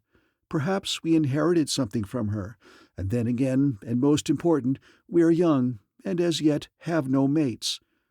When that time comes, we shall grow to be like the others, just as our mother has grown to be like them." "Do many of your men take their mates from Amiocap?" asked Tanar. "Many try to, but few succeed, for as a rule they are driven away or killed by the Amiocapian warriors. They have a landing place upon the coast of Amiocap in a dark cave beneath a high cliff, and of 10 Hymean warriors who land there, scarce one returns, and he not always with an Amiocapian mate. There is a tribe living along our coast that has grown rich by crossing to Amiocap and bringing back the canoes of the warriors, who have crossed for mates and have died at the hands of the Amiocapian warriors." For a few moments she was silent, absorbed in thought. "I should like to go to Amiocap," she mused presently. "Why?" asked Tanar. "Perhaps I should find there a mate with whom I might be happy," she said. Tanar shook his head sadly. "That is impossible, Gura," he said. "Why?" she demanded. "Am I not beautiful enough for the Amiocapian warriors?" "Yes," he replied, "you are very beautiful, but if you went to Amiocap, they would kill you." "Why?" she demanded again. "Because, although your mother is an Amiocapian, your father is not," explained Tanar. "That is their law?" asked Gura sadly. "Yes," replied Tanar. "Well," she said with a sigh, "then I suppose I must remain here and seek a mate whom I shall learn to hate, and bring children into the world who will hate us both." "It is not a pleasant outlook," said Tanar. "No," she said, and then, after a pause, "unless—" "Unless what?" asked the Saurian. "Nothing," said Gura. For a time they sat in silence, each occupied with his own thoughts, Tanar's being filled to the exclusion of all else by the face and figure of Stellara. Presently the girl looked up at him. "What are you going to do after you find Jude?" she asked. "I am going to kill him," replied Tanar. "And then?" she queried. "I do not know," said the Saurian. "If I find the one whom I believe to be with Jude, we shall try to return to Amiocap." "Why do you not remain here?" asked Gura. "I wish that you would." Tanar shuddered. "I would rather die," he said. "I do not blame you much," said the girl, "but I believe there is a way in which you might be happy even in Hyme." "How?" asked Tanar. Gura did not answer, and he saw tears come to her eyes. Then she arose hurriedly and entered the cave. Tanar thought that Scurv would never be done with his sleep. He wanted to talk to him and arrange for a guide to the village of Jude, but it was Slu who first emerged from the cave. She eyed him sullenly. "You still here?" she demanded. "I am waiting for Scurv to send a guide to direct me to the village of Jude," replied the Saurian. "I shall not remain here an instant longer than is necessary." "That will be too long," growled Slu, and turning on her heels she re-entered the cave. Presently Balal emerged, rubbing his eyes. "When will Scurv send me on my way?" demanded Tanar. "I do not know," replied the youth. "He has just awakened. When he comes out you should speak to him about it. He has just sent me to fetch the skin of the Kodan you killed. He was very angry to think that I left it lying in the forest." After Balal departed, Tanar sat down with his own thoughts for a long while. Presently Gura came from the cave. She appeared frightened and excited. She came close to Tanar, and kneeling, placed her lips close to his ear. "You must escape at once," she said in a low whisper. "Scurv is going to kill you. That is why he sent Balal away." "But why does he want to kill me?" demanded Tanar. "I saved the life of his son, and I have only asked that he direct me to the village of Jude." "He thinks Slu is in love with you," explained Gura. "For when he awakened, she was not in the cave. She was out here upon the ledge with you." Tanar laughed. "Slu made it very plain to me that she did not like me," he said, "and wanted me to be gone." "I believe you," said Gura, "but Scurv, filled with suspicion and hatred and a guilty conscience, is anxious to believe anything bad that he can of Slu, and as he does not wish to be convinced that he is wrong, it stands to reason that nothing can convince him, so that your only hope is in flight." "Thank you, Gura," said Tanar. "I shall go at once." "No, that will not do," said the girl. "Scurv is coming out here immediately. He would miss you, possibly before you could get out of sight, and in a moment he could muster 100 warriors to pursue you. And furthermore, you have no proper weapons with which to start out in search of Jude." "Perhaps you have a better plan, then?" said Tanar. "I have," said the girl. "Listen. Do you see where the stream enters the jungle?" And she pointed across the clearing at the foot of the cliff toward the edge of a dark forest. "Yes," said Tanar. "I see." "I shall descend now and hide there in a large tree beside the stream. When Scurv comes out, tell him that you saw a deer there, and ask him to loan you weapons, so that you may go and kill it. Meat is always welcome, and he will postpone his attack upon you until you have returned with the carcass of your kill, but you will not return. When you enter the forest, I shall be there to direct you to the village of Jude." "Why are you doing this, Gura?" demanded Tanar. "Never mind about that," said the girl. "Only do as I say. There is no time to lose, as Scurv may come out from the cave at any moment." And without further words she commenced to the descent of the cliff face. Tanar watched her as, with the agility and grace of a chamois, the girl, oftentimes disdaining ladders, leapt lightly from ledge to ledge. Almost before he could realize it, she was at the bottom of the cliff, and moving swiftly toward the forest beyond, the foliage of which had scarcely closed about her when Scurv emerged from the cave. Directly behind him were Slough and Dung, and Tanar saw that each carried a club. "I am glad you came out now," said Tanar, losing no time, for he sensed that the three were bent upon immediate attack. "Why?" growled Scurv. "I just saw a deer at the edge of the forest. If you will let me take weapons, perhaps I can repay your hospitality by bringing you the carcass." Scurv hesitated, his stupid mind requiring time to readjust itself and change from one line of thought to another. But Slough was quick to see the advantage of utilizing the unwelcome guest, and she was willing to delay his murder until he had brought back his kill. "Get weapons," she said to Dung, "and let the stranger fetch the deer." Scurv scratched his head, still in a quandary, and before he had made up his mind one way or the other, Dung reappeared with a lance and a stone knife, which, instead of handing to Tanar, he threw at him, but the Sarian caught the weapons, and without awaiting further permission, he clambered down the ladder to the next ledge and from thence downward to the ground. Several of the villagers, recognizing him as a stranger, sought to interfere with him, but Scurv, standing upon the ledge high above watching his descent, bellowed commands that he be left alone. And presently the Sarian was crossing the open towards the jungle. Just inside the concealing verdure of the forest, he was accosted by Gura, who was perched upon the limb of a tree above him. "Your warning came just in time, Gura," said the man, "for Scurv and Slough and Dung came out almost immediately, armed and ready to kill me." "I knew that they would," she said, "and I am glad that they will be disappointed, especially Dung, the little beast. He begged to be allowed to torture you." "It does not seem possible that he can be your brother," said Tanar. "He is just like Scurv's mother," said the girl. "I knew her before she was killed.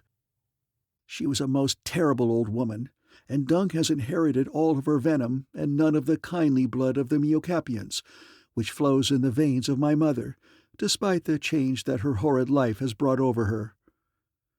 "And now," said Tanar, "point the way to Jude's village, and I shall be gone. Never, Gura, can I repay you for your kindness to me, a kindness which I can only explain on the strength of the Amiocapian blood which is in you.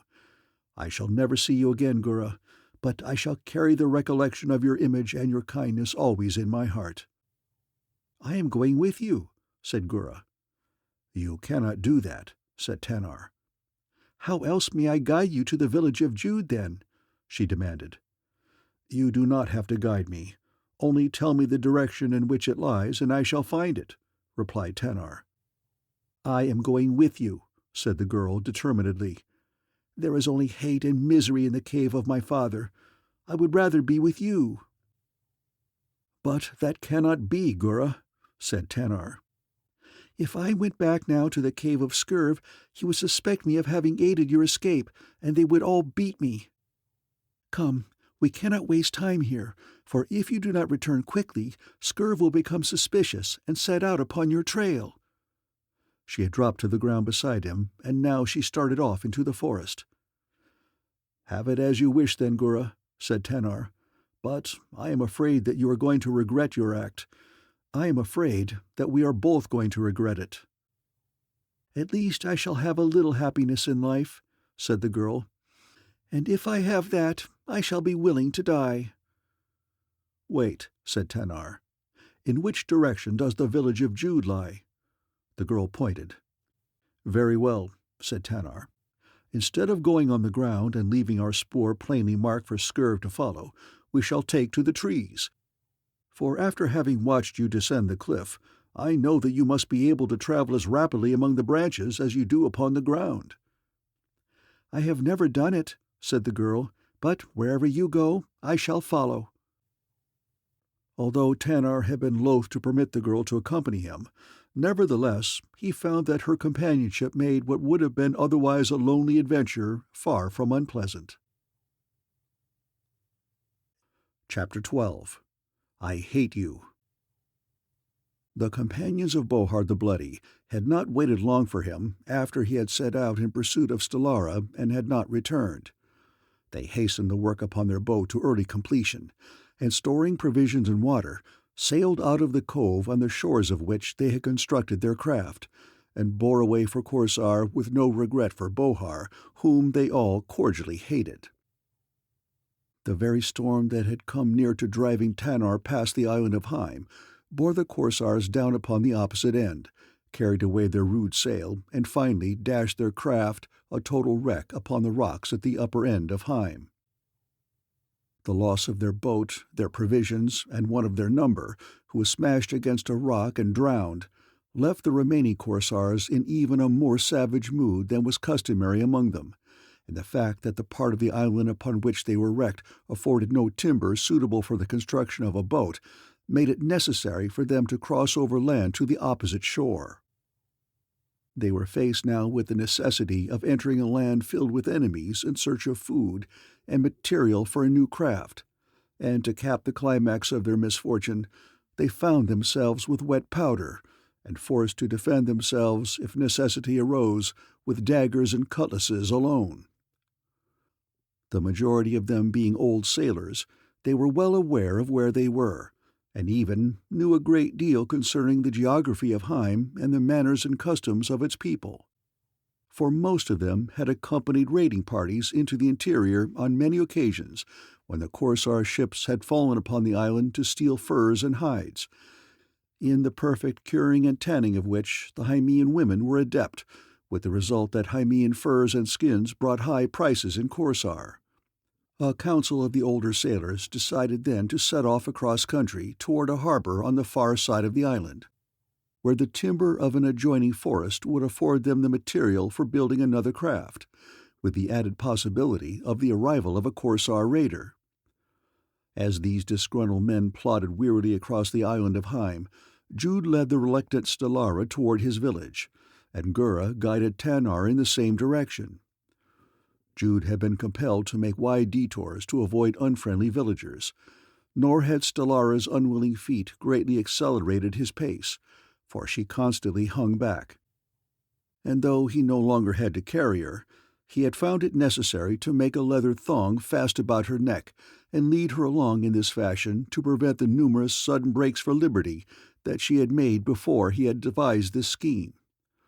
Often she pulled back, refusing to go further, saying that she was tired, and insisted upon lying down to rest, for in her heart she knew that wherever Jude or another took her, Tanar would seek her out. Already in her mind's eyes she could see him upon the tail behind them, and she hoped to delay Jude's march sufficiently so that the Saurian would overtake them before they reached his village and the protection of his tribe. Gura was happy.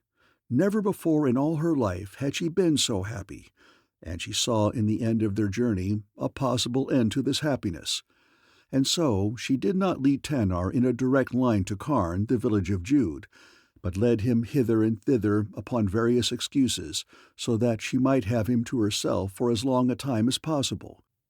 She found in his companionship a gentleness and an understanding that she had never known in all her life before.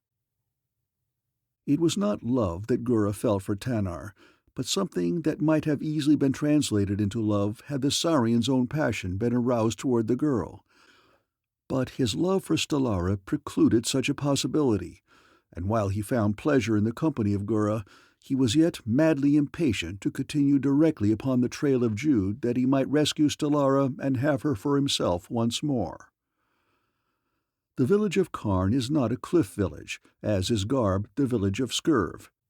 It consists of houses built of stone and clay, and entirely surrounded by a high wall.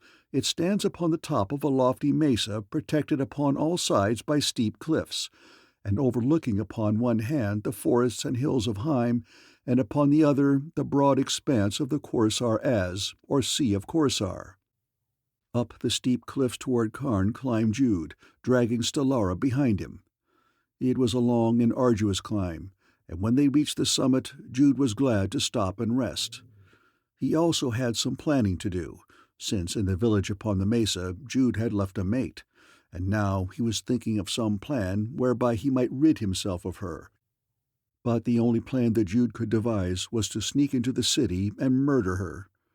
But what was he to do with Stellara in the meantime? And then a happy thought occurred to him. He knew a cave that lay just below the summit of the cliff, and not far distant, and toward this he took Stellara, and when they had arrived at it, he bound her ankles and her wrists. "I shall not leave you here long," he said. "Presently I shall return and take you into the village of Karn as my mate. Do not be afraid. There are a few wild beasts upon the mesa, and I shall return long before anyone can find you." "Do not hurry," said Stellara. "I shall welcome the wild beast that reaches me before you return." "You will think differently after you have been the maid of Jude for a while," said the man, and then he left her and hurried toward the walled village of Karn. Struggling to a sitting posture, Stellara could look out across the country that lay at the foot of the cliff, and presently, below her, she saw a man and a woman emerge from the forest. For a moment her heart stood still, for the instant that her eyes alighted upon him she recognized the man as Tanar. A cry of welcome was upon her lips when a new thought stilled her tongue. Who was the girl with Tanar? Stellara saw how close she walked to him, and she saw her look up into his face, and though she was too far away to see the girl's eyes or her expression, there was something in the attitude of the slim body that denoted worship, as Stellara turned her face and buried it against the cold wall of the cave and burst into tears. Gura pointed upward toward the high mesa. "There," she said, "just beyond the summit of that cliff lies Karn, the village where Jude lives. But if we enter it, you will be killed, and perhaps I too, if the women get me first." Tanar, who was examining the ground at his feet, seemed not to hear the girl's words. "Someone has passed just ahead of us," he said. "A man and a woman. I can see the imprints of their feet. The grasses that were crushed beneath their sandals are still rising slowly. A man and a woman, and one of them was Stellara and the other Jude." "Who is Stellara?" asked the girl. "My mate," replied Tanar. The habitual expression of sadness that had marked Gura's face since childhood, but which had been supplanted by a radiant happiness since she had left the village of Garb with Tanar, returned as with tear-filled eyes she choked back a sob, which went unnoticed by the Saurian as he eagerly searched the ground ahead of them. And in the cave above them warm tears bathed the unhappy cheeks of Stellara, but the urge of love soon drew her eyes back to Tanar just at the moment that he had turned and called Gura's attention to the well-marked spoor he was following. The eyes of the Saurian noted the despair in the face of his companion and the tears in her eyes. "Gura," he cried, "what is the matter? Why do you cry?" And impulsively he stepped close to her and put a friendly arm about her shoulders, and Gura, unnerved by kindness, buried her face upon his breast and wept. And this was what Stellara saw. This scene was what love and jealousy put their own interpretation upon, and the eyes of the Amiocapian maiden flashed with hurt pride and anger. "Why do you cry, Gura?" demanded Tanar. "Do not ask me," begged the girl. "It is nothing. Perhaps I am tired. Perhaps I am afraid. But now we may not think of either fatigue or fear, for if Jude is taking your mate toward the village of Karn, we must hasten to rescue her before it is too late." "You are right," exclaimed Tanar. "We must not delay." And followed by Gura, he ran swiftly toward the base of the cliff, tracing the spoor of Jude and Stellara where it led to the precarious ascent of the cliffside. And as they hastened on, brutal eyes watched them from the edge of the jungle from which they had themselves so recently emerged. Where the steep ascent topped the summit of the cliff, bare rock gave back no clue to the direction that Jude had taken, but 20 yards further on, where the soft ground commenced again, Tanar picked up the tracks of the man to which he called Gura's attention. "Jude's footprints are here alone," he said. "Perhaps the woman refused to go further, and he was forced to carry her," suggested Gura. "That is doubtless the fact," said Tanar, and he hastened onward along the plain trail left by the Hymean. The way led now along a well-marked trail, which ran through a considerable area of bushes that grew considerably higher than a man's head, so that nothing was visible upon either side and only for short distances ahead of them and behind them along the winding trail.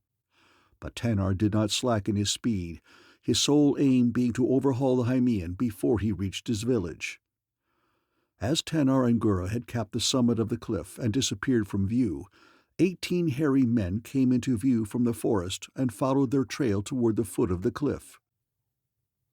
They were bushy-whiskered fellows with gay sashes around their waists and equally brilliant cloths about their heads. Huge pistols and knives bristled from their waistcloths, and cutlasses dangled from their hips. Fate had brought these survivors of the Cid's ship to the foot of the cliffs below the village of Karn at almost the same moment that Tanar had arrived. With sensations of surprise, not unmingled with awe, they had recognized the Saurian who had been a prisoner upon the ship, and whom they thought they had seen killed by their musket fire at the edge of the natural well upon the island of Amiocap. The Korsars, prompted by the pernicious stubbornness of ignorance, were moved by a common impulse to recapture Tanar, and with this end in view they waited until Gura and the Saurian had disappeared beyond the summit of the cliff when they started in pursuit. The walls of Karn lie no great distance from the edge of the tableland upon which it stands. In Timeless Pellucidar, events, which are in reality far separated, seem to follow closely one upon the heels of another, and for this reason one may not say how long Jude was in the village of Karn, or whether he had had time to carry out the horrid purpose which had taken him thither, but the fact remained that as Tanar and Gura reached the edge of the bushes and looked across the clearing toward the walls of Karn, they saw Jude sneaking from the city. Could they have seen his face, they might have noticed a malicious leer of triumph, and could they have known the purpose that had taken him thus stealthily to his native village, they might have reconstructed the scenes of the bloody episode which had just been enacted within the house of the Hymean. But Tanar only saw that Jude, whom he sought, was coming toward him, and that Stellara was not with him. The Saurian drew Gura back into the concealment of the bushes that lined the trail which Jude was approaching. On came the Hymean, and while Tanar awaited his coming, the Korsars were making their clumsy ascent of the cliff, while Stellara, sick from jealousy and unhappiness, leaned disconsolately against the cold stone of her prison cave. Jude, unconscious of danger, hastened back toward the spot where he had left Stellara, and as he came opposite Tanar, the Saurian leapt upon him. The Hymean reached for his knife, but he was helpless in the grasp of Tanar, whose steel fingers closed about his wrists with such strength that Jude dropped his weapon with a cry of pain as he felt both of his arms crushed beneath the pressure of the Saurian's grip. "What do you want?" he cried. "Why do you attack me?" "Where is Stellara?" demanded Tanar. "I do not know," replied Jude. "I have not seen her." "You lie," said Tanar. "I have followed her tracks and yours to the summit of the cliff. Where is she?" He drew his knife. "Tell me, or die." I left her at the edge of the cliff while I went to Karn to arrange to have her received in a friendly manner. I did it all for her protection, Tanar. She wanted to go back to Korsar, and I was but helping her." "Again you lie," said the Saurian. "But lead me to her, and we shall hear her version of the story." The Hymean held back until the point of Tanar's knife pressed against his ribs. Then he gave in. "If I lead you to her, will you promise not to kill me?" asked Jude. "Will you let me return in peace to my village?" "I shall make no promises until I learn from her own lips how you have treated her," replied the Saurian. "She has not been harmed," said Jude. "I swear it." "Then lead me to her," insisted Tanar. Sullenly, the Hymean guided them back along the path toward the cave where he had left Stellara.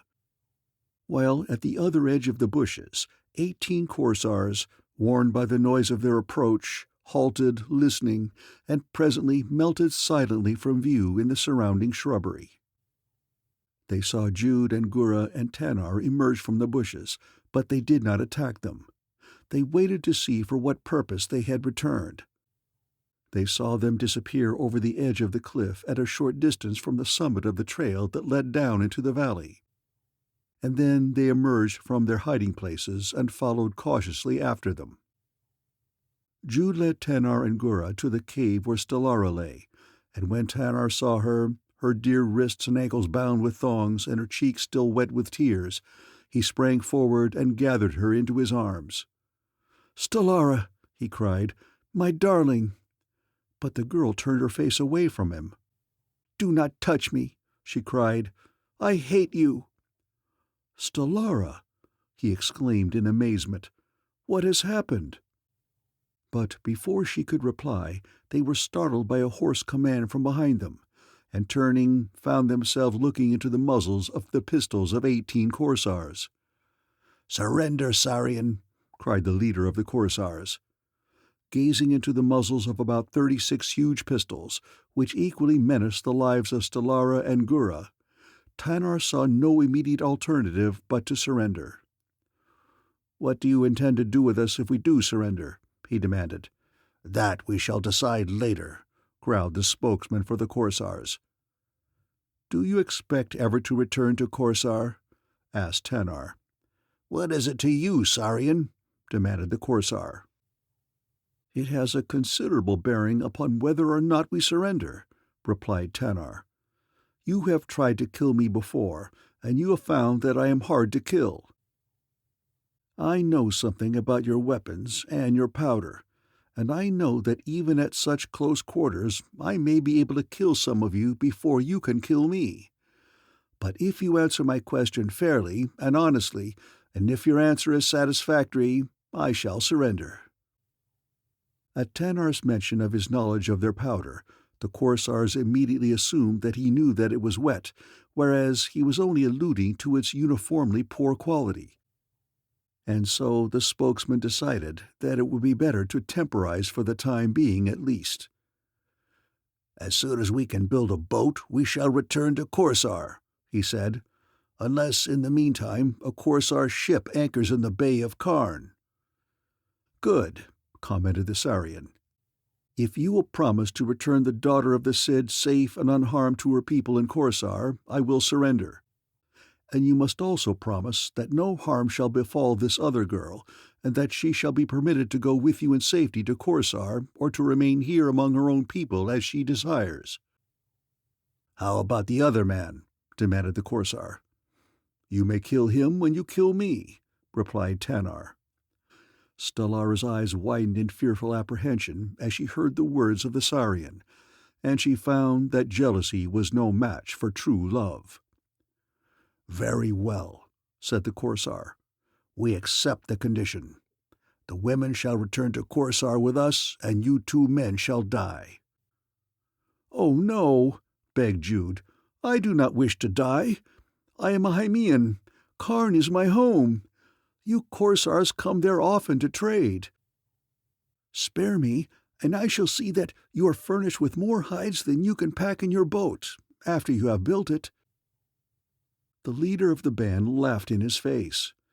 18 of us can take what we choose from the village of Karn," he said. "We are not such fools as to spare you that you may go and warn your people." "Then take me along as a prisoner," wailed Jude. "And have to feed you and watch you all the time? No, you are worth more to us dead than alive." As Jude spoke, he had edged over into the mouth of the cave, where he stood half behind Stellara as though taking shelter at the expense of the girl. With a gesture of disgust, Tanar turned toward the Korsars. "Come," he said impatiently. "If the bargain is satisfactory, there is no use in discussing it further. Kill us and take the women in safety to Korsar. You have given your word." At the instant that Tanar concluded his appeal to the Korsars, Jude turned before anyone could prevent him and disappeared into the cave behind him. Instantly, Korsars leapt in pursuit, while the others awaited impatiently their return with Jude. But when they emerged, they were empty-handed. "He escaped us," said one of those who had gone after the Hymean. "This cave is the mouth of a dark, long tunnel with many branches. We could see nothing, and fearful that we should become lost, we returned to the opening. It would be useless to try to find the man within, unless one was familiar with the tunnel, which honeycombs the cliff beyond this cave. We had better kill this one immediately before he has an opportunity to escape too." And the fellow raised his pistol and aimed it at Tanar, possibly hoping that his powder had dried since they had set out from the beach upon the opposite side of the island. "Stop!" cried Stellara, jumping in front of the man. "As you all know, I am the daughter of the Cid.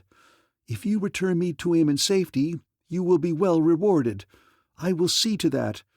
You all knew that the Cid was taking this man to Korsar, but possibly you did not know why." "No," said one of the Korsars, who, being only common sailors, had had no knowledge of the plans of their commander.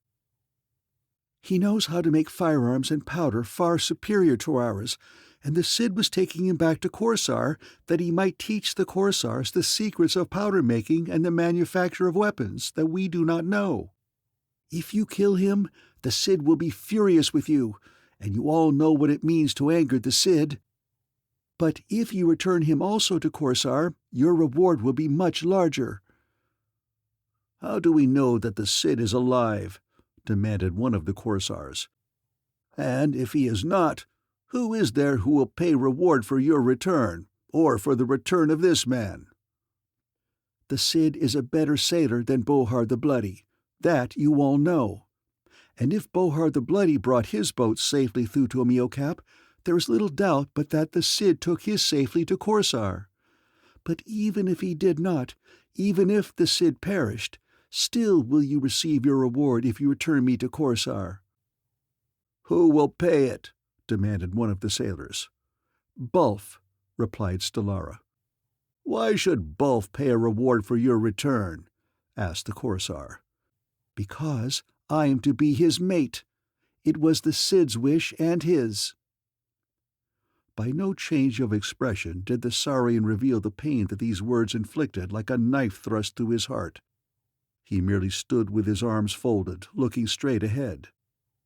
Gura's eyes were wide in surprise as she looked first at Stellara and then at Tanar, for she recalled that the latter had told her that Stellara was his mate, and she had known, with woman's intuition, how much the man loved this woman.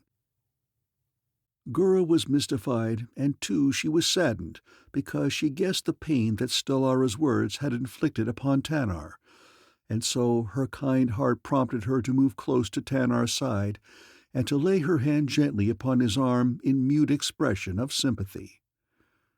For a time the Korsars discussed Stellara's proposition in low whispers, and then the spokesman addressed her.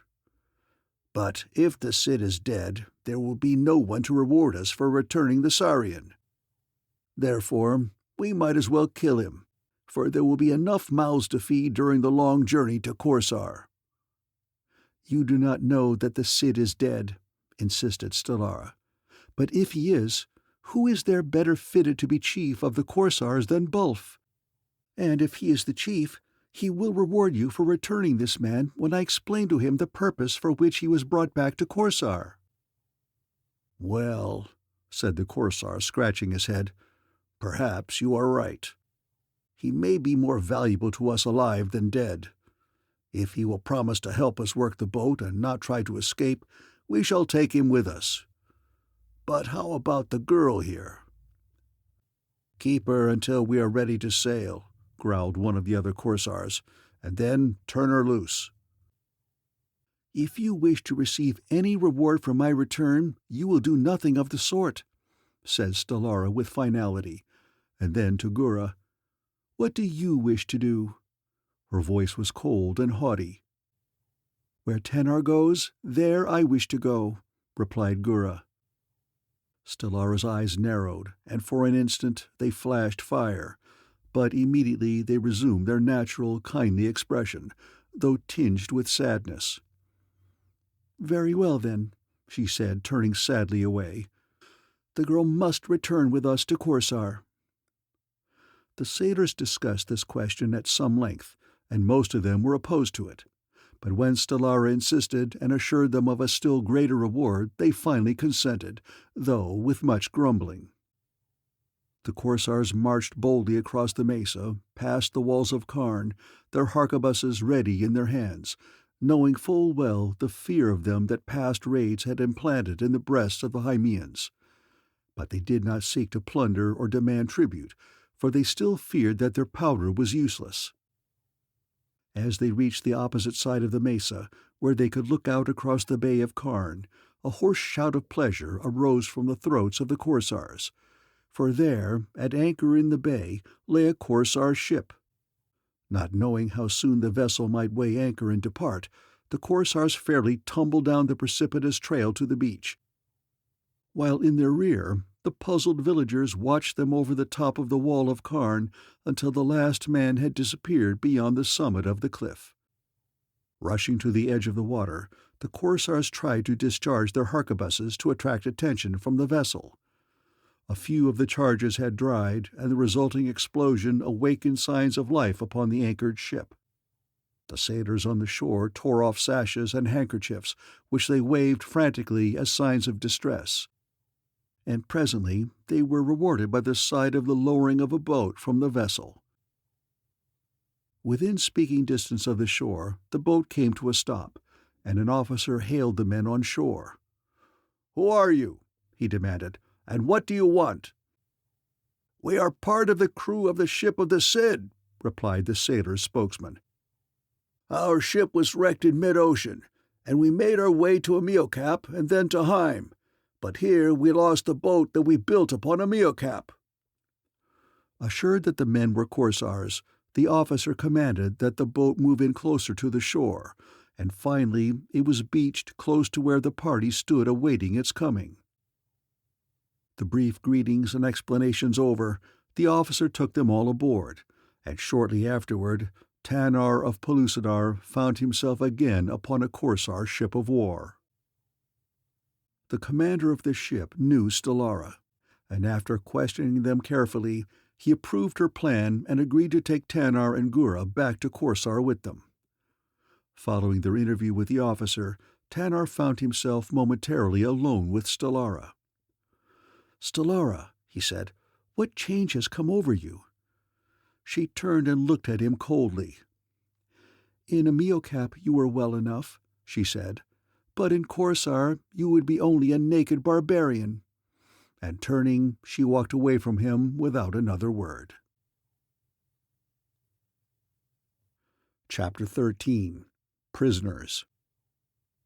The voyage to Korsar was uneventful, and during its entire extent Tanar saw nothing of either Stellara or Gura, for although he was not confined in the dark hold, he was not permitted above the first deck, and although he often looked up at the higher deck and at the stern of the ship, he never caught a glimpse of either of the girls, from which he concluded that Gura was confined in one of the cabins and that Stellara deliberately avoided him or any sight of him.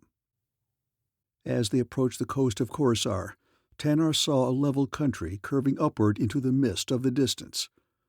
He thought that far away he discerned the outlines of hills, but of that he could not be certain.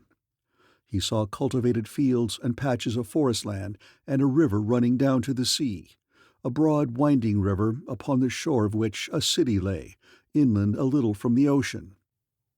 There was no harbor at this point upon the coast, but the ship made directly for the mouth of the river, up which it sailed toward the city, which, as he approached it, he saw far surpassed in size and the pretentiousness of its buildings any habitation of man that he had ever seen upon the surface of Pellucidar, not even excepting the new capital of the confederated kingdoms of Pellucidar that the Emperor David was building. Most of the buildings were white with red-tiled roofs, and there were some with lofty minarets and domes of various colors, blue and red and gold, the last shining in the sunlight like the jewels in the diadem of Dian the Empress. Where the river widened, the town had been built, and here there rode at anchor a great fleet of ships of war and many lesser craft, fishing boats and river boats and barges. The street along the riverfront was lined with shops and alive with people. As their ship approached, cannon boomed from the deck of the anchored warships, and the salute was returned by their own craft, which finally came to anchor in midstream opposite the city. Small boats put out from the shore and were paddled rapidly toward the warship, which also lowered some of her own boats, into one of which Tanar was ordered under charge of an officer and a couple of sailors.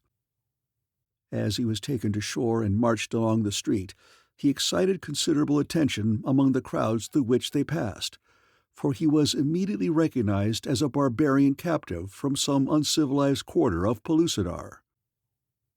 During the debarkation, Tanar had seen nothing of either Stellara or Gura, and now he wondered if he was ever to see them again. His mind was filled with the same sad thoughts that had been his companions during the entire course of the long journey from Heim to Korsar, and which had finally convinced him that he had never known the true Stellara until she had avowed herself upon the deck of the ship in the harbor of Karn. Yes, he was all right upon Amiocap, but in Korsar he was only a naked savage, and this fact was borne in upon him now by the convincing evidence of the haughty contempt with which the natives of Korsar stared at him or exchanged rude jokes at his expense. It hurt the Saurian's pride to think that he had been so deceived by the woman to whom he had given all his love. He would have staked his life upon his belief that here was the sweetest and purest and most loyal of characters, and to learn at last that she was shallow and insincere cut him to the quick, and his suffering was lightened by but a single thought, his unquestioned belief in the sweet and enduring friendship of Gura. It was with such thoughts that his mind was occupied as he was led into a building along the waterfront, which seemed to be in the nature of a guard-house. Here he was turned over to an officer in charge, and after a few brief questions, 2 soldiers conducted him into another room, raised a heavy trap-door in the floor, and bade him descend a rude ladder that led downward into darkness below. No sooner had his head descended below the floor joists that the door was slammed down above him. He heard the grating of a heavy bolt as the soldier shut it, and then the thud of their footsteps as they left the room above. Descending slowly for about 10 feet, Tanar came at last to the surface of a stone floor. His eyes becoming accustomed to the change, he realized that the apartment into which he had descended was not in total darkness, but that daylight filtered into it from a small barred window near the ceiling. Looking about him, he saw that he was the only occupant of the room. In the wall opposite the window, he discerned a doorway, and crossing to it, he saw that it opened into a narrow corridor, running parallel with the length of the room. Looking up and down the corridor, he discerned faint patches of light, as though other open doorways lined one side of the hallway. He was about to enter upon a tour of investigation when the noise of something scurrying along the floor of the corridor attracted his attention, and looking back to his left, he saw a dark form creeping toward him. It stood about a foot in height, and was perhaps 3 feet long, but in the shadows of the corridor it loomed too indistinctly for him to recognize its details. But presently he saw that it had two shining eyes that seemed to be directed upon him. As it came boldly forward, Tanar stepped back into the room he was about to quit, preferring to meet the thing in the lesser darkness of the apartment rather than in the gloomy corridor, if it was the creature's intent to attack him. On the thing came, and turning into the doorway, it stopped and surveyed the saurian. In his native country, Tanar had been familiar with a species of wood rat, which the saurian considered large, but never in all his life had he dreamed that a rat could grow to the enormous proportions of the hideous thing that confronted him with its bold, gleaming, beady eyes. Tanar had been disarmed when he had been taken aboard the Korsar ship, but even so he had no fear of a rodent, even if the thing should elect to attack him, which he doubted. But the ferocious appearance of the rat gave him pause, as he thought what the result might be if a number of them should attack a man simultaneously. Presently the rat, still standing facing him, squealed. For a time there was silence, and then the thing squealed again, and as from a great distance, Tanar heard an answering squeal, and then another and another, and presently they grew louder and greater in volume. And he knew that the rat of the Korsar dungeon was calling its fellows to the attack and the feast. He looked about him for some weapon of defense, but there was nothing but the bare stone of the floor and the walls. He heard the rat pack coming, and still the scout that had discovered him stood in the doorway waiting. But why should he, the man, wait? If he must die, he would die fighting, and if he could take the rats as they came one by one, he might make them pay for their meal and pay dearly. And so, with the agility of a tiger, the man leapt for the rodent, and so sudden and unexpected was his spring that one hand fell upon the loathsome creature before it could escape. With loud squeals it sought to fasten its fangs in his flesh, but the saurian was too quick and too powerful. His fingers closed once upon the creature's neck. He swung its body around a few times until the neck broke, and then he hurled the corpse toward the advancing pack that he could already see in the distance through the dim light in the corridor, in the center of which Tanar now stood awaiting his inevitable doom, but he was prepared to fight until he was dragged down by the creatures.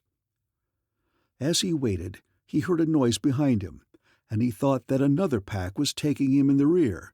But as he glanced over his shoulder, he saw the figure of a man standing in front of a doorway further down the corridor. "Come," shouted the stranger. "You will find safety here." Nor did Tanar lose any time in racing down the corridor to where the man stood, the rats close at his heels. "Quick, in here!" cried his savior, and seizing Tanar by the arm, he dragged him through the doorway into a large room in which there were a dozen or more men. At the doorway the rat pack stopped, glaring in, but not one of them crossed the threshold. The room in which he found himself was lighted by two larger windows than that in the room which he had just quitted, and in the better light he had an opportunity to examine the man who had rescued him. The fellow was a copper-colored giant with fine features. As the man turned his face a little more toward the light of the windows, Tanar gave an exclamation of surprise and delight. "Ja!" he cried, and before Ja could reply to the salutation, another man sprang forward from the far end of the room. "Tanar!" exclaimed the second man. "Tanar, the son of Gak!" As the saurian wheeled, he found himself standing face to face with David Innes, Emperor of Pellucidar. "Ja of Anarok and the Emperor!" cried Tanar. "What has happened? What brought you here?" "It is well that we were here," said Ja, "and that I heard the rat pack squealing just when I did. These other fellows," and he nodded toward the remaining prisoners, "haven't brains enough to try to save the newcomers that are incarcerated here. David and I have been trying to pound it into their stupid heads that the more of us there are, the safer we shall be from the attacks of the rats.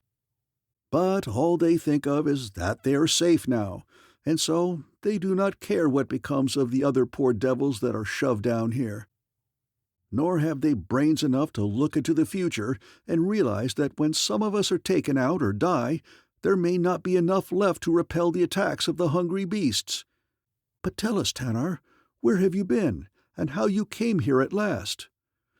"It is a long story," replied the Saurian, "and first I would hear the story of my emperor." "There is little of interest in the adventures that befell us," said David, "but there may be points of great value to us in what I have managed to learn from the Korsars concerning a number of problems that have been puzzling me. When we saw the Korsars' fleet sail away with you and others of our people, prisoners aboard them, we were filled with dismay, and as we stood upon the shore of the great sea above the land of awful shadow, we were depressed by the hopelessness of ever effecting your rescue. It was then that I determined to risk the venture which is responsible for our being here in the dungeon of the capital of Korsar. From all those who volunteered to accompany me, I selected Ja, and we took with us to be our pilot a Korsar prisoner named Fit. Our boat was one of those abandoned by the Korsars in their flight, and in it we pursued our course toward Korsar without incident, until we were overwhelmed by the most horrific storm that I have ever witnessed. Doubtless the same storm that wrecked the Korsars' fleet that was bearing us away," said Tanar. "Unquestionably," said David, "as you will know in a moment.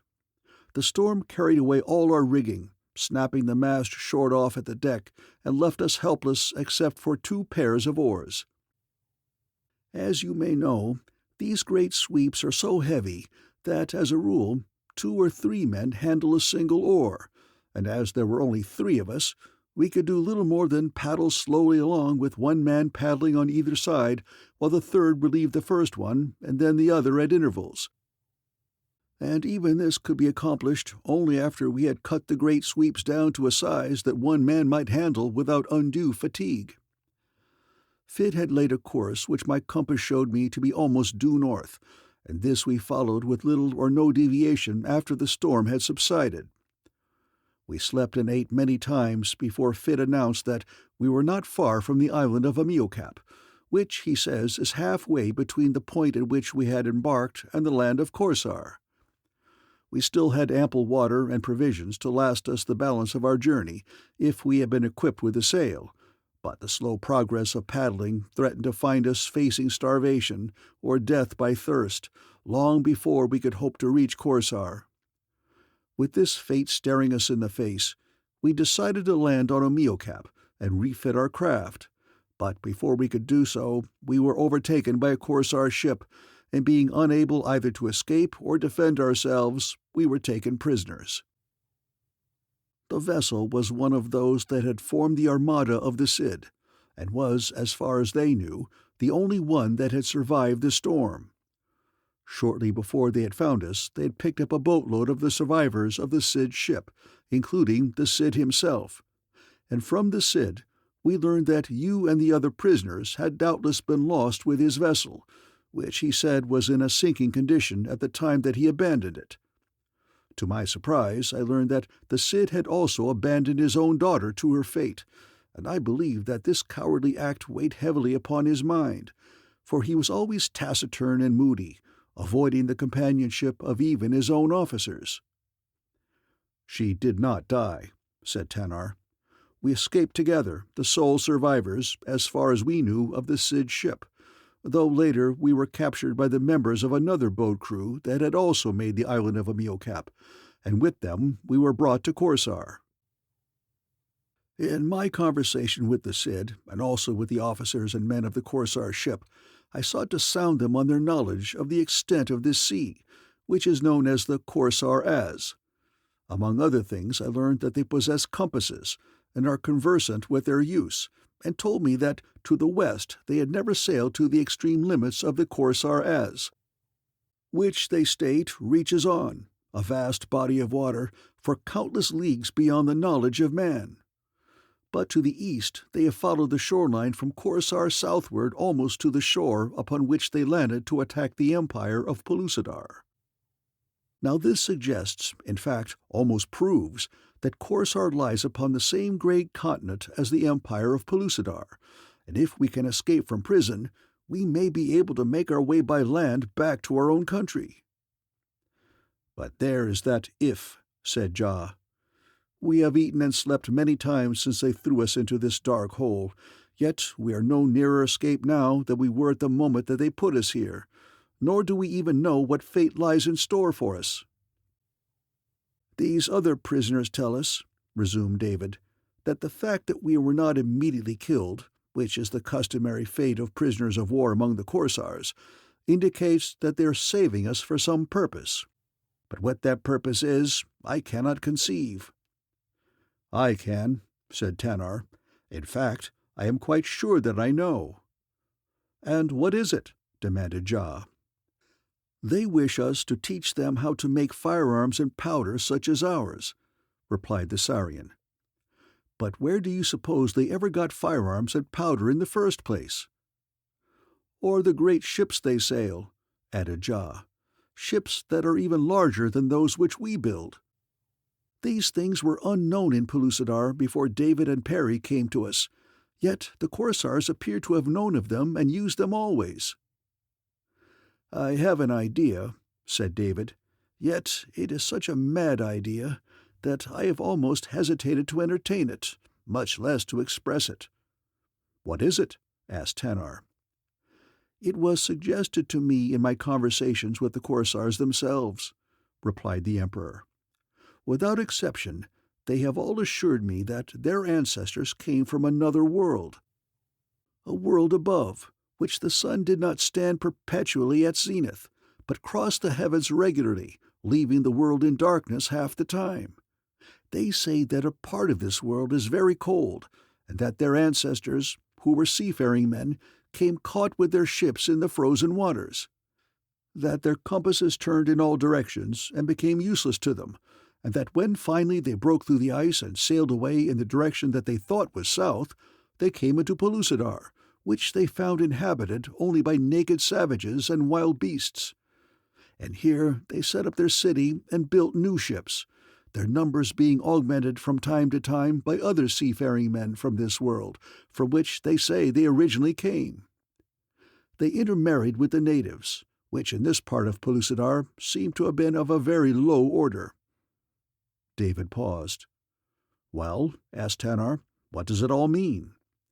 "It means," said David, "that if their legend is true, or based upon fact, that their ancestors came from the same outer world from which Perry and I came. But by what avenue?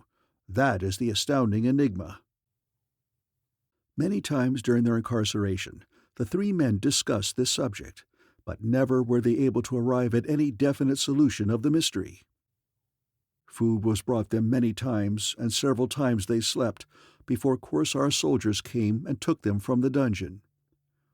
They were led to the palace of the Cid, the architecture of which but tended to increase the mystery of the origin of this strange race in the mind of David Innes, for the building seemed to show indisputable proof of Moorish influence. Within the palace they were conducted to a large room, comfortably filled with bewhiskered Korsars decked out in their gaudiest raiment, which far surpassed in brilliancy of coloring and ornamentation the comparatively mean clothes they had worn aboard ship. Upon a dais at one end of the room, a man was seated upon a large ornately carved chair. It was the Cid, and as David's eyes fell upon him, his mind suddenly grasped for the first time a significant suggestion in the title of the ruler of the Korsars. Previously the name had been only a name to David. He had not considered it as a title, nor had it by association awakened any particular train of thought, but now, coupled with the Moorish palace and the carved throne, it did. The Cid, Rodrigo Diaz de Bivar, El Capiandor, a national hero of 11th century Spain. What did it mean? His thoughts reverted to the ships of the Korsars, their motley crews with harquebuses and cutlasses, and he recalled the thrilling stories he had read as a boy of the pirates of the Spanish Main. Could it be merely coincidence? Could a nation of people have grown up within the inner world who so closely resembled the buccaneers of the 17th century, or had their forebears in truth found their way hither from the outer crust? David Innes did not know. He was frankly puzzled.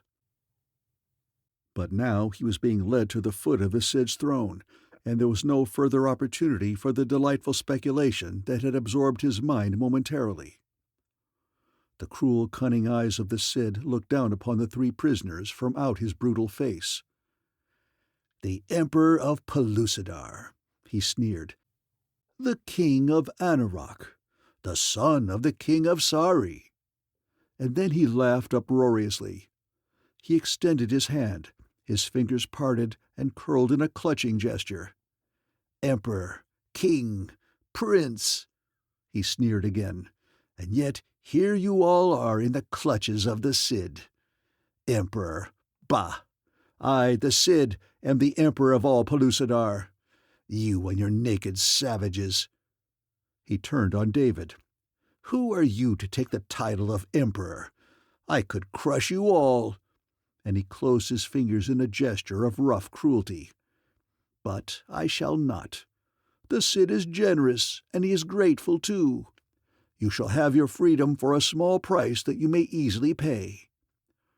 He paused as though he expected them to question him, but no one of the three spoke. Suddenly he turned upon David. "Where did you get your firearms and your powder? Who made them for you?" "We made them ourselves," replied David. "Who taught you to make them?" insisted the Cid. "But never mind. It is enough that you know, and we would know. You may win your liberty by teaching us." David could make gunpowder, but whether he could make any better gunpowder than the Korsars he did not know.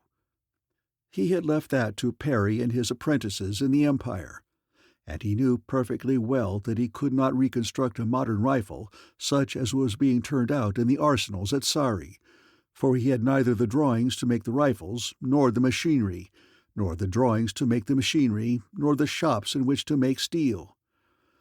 But nevertheless, here was one opportunity for possible freedom that might pave the way to escape, and he could not throw it away, either for himself or his companions, by admitting their inability to manufacture modern firearms or improve the powder of the Korsars. "Well?" demanded the Cid impatiently. "What is your answer?" "We cannot make powder and rifles while a man eats," replied David, "nor can we make them from the air or from conversation. We must have materials. We must have factories. We must have trained men.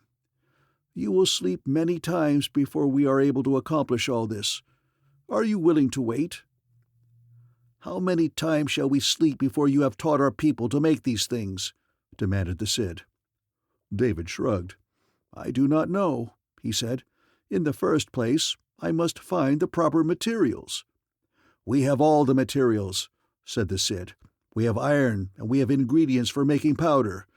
All that you have to do is to put them together in a better way than we have been able to." "You may have the materials, but it is possible that they are not of sufficiently good quality to make the things that will alone satisfy the subjects of the Emperor of Pellucidar. Perhaps your niter is low grade. There may be impurities in your sulfur, or even the charcoal may not be properly prepared. And there are even more important matters to consider in the selection of material and its manufacture into steel suitable for making the firearms of the Pellucidarians." "You shall not be hurried," said the Cid. He turned to a man standing near him. "See that an officer accompanies these men always," he said. "Let them go where they please and do what they please in the prosecution of my orders. Furnish them with laborers if they desire them, but do not let them delay, and do not let them escape upon pain of death." And thus ended their interview with the Cid of Korsar. As it chanced, the man to be detailed to watch them was Fit, the fellow whom David had chosen to accompany him and Jah in their pursuit of the Korsar fleet. And Fit, having become well acquainted with David and Jah, and having experienced nothing but considerate treatment from them, was far from unfriendly, though, like the majority of all other Korsars, he was inclined to be savage and cruel. As they were passing out of the palace, they caught a glimpse of a girl in a chamber that opened onto the corridor in which they were. Fit, big with the importance of his new position, and feeling somewhat like a showman revealing and explaining his wonders to the ignorant and uninitiated, had been describing the various objects of interest that they had passed, as well as the personages of importance, and now he nodded in the direction of the room in which they had seen the girl, although they had gone along the corridor so far by this time that they could no longer see her. "That," he said, "is the Cid's daughter." Tanar stopped in his tracks and turned to Fit. "May I speak to her?" he asked. "You?" cried Fit. "You speak to the daughter of the Cid?" "I know her," said Tanar. "We two were left alone on the abandoned ship when it was deserted by its officers and crew. Go and ask her if she will speak to me." Fit hesitated. "The Cid might not approve," he said. "He gave you no orders other than to accompany us," said David. "How are we to carry on our work if we are to be prevented from speaking to anyone whom we choose? At least you will be safe in leading us to the Cid's daughter. If she wishes to speak to Tanar, the responsibility will not be yours." "Perhaps you are right," said Fit. "I will ask her." He stepped to the doorway of the apartment in which were Stellara and Gura, and now, for the first time, he saw that a man was with them. It was Bulf. The three looked up as he entered. "There is one here who wishes to speak to the Cid's daughter," he said, addressing Stellara. "Who is he?" demanded Bulf. "He is Tanar, a prisoner of war from Sari." "Tell him," said Stellara, "that the Cid's daughter does not recall him and cannot grant him an interview." As Fit turned and quit the chamber, Gura's ordinarily sad eyes flashed a look of angry surprise at Stellara. Chapter 14. Two Sons.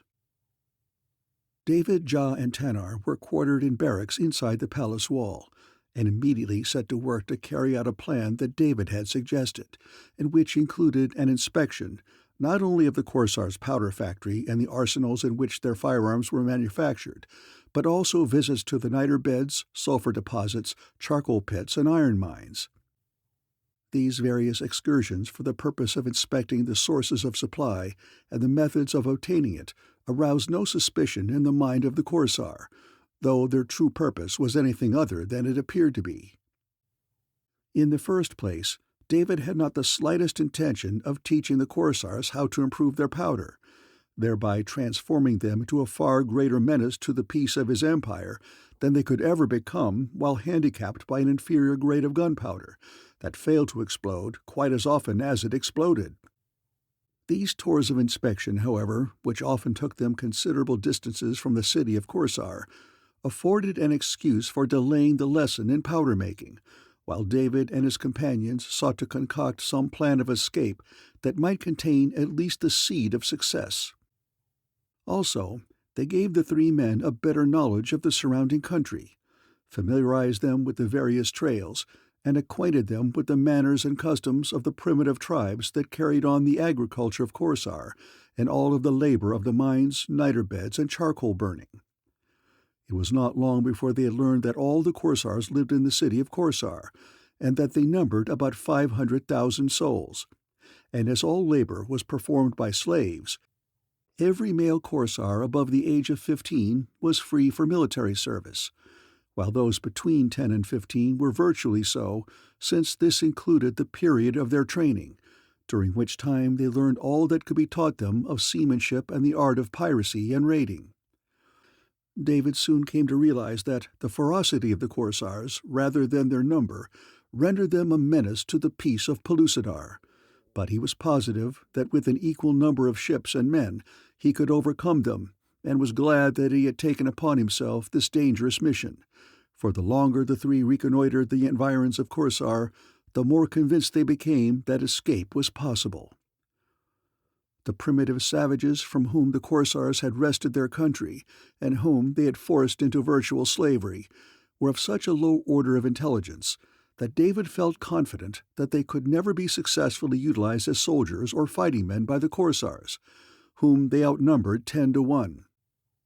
Their villages, according to his Korsar informant, stretching away into the vast hinterland, to the farthest extremities of which no man had ever penetrated.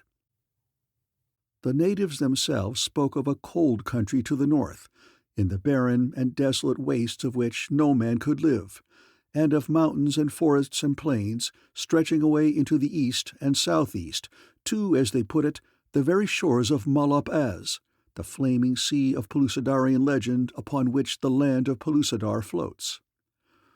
This belief of the natives of the uninterrupted extent of the landmass to the south and southeast corroborated David's belief that Korsar lay upon the same continent as Sari, and this belief was further carried out by the distinct sense of perfect orientation which the three men experienced the moment they set foot upon the shores of Korsar, or rather which the born Pellucidarians, Ja and Tanar, experienced, since David did not possess this inborn homing instinct. Had there been an ocean of any considerable extent separating them from the land of their birth, the two Pellucidarians felt confident that they could not have been so certain as to the direction of Sari as they now were. As their excursions to various points outside the city of Korsar increased in number, the watchfulness of Fit relaxed, so that the three men occasionally found themselves alone together in some remote part of the back country. Tanar, wounded by the repeated rebuffs of Stellara, sought to convince himself that he did not love her. He tried to make himself believe that she was cruel and hard and unfaithful. But all that he succeeded in accomplishing was to make himself more unhappy, though he hid this from his companions, and devoted himself as assiduously as they to planning their escape. It filled his heart with agony to think of going away forever from the vicinity of the woman he loved, even though there was little or no hope that he might see her should he remain, for gossip of the approaching nuptials of Stellara and Bulf was current in the barracks where he was quartered.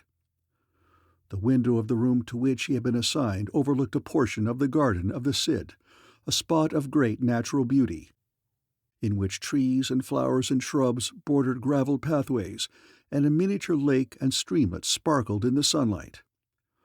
Tanar was seldom in his apartment, and when he was, he ordinarily gave no more than casual attention to the garden beyond the wall. But upon one occasion, after returning from an inspection of an iron mine, he had been left alone with his own sad thoughts, and seating himself upon the sill of the window, he was gazing down upon the lovely scene below, when his attention was attracted by the figure of a girl as she came into view almost directly before him along one of the gravelled paths. She was looking up toward his window, and their eyes met simultaneously. It was Gura. Placing her fingers to her lips, cautioning him to silence, she came quickly forward until she reached a point as close to his window as it was possible for her to come.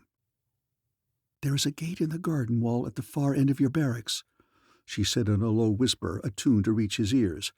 "Come to it at once." Tanar stopped to ask no questions. The girl's tone had been peremptory. Her whole manner bespoke urgency. Descending the stairway to the ground floor, Tanar left the building and walked slowly toward its far end. Korsars were all about him, but they had been accustomed to seeing him, and now he held himself to a slow and careless pace that aroused no suspicion. Just beyond the end of the barracks, he came to a small, heavily planked door set in the garden wall, and as he arrived opposite this, it swung open, and he stepped quickly within the garden, Gura instantly closing the gate behind him. "At last I have succeeded," cried the girl, "but I thought that I never should. I have tried so hard to see you ever since Fit took you from the Cid's palace. I learned from one of the slaves where your quarters were in the barracks, and whenever I have been free, I have been always beneath your window. Twice before I saw you, but I could not attract your attention, and now that I have succeeded, perhaps it is too late." "Too late?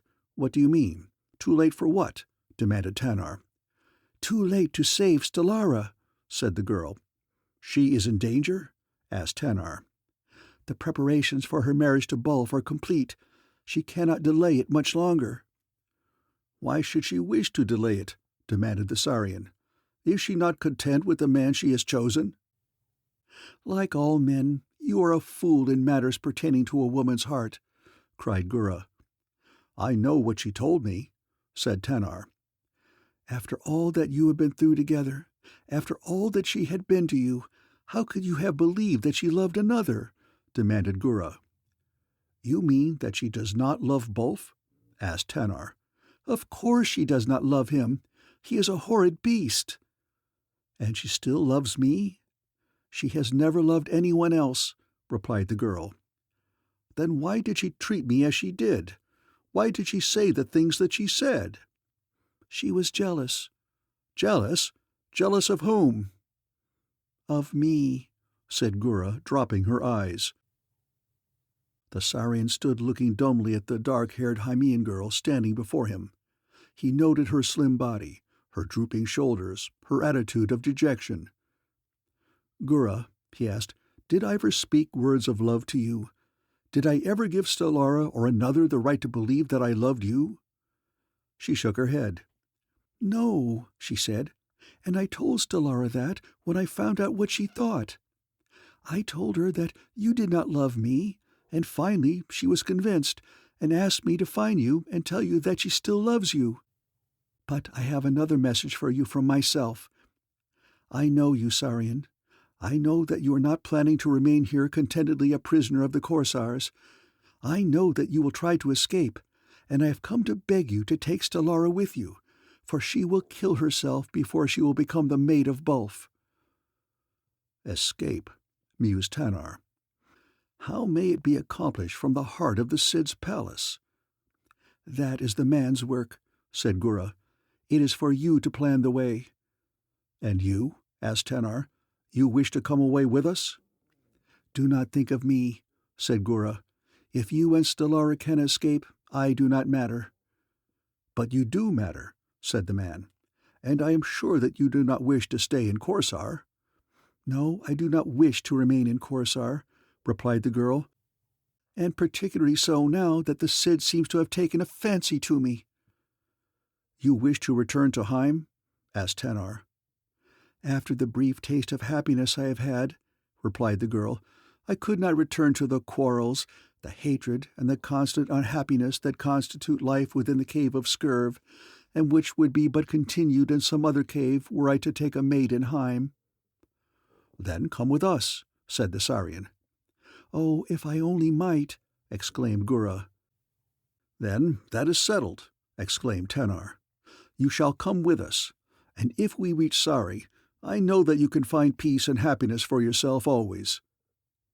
"It sounds like a dream," said the girl wistfully, "from which I shall awaken in the cave of Scurv." "We shall make the dream come true," said the Saurian. "And now let us plan on how best we can get you and Stellara out of the palace of the Cid."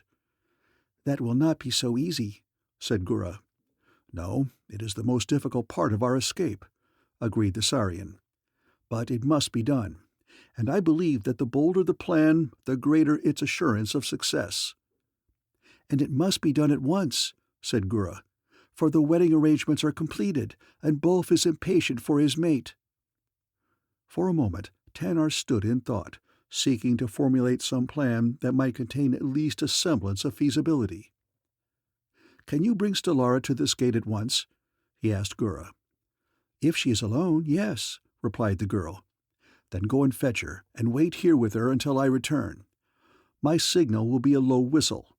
When you hear it, unlatch the gate." "I shall return as quickly as possible," said Gura, and as Tanar stepped through the doorway into the barrack yards, he closed and latched the gate behind him. The Saurian looked about him and was delighted to note that apparently no one had seen him emerge from the garden. Instead of returning along the front of the barracks the way he had come, he turned in the opposite direction and made his way directly to one of the main gates of the palace. And this strategy was prompted also by another motive. He wished to ascertain if he could pass the guard at the main gate without being challenged. Tanar had not adopted the garments of his captors, and was still conspicuous by the scant attire and simple ornaments of a savage warrior. And already his comings and goings had made him a familiar figure around the palace yard and in the Korsar streets beyond. But he had never passed through a palace gate alone before, nor without the ever-present fit. As he neared the gate, he neither hastened nor loitered, but maintained a steady pace and an unconcerned demeanor. Others were passing in and out, and as the former naturally received much closer scrutiny by the guards than the latter, Tanar soon found himself in a Korsar street outside the palace of the Cid. Before him were the usual sights now grown familiar: the narrow dusty street, the small open shops or bazaars lining the opposite side, the swaggering Korsars in their brilliant kerchiefs and sashes, and the slaves bearing great burdens to and fro. Garden truck and the fruits of the chase coming in from the back country, while bales of tanned hides, salt, and other commodities, craved by the simple taste of the aborigines, were being borne out of the city toward the interior. Some of the bales were of considerable size and weight, requiring the services of 4 carriers, and were supported on 2 long poles, the ends of which rested on the shoulders of the men.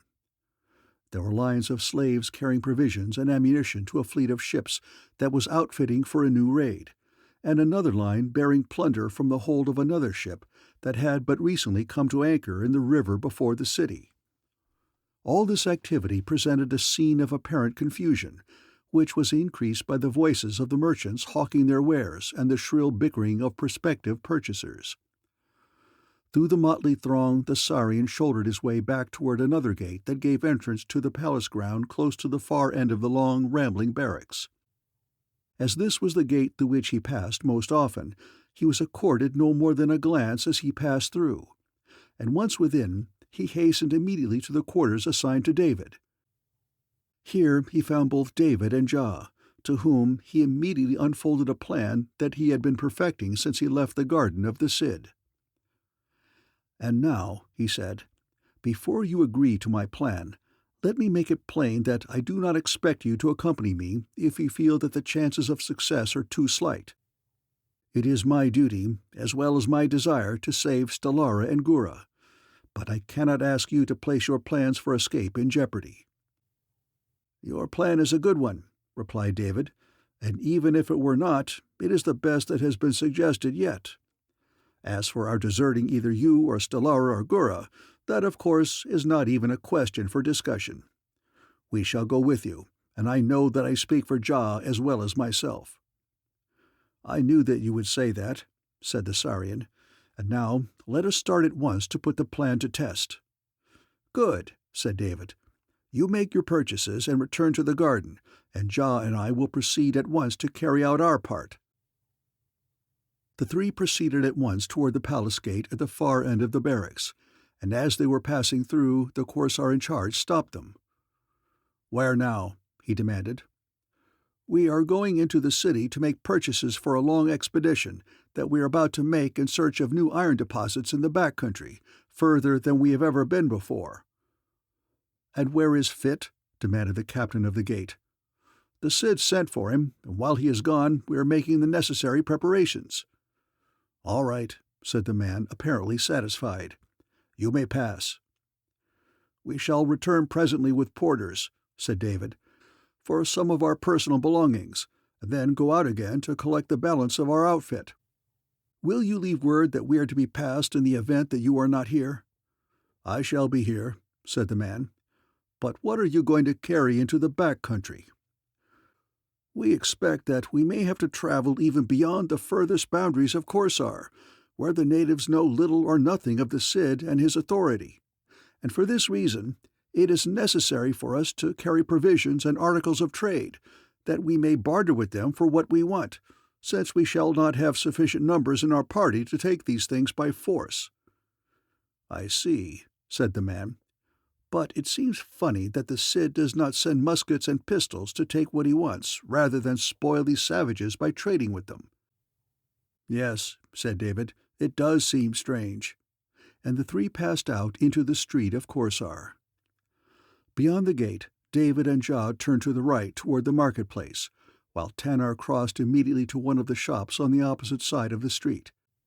Here he purchased 2 large bags, made of well-tanned hide, with which he returned immediately to the palace grounds, and presently he was before the garden gate, where he voiced a low whistle that was to be the signal by which the girls were to know that he arrived.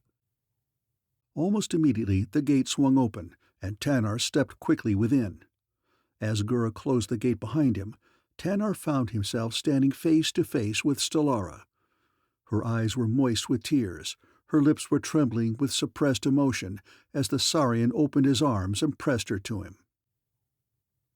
The marketplace of the city of Korsar is a large open square, where the natives from the interior barter their agricultural produce, raw hides, and the flesh of the animals they have taken in the chase, for the simple necessities which they wish to take back to their homes with them. The farmers bring in their vegetables in large hampers made of reed bound together with grasses. These hampers are ordinarily about 4 feet in each dimension, and are borne on a single pole by 2 men if lightly loaded, or upon 2 poles and by 4 carriers if the load is heavy. David and Ja approached a group of men whose hampers were empty and who were evidently preparing to depart from the market. And after questioning several of the group, they found 2 who were returning to the same village, which lay at a considerable distance almost due north of Korsar. By the order of the Cid, Fit had furnished his 3 prisoners with ample funds in the money of Korsar, that they might make necessary purchases in the prosecution of their investigations and their experiments. The money, which consisted of gold coins of various sizes and weights, was crudely stamped upon one side with what purported to be a likeness of the Cid, and upon the other with a Korsar ship. For so long a time had gold coin been the medium of exchange in Korsar and the surrounding country, that it was accepted by the natives of even remote villages and tribes, so that David had little difficulty in engaging the services of 8 carriers and their 2 hampers to carry equipment at least as far as their village, which in reality was much farther than David had any intention of utilizing the services of the natives. Having concluded his arrangements with the men, David and Ja led the way back to the palace gate, where the officer passed them through with a nod. As they proceeded along the front of the barracks toward its opposite end, their only fear was that Fit might have returned from his interview with the Cid. If he had, and if he saw and questioned them, all was lost. They scarcely breathed as they approached the entrance to their quarters, which were also the quarters of Fit. But they saw nothing of him as they passed the doorway, and hastened on to the door in the garden wall. Here they halted, directing the bearers to place the baskets close to the doorway. David Innes whistled. The door swung in, and at a word from Tanar, the 8 carriers entered, picked up 2 bundles just inside the gate, and deposited one of them in each of the hampers waiting beyond the wall. The lids were closed. The slaves resumed their burden, and the party turned about to retrace its steps to the palace gate, through which the carriers had just entered with their empty hampers. Once again apprehension had chilled the heart of David Innes, for fear that Fit might have returned, but they passed the barracks and reached the gate without seeing him, and here they were halted by the Korsar in charge. "It did not take you long," he said. "What have you in the hampers?" And he raised the cover of one of them. "Only our personal belongings," said David. "When we return again, we shall have our full equipment. Would you like to inspect it all at the same time?" The Korsar, looking down at the skin bag lying at the bottom of the hamper, hesitated for a moment before replying. "Very well," he said. "I will do it all at the same time," and let the cover drop back into place. The hearts of the 3 men had stood still, but David Innes's voice betrayed no unwonted emotion as he addressed the captain of the gate. "When Fit returns," he said, "tell him that I am anxious to see him, and ask him if he will wait in our quarters until we return." The Korsar nodded a surly assent and motioned for them to pass on through the gate. Turning to the right, David led the party down the narrow street toward the marketplace. There he turned abruptly to the left, through a winding alleyway, and doubled back to the north upon another street that paralleled that upon which the palace fronted. Here were poorer shops and less traffic, and the carriers were able to make good time until presently the party passed out of the city of Korsar into the open country beyond. And then, by dint of threats and promises of additional pieces of gold, the 3 men urged the carriers to accelerate their speed to a swinging trot, which they maintained until they were forced to stop from exhaustion. A brief rest with food, and they were off again, nor did they slacken their pace until they reached the rolling, wooded country at the foothills of the mountains far north of Korsar. Here, well within the shelter of the woods, the carriers set down their burdens and threw themselves upon the ground to rest, while Tanar and David swung back the covers of the hampers and, untying the stout thongs that closed the mouths of the bags, revealed their contents.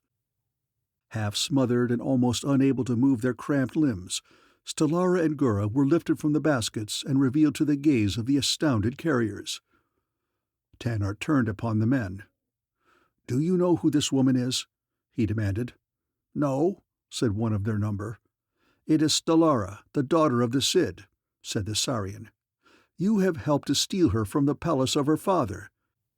Do you know what that will mean if you are caught?" The men trembled in evident terror. "We did not know she was in the basket," said one of them. "We had nothing to do with it. It was you who stole her." "Will the Korsars believe you when we tell them of the great quantities of gold we paid you if we are captured?" asked Tanar. "No, they will not believe you, and I do not have to tell you what your fate will be. But there is safety for you if you will do what I tell you to do." "What is that?" demanded one of the natives. "Take up your hampers and hasten on to your village, and tell no one, as long as you live, what you have done, not even your mates. If you do not tell, no one will know, for we shall not tell." "We will never tell," cried the men in chorus. "Do not even talk about it among yourselves," cautioned David, "for even the trees have ears, and if the Korsars come to your village and question you, tell them that you saw 3 men and 2 women traveling toward the east just beyond the borders of the city of Korsar. Tell them that they were too far away for you to recognize them, but that they may have been the Cid's daughter and her companion with the 3 men who abducted them." "We will do as you say," replied the carriers. "Then begone," demanded David, and the 8 men hurriedly gathered up their hampers and disappeared into the forest toward the north. When the 2 girls were sufficiently revived and rested to continue the journey, the party set out again, making their way to the east for a short distance and then turning north again, for it had been Tanar's plan to throw the Korsars off the trail by traveling north rather than east or south. Later they would turn to the east, far north of the area which the Korsars might be expected to comb in search of them, and then again, after many marches, they would change their direction once more to the south. It was a circuitous route, but it seemed the safest. The forest changed to pine and cedar, and there were windswept wastes dotted with gnarled and stunted trees. The air was cooler than they had ever known it in their native land, and when the wind blew from the north, they shivered around roaring campfires. The animals they met were scarcer and bore heavier fur, and nowhere was there sign of man. Upon one occasion, when they stopped to camp, Tanar pointed at the ground before him. "Look," he cried to David, "my shadow is no longer beneath me." And then, looking up, "The sun is not above us." "I have noticed that," replied David, "and I am trying to understand the reason for it. And perhaps I shall with the aid of the legends of the Korsars." As they proceeded, their shadows grew longer and longer, and the light of the heat of the sun diminished until they traveled in a semi-twilight that was always cold. Long since they had been forced to fashion warmer garments from the pelts of the beasts they had killed. Tanar and Jah wanted to turn back toward the southeast, for their strange homing instinct drew them in that direction toward their own country, but David asked them to accompany him yet a little further, for his mind had evolved a strange and wonderful theory, and he wished to press on yet a little further to obtain still stronger proof of its correctness. When they slept, they rested beside roaring fires, and once, when they awoke, they were covered by a light mantle of a cold, white substance that frightened the Pellucidarians, but that David knew was snow. And the air was full of whirling particles, and the wind bit those portions of their faces that were exposed, for now they wore fur caps and hoods, and their hands were covered with warm mittens. "We cannot go much further in this direction," said Jah, "or we shall all perish." "Perhaps you are right," said David. "You 4 turn back to the southeast, and I will go yet a little further to the north, and overtake you when I have satisfied myself that a thing that I believe is true." "No," cried Tanar, "we shall remain together. Where you go, we shall go." "Yes," said Jah, "we shall not abandon you." "Just a little further north, then," said David, "and I shall be ready to turn back with you." And so they forged ahead over snow-covered ground into the deepening gloom that filled the souls of the Pellucidarians with terror. But after a while the wind changed and blew from the south, and the snow melted and the air became balmy again. And still further on the twilight slowly lifted, and the light increased, though the midday sun of Pellucidar was now scarcely visible behind them. "I cannot understand it," said Ja. "Why should it become lighter again, although the sun is ever further away behind us?" "I do not know," said Tanar. "Ask David." "I can only guess," said David, "and my guess seems so preposterous that I dare not voice it." "Look," cried Stellara, pointing ahead. "It is the sea." "Yes," said Gura, "a grey sea. It does not look like water." "And what is that?" cried Tanar. "There is a great fire upon the sea." "And the sea does not curve upward in the distance," cried Stellara. "Everything is wrong in this country, and I am afraid." David had stopped in his tracks and was staring at the deep red glow ahead. The others gathered around him and watched it too. "What is it?" demanded Ja. "As there is a God in heaven, it can be but one thing," replied David, "and yet I know that it cannot be that thing. The very idea is ridiculous. It is impossible and outlandish." "But what might it be?" demanded Stellara. "The sun," replied David. "But the sun is almost out of sight behind us," Gura reminded him. "I do not mean the sun of Pellucidar," replied David, "but the sun of the outer world, the world from which I came." The others stood in silent awe, watching the edge of a blood-red disk that seemed to be floating upon a grey ocean, across whose reddened surface a brilliant pathway of red and gold led from the shoreline to the blazing orb, where the sea and sky seemed to meet. Chapter 15. Madness. "Now," said Stellara, "we can go no further." Nor indeed could they, for east and west and north stretched a great sullen sea, and along the shoreline at their feet great ice-cakes rose and fell with sullen roars and loud reports as the sea ground the churning mass. For a long time David Innes, Emperor of Pellucidar, stood staring out across that vast and desolate waste of water. "What lies beyond?" he murmured to himself, and then, shaking his head, he turned away. "Come," he said, "let us strike back for Sari." His companions received his words with shouts of joy. Smiles replaced the half-troubled expressions that had marked their drawn faces since the moment that they had discovered that their beloved noonday sun was being left behind them. With light steps, with laughter and joking, they faced the long, arduous journey that lay ahead of them.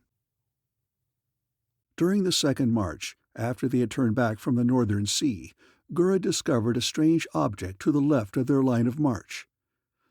"It looks as though it might be some queer sort of native hut," she said. "We shall have to investigate it," said David, and the five made their way to the side of the strange object. It was a large, heavy wicker basket that lay inverted upon the barren ground. All about it were the rotted remnants of cordage. At David's suggestion, the men turned the basket over upon its side. Beneath it they found well-preserved remnants of oiled silk and a network of fine cord. "What is it?" asked Stellara. "It is the basket and all that remains of the gas bag of a balloon," said David. "What is a balloon?" asked the girl, "and how did it get here?" "I can explain what a balloon is," said David. "But if I were positive that I was correct in my conjecture as to how it came here, I would hold the answer to 1,000 questions that have puzzled the men of the outer crust for ages." For a long time he stood silently contemplating the weather-worn basket. His mind, submerged in thought, was oblivious to all else. "If I only knew," he mused. "If I only knew, and yet how else could it have come here? What else could that red disk upon the horizon of the sea have been other than the midnight sun of the Arctic regions?" "What in the world are you talking about?" demanded Gura. "The poor devils," mused David, apparently oblivious of the girl's presence.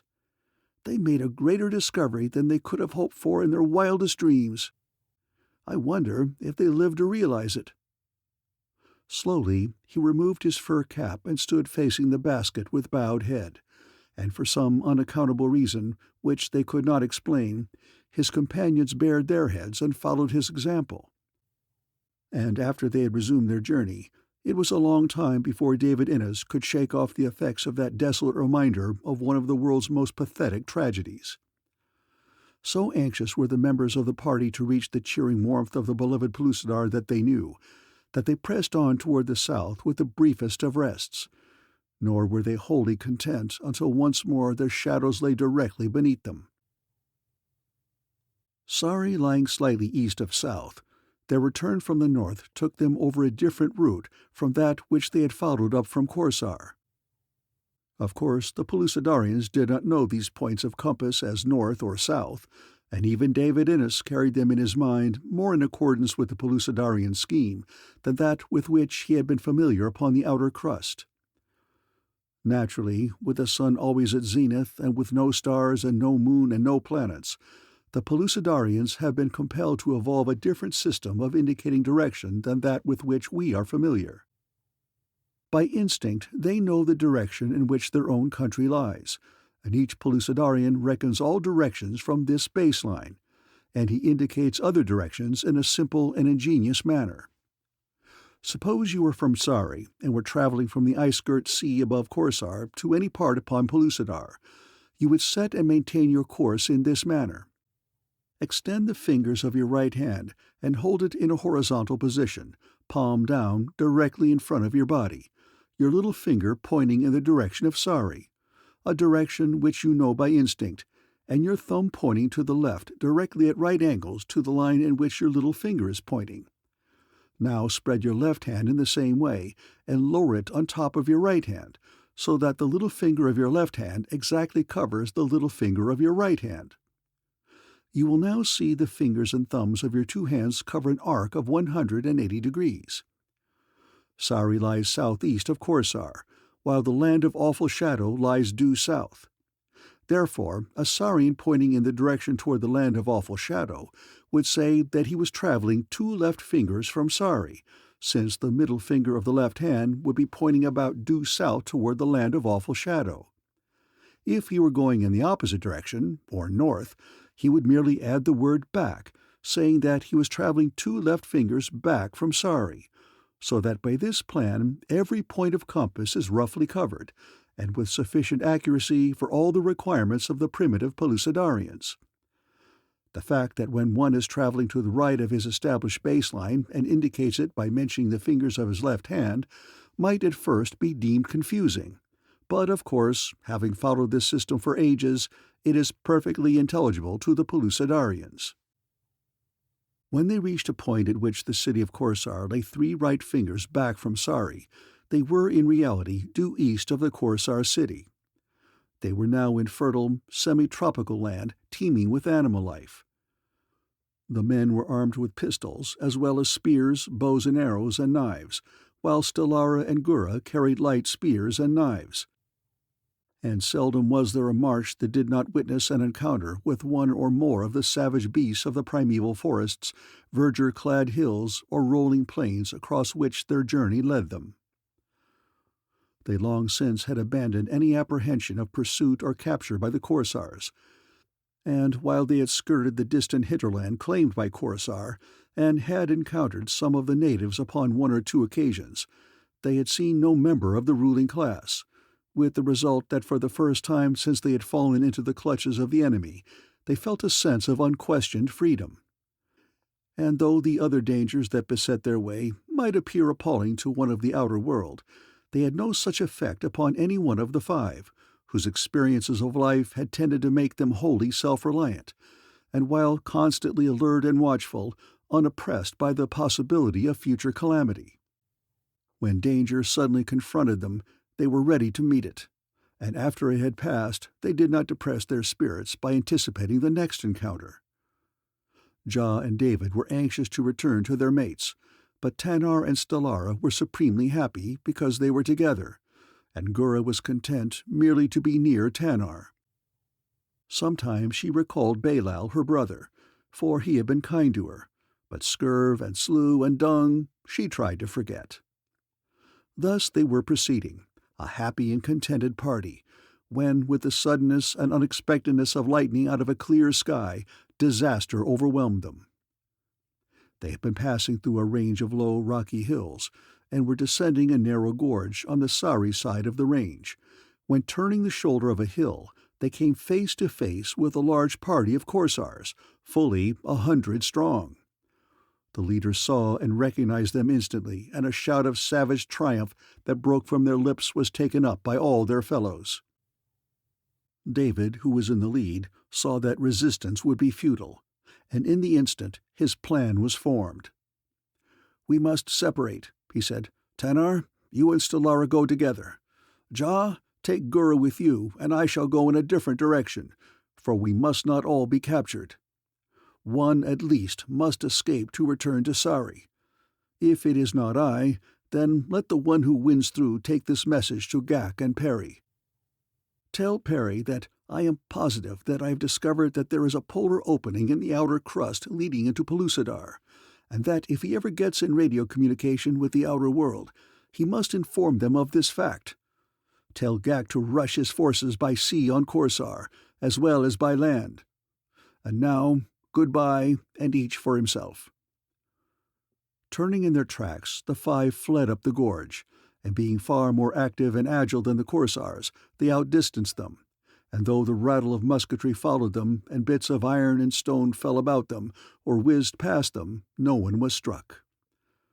Tanar and Stellara found and followed a steep ravine that led upward to the right, and almost at the same time, Ja and Gura diverged to the left up the course of a dry waterway, while David continued on back up the main gorge. Almost at the summit and within reach of safety, Tanar and Stellara found their way blocked by a sheer cliff, which, while not more than 15 feet in height, was absolutely unscalable. Nor could they find footing upon the steep ravine sides to the right or left, and as they stood there in this cul-de-sac, their backs to the wall, a party of 20 or 30 Korsars, toiling laboriously up the ravine, cut off their retreat. Nor was there any place in which they might hide, but instead were compelled to stand there in full view of the first of the enemy that came within sight of them, and thus, with freedom already within their grasp, they fell again into the hands of the Korsars. And Tanar had been compelled to surrender without resistance, because he did not dare risk Stellara's life by drawing the fire of the enemy. Many of the Korsars were for dispatching Tanar immediately, but the officer in command forbade them, for it was the Cid's orders that any of the prisoners that might be recaptured were to be returned alive. "And furthermore," he added, "Bulf is particularly anxious to get this Sarian back alive." During the long march back to Korsar, Tanar and Stellara learned that this was one of the several parties that the Cid had dispatched in search of them, with orders never to return until they had rescued his daughter and captured her abductors. They also had impressed upon them the fact that the only reason for the Cid's insistence that the prisoners be returned alive was because he and Bulf desired to mete out to them a death commensurate with their crime. During the long march back to Korsar, Tanar and Stellara were kept apart as a rule, though on several occasions they were able to exchange a few words. "My poor Sarian," said Stellara upon one of these, "I wish to God that you had never met me, for only sorrow and pain and death can come of it." "I do not care," replied Tanar, "if I die tomorrow, or if they torture me forever, for no price is too high to pay for the happiness that I have had with you, Stellara." "Ah, but they will torture you. That is what wrings my heart," cried the girl. "Take your life yourself, Tanar. Do not let them get you. I know them, and I know their methods, and I would rather kill you with my own hands than see you fall into their clutches. The Cid is a beast, and Bulf is worse than Bohar the Bloody. I shall never be his mate. Of that you may be sure, and if you die by your own hand, I shall follow you shortly. And if there is a life after this, as the ancestors of the Korsars taught them, then we shall meet again where all is peace and beauty and love." The Saurian shook his head.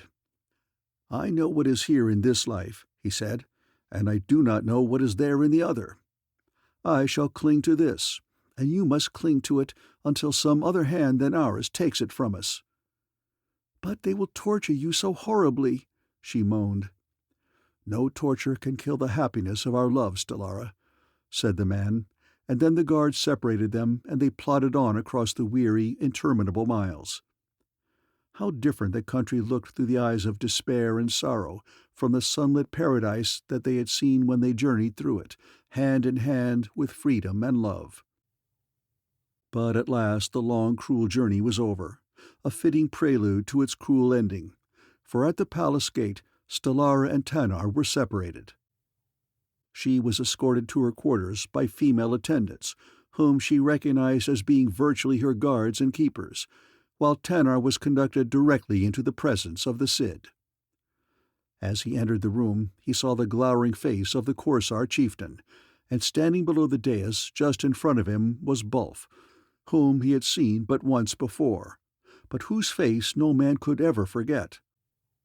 But there was another there whose presence brought a look of greater horror to Tanar's face than did the brutal countenances of the Cid or Bulf, for standing directly before the dais toward which he was being led, the Saurian saw David the First, Emperor of Pellucidar.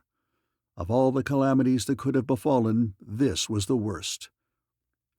As the Saurian was led to David's side, he tried to speak to him, but was roughly silenced by the Korsar guards, nor were they ever again to be allowed to communicate with one another. The Cid eyed him savagely, as did Bulf. "For you, who betrayed my confidence and abducted my daughter, there is no punishment that can fit your crime.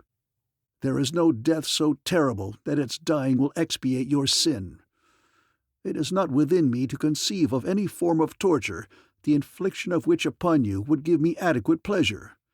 I shall have to look for suggestions outside of my own mind." And his eyes ran questioningly among his officers surrounding him. "Let me have that one," roared Bulf, pointing at Tanar, "and I can promise you that you will witness such tortures as the eyes of man never before beheld, nor the body of man ever before endured." "Will it result in death?" asked a tall Korsar with cadaverous face. "Of course," said Bulf, "but not too soon." "Death is a welcome and longed-for deliverance from torture," continued the other. "Would you give either one of these the satisfaction and pleasure of enjoying even death?" "But what else is there?" demanded the Cid. "There is a living death that is worse than death," said the cadaverous one. "And if you can name a torture worse than that which I had in mind," exclaimed Bulf, "I shall gladly relinquish all my claims upon this Saurian." "Explain," commanded the Cid. "It is this," said the cadaverous one. "These men are accustomed to sunlight, to freedom, to cleanliness, to fresh air, to companionship. There are beneath this palace dark, damp dungeons into which no ray of light ever filters, whose thick walls are impervious to sound. The denizens of these horrid places, as you know, would have an effect opposite to that of human companionship, and the only danger, the only weak spot in my plan, lies in the fact that their constant presence might deprive these criminals of their reason, and thus defeat the very purpose to which I conceived their presence necessary. A lifetime of hideous loneliness and torture in silence and in darkness. What death, what torture, what punishment could you mete out to these men that would compare in hideousness with that which I have suggested?" After he had ceased speaking, the others remained in silent contemplation of his proposition for some time. It was the Cid who broke the silence. "Bulf," he said, "I believe that he is right, for I know that as much as I love life, I would rather die than be left alone in one of the palace dungeons." Bulf nodded his head slowly. "I hate to give up my plan," he said, for I should like to inflict that torture upon the Saurian myself. But," and he turned to the cadaverous one, "you are right. You have named a torture infinitely worse than any that I could conceive." "Thus is it ordered," said the Cid, "to separate palace dungeons for life." In utter silence, unbroken by the Korsar assemblage, Tanar and David were blindfolded. Tanar felt himself being stripped of all his ornaments and of what meagre raiment it was his custom to wear, with the exception of his loincloth. Then he was pushed and dragged roughly along, first this way and then that. He knew when they were passing through narrow corridors by the muffled echoes, and there was a different reverberation of the footsteps of his guards as they crossed large apartments. He was hustled down flights of stone steps and through other corridors, and at last he felt himself lowered into an opening, a guard seizing him under each arm. The air felt damp, and it smelled of mold and must and of something else that was disgusting but unrecognizable to his nostrils. And then they let go of him, and he dropped a short distance and landed upon a stone flagging that felt damp and slippery to his bare feet. He heard a sound above his head, a grating sound as though a stone slab had been pushed across a stone floor to close the trap through which he had been lowered. Then Tanar snatched the bandage from his eyes, but he might as well have left it there, for he found himself surrounded by utter darkness. He listened intently, but there was no sound, not even the sounds of the retreating footsteps of his guards. Darkness and silence. They had chosen the most terrible torture that they could inflict upon a Saurian. Silence, darkness, and solitude. For a long time he stood there motionless, and then, slowly, he commenced to grope his way forward. 4 steps he took before he touched the wall, and this he followed 2 steps to the end. And there he turned and took 6 steps to cross before he reached the wall on the opposite side, and thus he made the circuit of his dungeon, and found that it was 4 by 6 paces, perhaps not small for a dungeon, but narrower than the grave for Tanar of Pellucidar. He tried to think how he could occupy his time until death released him. Death. Could he not hasten it? But how? 6 paces was the length of his prison cell. Could he not dash at full speed from one end to the other, crushing his brains out by the impact? And then he recalled his promise to Stellara, even in the face of her appeal to him to take his own life. "I shall not die of my own hand." Again he made the circuit of his dungeon. He wondered how they would feed him, for he knew that they would feed him because they wished him to live as long as possible, as only thus might they encompass his torture. The thought of the bright sun shining down upon the tablelands of Sari. He thought of the young men and maidens there free and happy. He thought of Stellara, so close, up there above him somewhere, and yet so infinitely far away. If he were dead, they would be closer. "Not by my own hand," he muttered. He tried to plan for the future, the blank, dark, silent future, the eternity of loneliness that confronted him, and he found that through the despair of utter hopelessness his own unconquerable spirit could still discern hope. For no matter what his plans, they all looked forward to a day of freedom, and he realized that nothing short of death ever could rob him of this solace, and so his plan finally developed. He must in some way keep his mind from dwelling constantly upon the present. He must erase from it all consideration of the darkness, the silence, and the solitude that surrounded him.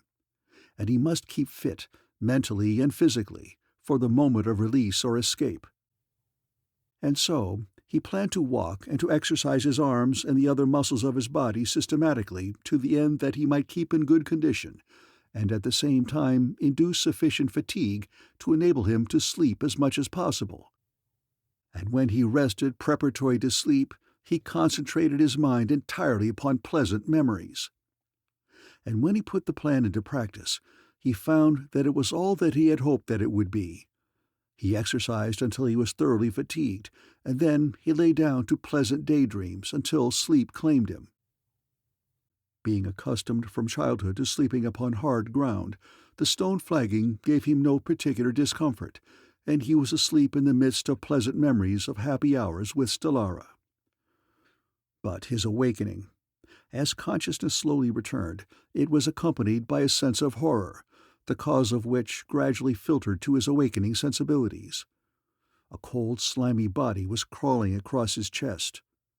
Instinctively, his hand seized it to thrust it away, and his fingers closed upon a scaly thing that wriggled and writhed and struggled. Tanar leapt to his feet, cold sweat bursting from every pore. He could feel the hairs upon his head rising in horror. He stepped back, and his foot touched another of those horrid things. He slipped and fell, and falling, his body encountered others, cold, clammy, wriggling. Scrambling to his feet, he retreated to the opposite end of his dungeon, but everywhere the floor was covered with writhing, scaly bodies. And now the silence became a pandemonium of seething sounds, a black cauldron of venomous hisses. Long bodies curled themselves about his legs and writhed and wriggled upward toward his face. No sooner did he tear one from him and hurl it aside than another took its place. This was no dream, as he had first hoped, but stark, horrible reality. These hideous serpents that filled his cell were but a part of his torture, but they would defeat their purpose. They would drive him mad. Already he felt his mind tottering, and then into it crept the cunning scheme of a madman. With their own weapons he would defeat their ends. He would rob them quickly of the power to torture him further, and he burst into a shrill, mirthless laugh as he tore a snake from around his body and held it before him. The reptile writhed and struggled, and very slowly Tanar of Pellucidar worked his hand upward to its throat. It was not a large snake for Pellucidar, measuring perhaps 5 feet in length with a body about 6 inches in diameter. Grasping the reptile about a foot below its head with one hand, Tanar slapped it repeatedly in the face with the other, and then held it close to his breast. Laughing and screaming, he struck and struck again, and at last the snake struck back, burying its fangs deep in the flesh of the saurian. With a cry of triumph, Tanar hurled the thing from him, and then slowly sank to the floor upon writhing, wriggling forms that carpeted it. "With your own weapons I have robbed you of your revenge," he shrieked, and then he lapsed into unconsciousness. Who may say how long he lay thus in the darkness and silence of that buried dungeon in a timeless world? But at length he stirred. Slowly his eyes opened, and as consciousness returned, he felt about him. The stone flagging was bare. He sat up. He was not dead, and to his surprise he discovered that he had suffered neither pain nor swelling from the strike of the serpent. He arose and moved cautiously about the dungeon. The snakes were gone. Sleep had restored his mental equilibrium, but he shuddered as he realized how close he had been to madness, and he smiled somewhat shamefacedly as he reflected upon the futility of his needless terror. For the first time in his life, Tanar of Pellucidar had understood the meaning of the word fear. As he paced slowly around his dungeon, one foot came in contact with something lying on the floor in a corner, something which had not been there before the snakes came. He stooped and felt cautiously with his hand and found an iron bowl, fitted with a heavy cover. He lifted the cover. Here was food, and without questioning what it was or whence it came, he ate. Chapter 16. The Darkness Beyond. The deadly monotony of his incarceration dragged on.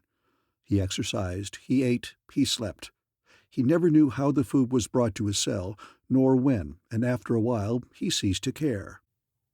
The snakes came usually while he slept, but since that first experience they no longer filled him with horror.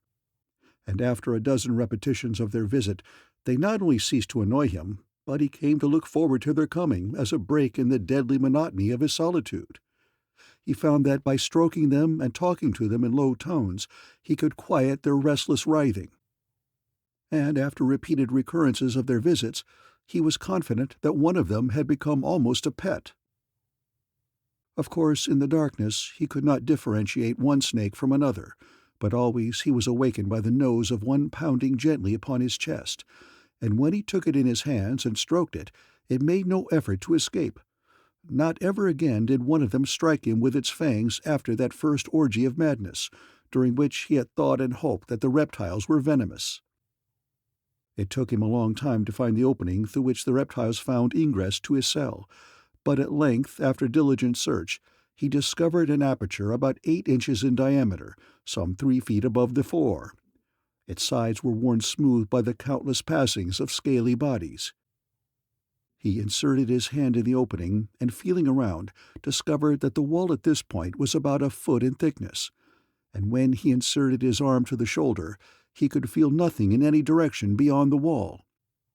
Perhaps there was another chamber there, another cell like his, or possibly the aperture opened into a deep pit that was filled with snakes.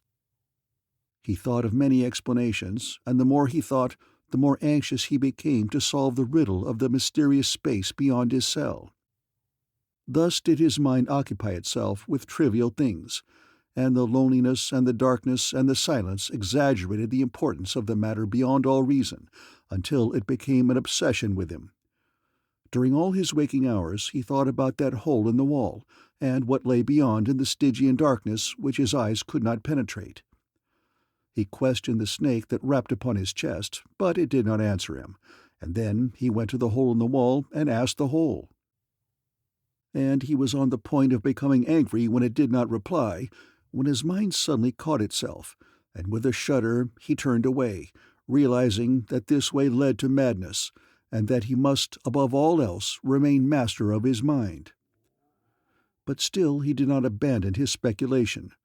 Only now he conducted it with reason and sanity, and at last he hit upon a shrewd plan. When next his food was brought and he had devoured it, he took the iron cover from the iron pot, which had contained it, and hurled it to the stone flagging of his cell, where it broke into several pieces. One of these was long and slender, and had a sharp point, which was what he had hoped he would find in the debris of the broken cover. This piece he kept. The others he put back into the pot, and then he went to the aperture in the wall and commenced to scratch, slowly, slowly, slowly, at the hard mortar in which the stones around the hole were set. He ate and slept many times before his labor was rewarded by the loosening of a single stone next to the hole. And again he ate and slept many times before a second stone was removed. How long he worked at this he did not know, but the time passed more quickly now, and his mind was so engrossed with his labors that he was almost happy. During this time he did not neglect his exercising, but he slept less often. When the snakes came, he had to stop his work, for they were continually passing in and out through the hole.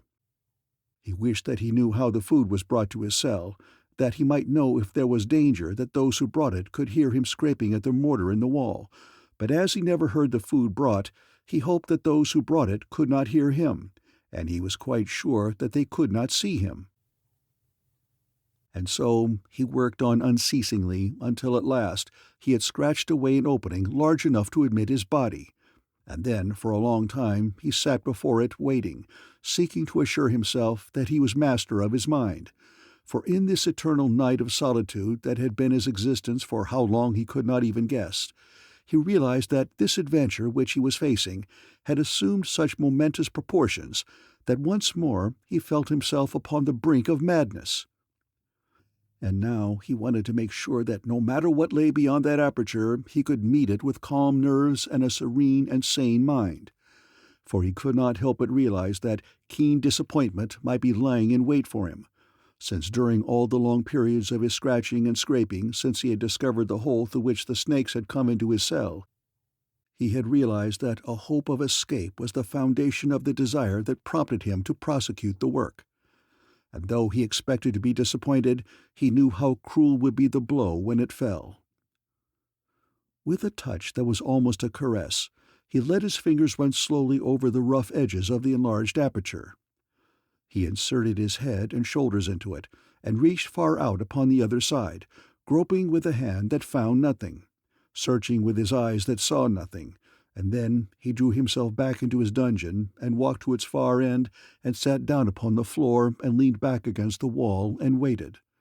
Waited because he did not dare to pass that aperture to face some new discouragement. It took him a long time to master himself, and then he waited again. But this time, after reasoned consideration of the matter that filled his mind. He would wait until they brought his food and had taken away the empty receptacle, that he might be given a longer interval before possible discovery of his absence, in the event he did not return to his cell. And though he went often to the corner where the food was ordinarily deposited, it seemed an eternity before he found it there. And after he had eaten it, another eternity before the receptacle was taken away. But at last it was removed. And once again he crossed his cell and stood before the opening that led he knew not where. This time he did not hesitate. He was master of his mind and nerves. One after the other, he put his feet through the aperture until he sat with his legs both upon the far side of the wall. Then, turning on his stomach, he started to lower himself, because he did not know where the floor might be, but he found it immediately on the same level as his own. And an instant later he stood erect and, if not free, at least no longer a prisoner within his own cell. Cautiously he groped about him in the darkness, feeling his way a few inches at a time. This cell, he discovered, was much narrower than his own, but it was very long. By extending his hands in both directions he could touch both walls, and thus he advanced, placing a foot cautiously to feel each step before he took it. He had brought with him from his cell the iron sliver that he had broken from the cover of the pot, and with which he had scratched himself thus far toward freedom. And the possession of this bit of iron imparted to him a certain sense of security, since it meant that he was not entirely unarmed. Presently, as he advanced, he became convinced that he was in a long corridor. One foot came in contact with a rough substance directly in the center of the tunnel. He took his hands from the walls and groped in front of him. It was a rough-coated cylinder about 8 inches in diameter that rose directly upward from the center of the tunnel, and his fingers quickly told him that it was the trunk of a tree with the bark still on, though worn off in patches. Passing this column, which he guessed to be a support for a weak section of the roof of the tunnel, he continued on. But when he had taken but a couple of steps when he came to a blank wall, the tunnel had come to an abrupt end. Tanar's heart sank within him. His hopes had been rising with each forward step, and now they were suddenly dashed to despair. Again and again his fingers ran over the cold wall that had halted his advance toward hoped-for freedom, but there was no sign of break or crevice, and slowly he turned back toward his cell, passing the wooden column and retracing his steps in utter dejection. But as he moved sadly along, he mustered all his spiritual forces, determined not to let his expected disappointment crush him. He would go back to his cell, but he would still continue to use the tunnel. It would be a respite from the monotony of his own 4 walls. It would extend the distance that he might walk, and after all, he would make it worth the effort that had been necessary to gain ingress to it. Back in his own cell again, he lay down to sleep, for he had denied himself sleep a great deal of late that he might prosecute the work upon which he had been engaged. When he awoke, the snakes were with him again, and his friend was tapping gently on his chest. And once again he took up the dull monotony of his existence, altered only by regular excursions into his new-found domain, the black interior of which he came to know as well as he did his own cell, so that he walked briskly from the hole he had made to the wooden column at the far end of the tunnel, passed around it, and walked back again at a brisk gait, and with as much assurance as though he could see plainly.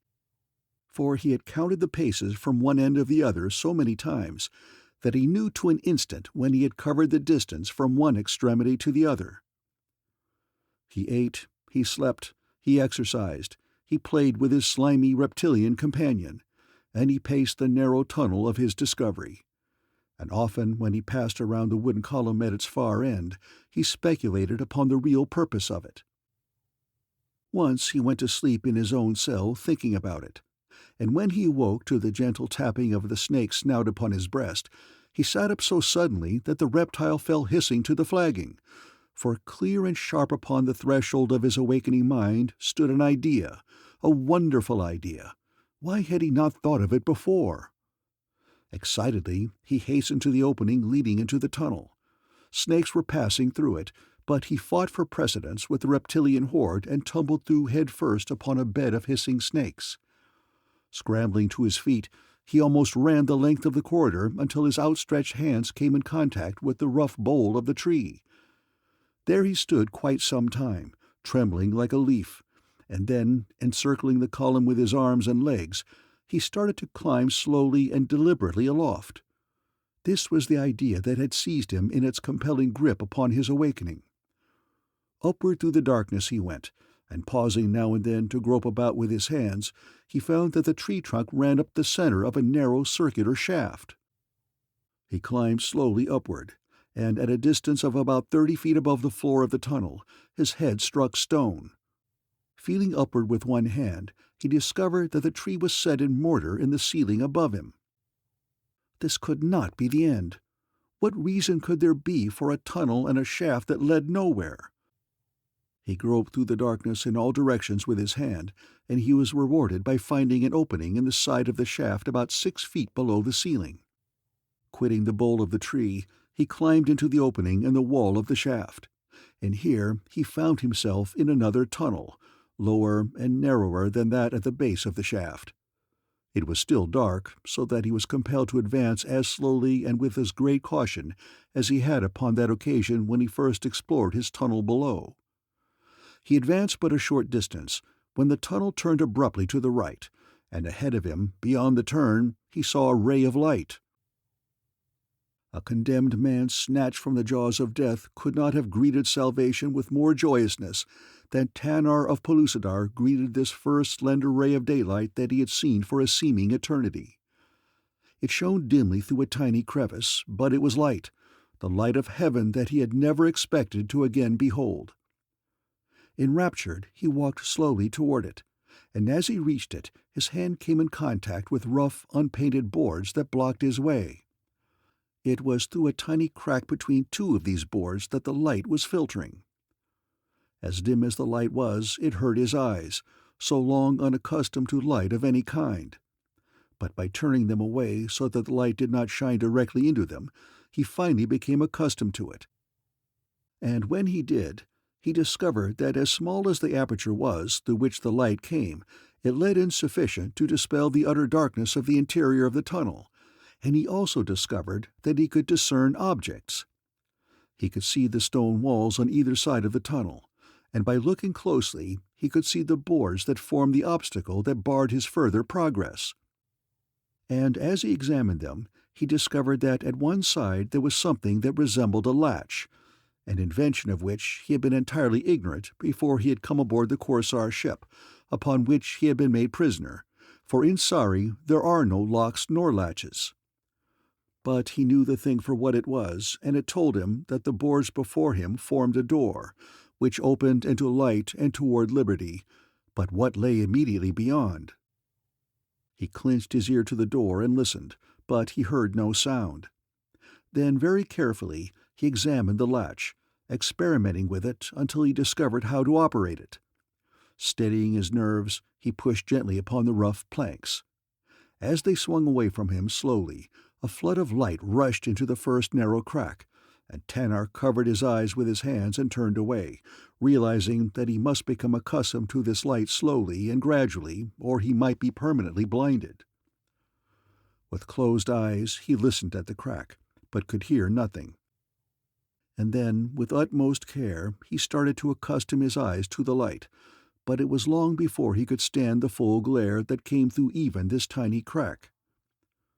When he could stand the light without pain, he opened the door a little further and looked out. Just beyond the door lay a fairly large room, in which wicker hampers, iron and earthen receptacles, and bundles sewed up in hides littered the floor and were piled high against the walls. Everything seemed covered with dust and cobwebs, and there was no sign of a human being about. Pushing the door open still further, Tanar stepped from the tunnel into the apartment and looked about him. Everywhere the room was a litter of bundles and packages, with articles of clothing strewn about, together with various fittings for ships, bales of hide, and numerous weapons. The thick coating of dust upon everything suggested to the Saurian that the room had not been visited lately. For a moment he stood with his hand still on the open door, and as he started to step into the room, his hand stuck for an instant where he had grasped the rough boards. Looking at his fingers to ascertain the cause, he discovered that they were covered with sticky pitch. It was his left hand, and when he tried to rub the pitch from it, he found that it was almost impossible to do so. As he moved around the room examining the contents, everywhere that he touched with his left hand stuck to it. It was annoying, but unavoidable. An inspection of the room revealed several windows along one side and a door at one end. The door was equipped with a latch similar to that through which he had just passed, and which was made to open from the outside with a key, but which could be operated by hand from the inside. It was a very crude and simple affair, and for that Tanar would have been grateful had he known how intricate locks may be made. Lifting the catch, Tanar pushed the door slightly ajar, and before him he saw a long corridor, lighted by windows upon one side and with doors opening from it upon the other. As he looked, a Korsar came from one of the doorways, and turning, walked down the corridor away from him, and a moment later a woman emerged from another doorway, and then he saw other people at the far end of the corridor. Quickly, Tanar of Pellucidar closed and latched the door. Here was no avenue of escape. Were he back in his dark cell, he could not have been cut off more effectually from the outer world than he was in this apartment at the far end of a corridor constantly used by Korsars. For with his smooth face and his naked body, he would be recognized and seized the instant that he stepped from the room. But Tanar was far from being overwhelmed by discouragement. Already he had come much further on the road to escape than he had previously dreamed could be possible, and not only this thought heartened him, but even more the effect of daylight, which had for so long been denied him. He had felt his spirit and his courage expand beneath the beneficent influence of the light of the noonday sun, so that he felt ready for any emergency that might confront him. Turning back once more into the room, he searched it carefully for some other avenue of escape. He went to the windows and found that they overlooked the garden of the Cid, but there were many people there too, in that part of the garden close to the palace. The trees cut off his view of the far end from which he had helped Stellara and Gura to escape, but he guessed that there were few, if any, people there, though to reach it would be a difficult procedure from the windows of this storeroom. To his left, near the opposite side of the garden, he could see that the trees grew closely together, and extended thus apparently the full length of the enclosure. If those trees had been upon this side of the garden, he guessed that he might have found a way to escape, at least as far as the gate in the garden wall close to the barracks, but they were not, and so he must abandon thought of them. There seemed, therefore, no other avenue of escape than the corridor into which he had just looked, nor could he remain indefinitely in this chamber, where there was neither food nor water, and with a steadily increasing danger that his absence from the dungeon would be discovered when they found that he did not consume the food they brought him. Seating himself upon a bale of hide, Tanar gave himself over to contemplation of his predicament, and as he studied the matter, his eyes fell upon some of the loose clothing strewn about the room. There he saw the shorts and shirts of Korsar, the gay sashes and head handkerchiefs, the wide-topped boots, and with a half-smile upon his lips, he gathered such of them as he required, shook the dust from them, and clothed himself after the manner of a Korsar. He needed no mirror, though, to know that his smooth face would betray him. He selected pistols, a dirk, and a cutlass, but he could find neither powder nor balls for his firearms. Thus arrayed and armed, he surveyed himself as best he might without a mirror. "If I could keep my back toward all Korsar," he mused, "I might escape with ease, for I warrant I look as much a Korsar as any of them from the rear. But unless I can grow bushy whiskers, I shall not deceive anyone." As he sat musing thus, he became aware suddenly of voices raised in altercation just outside the door of the storeroom.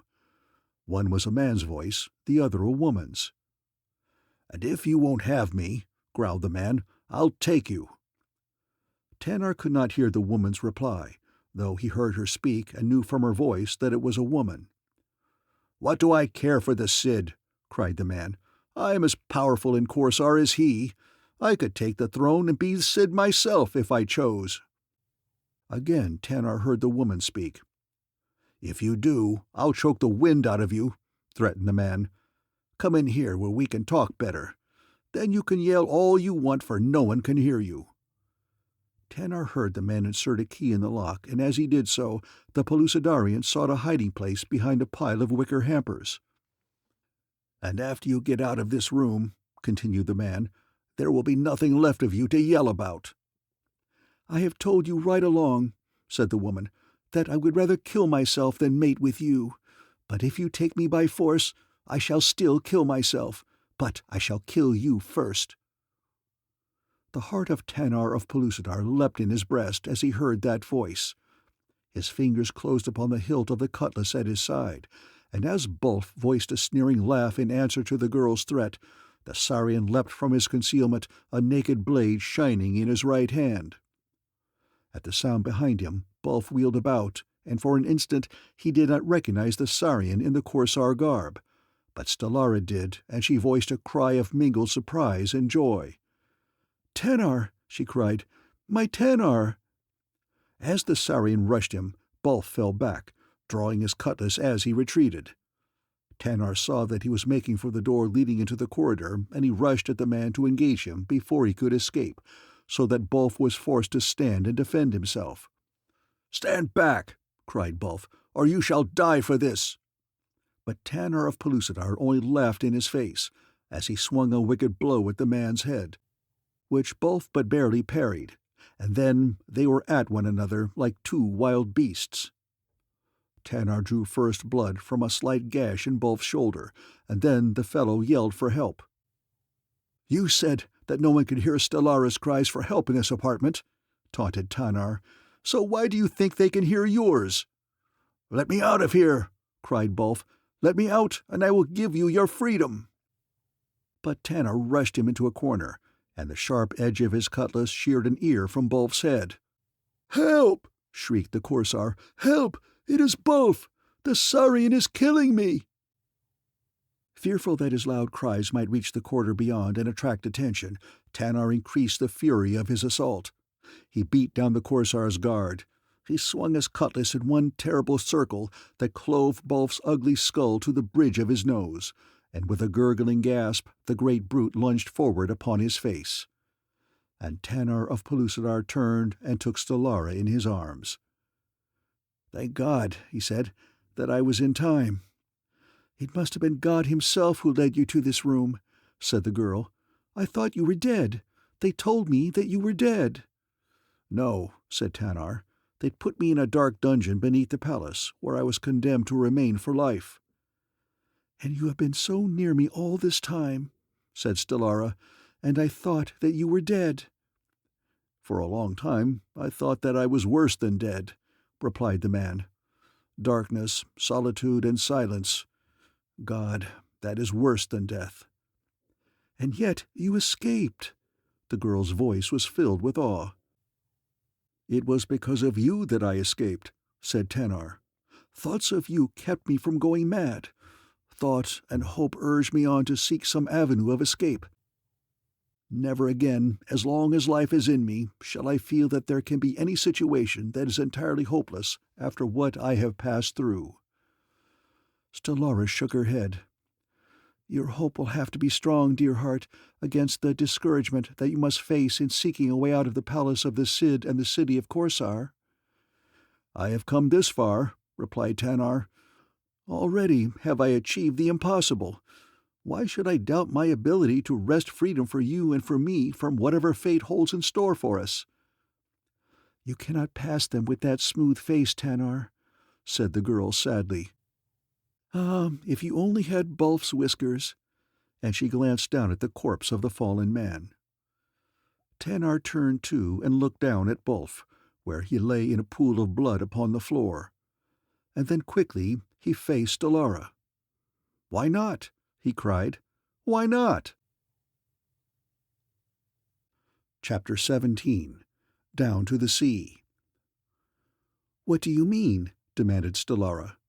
"Wait, and you shall see," replied Tanar, and drawing his dirk, he stooped and turned Bulf over upon his back. Then, with the razor-sharp blade of his weapon, he commenced to hack off the bushy black beard of the dead Korsar, while Stellara looked on in questioning wonder. Spreading Bulf's headcloth flat upon the floor, Tanar deposited upon it the hair that he cut from the man's face, and when he had completed his gruesome tonsorial effort, he folded the hair into the handkerchief, and rising, motioned for Stellara to follow him.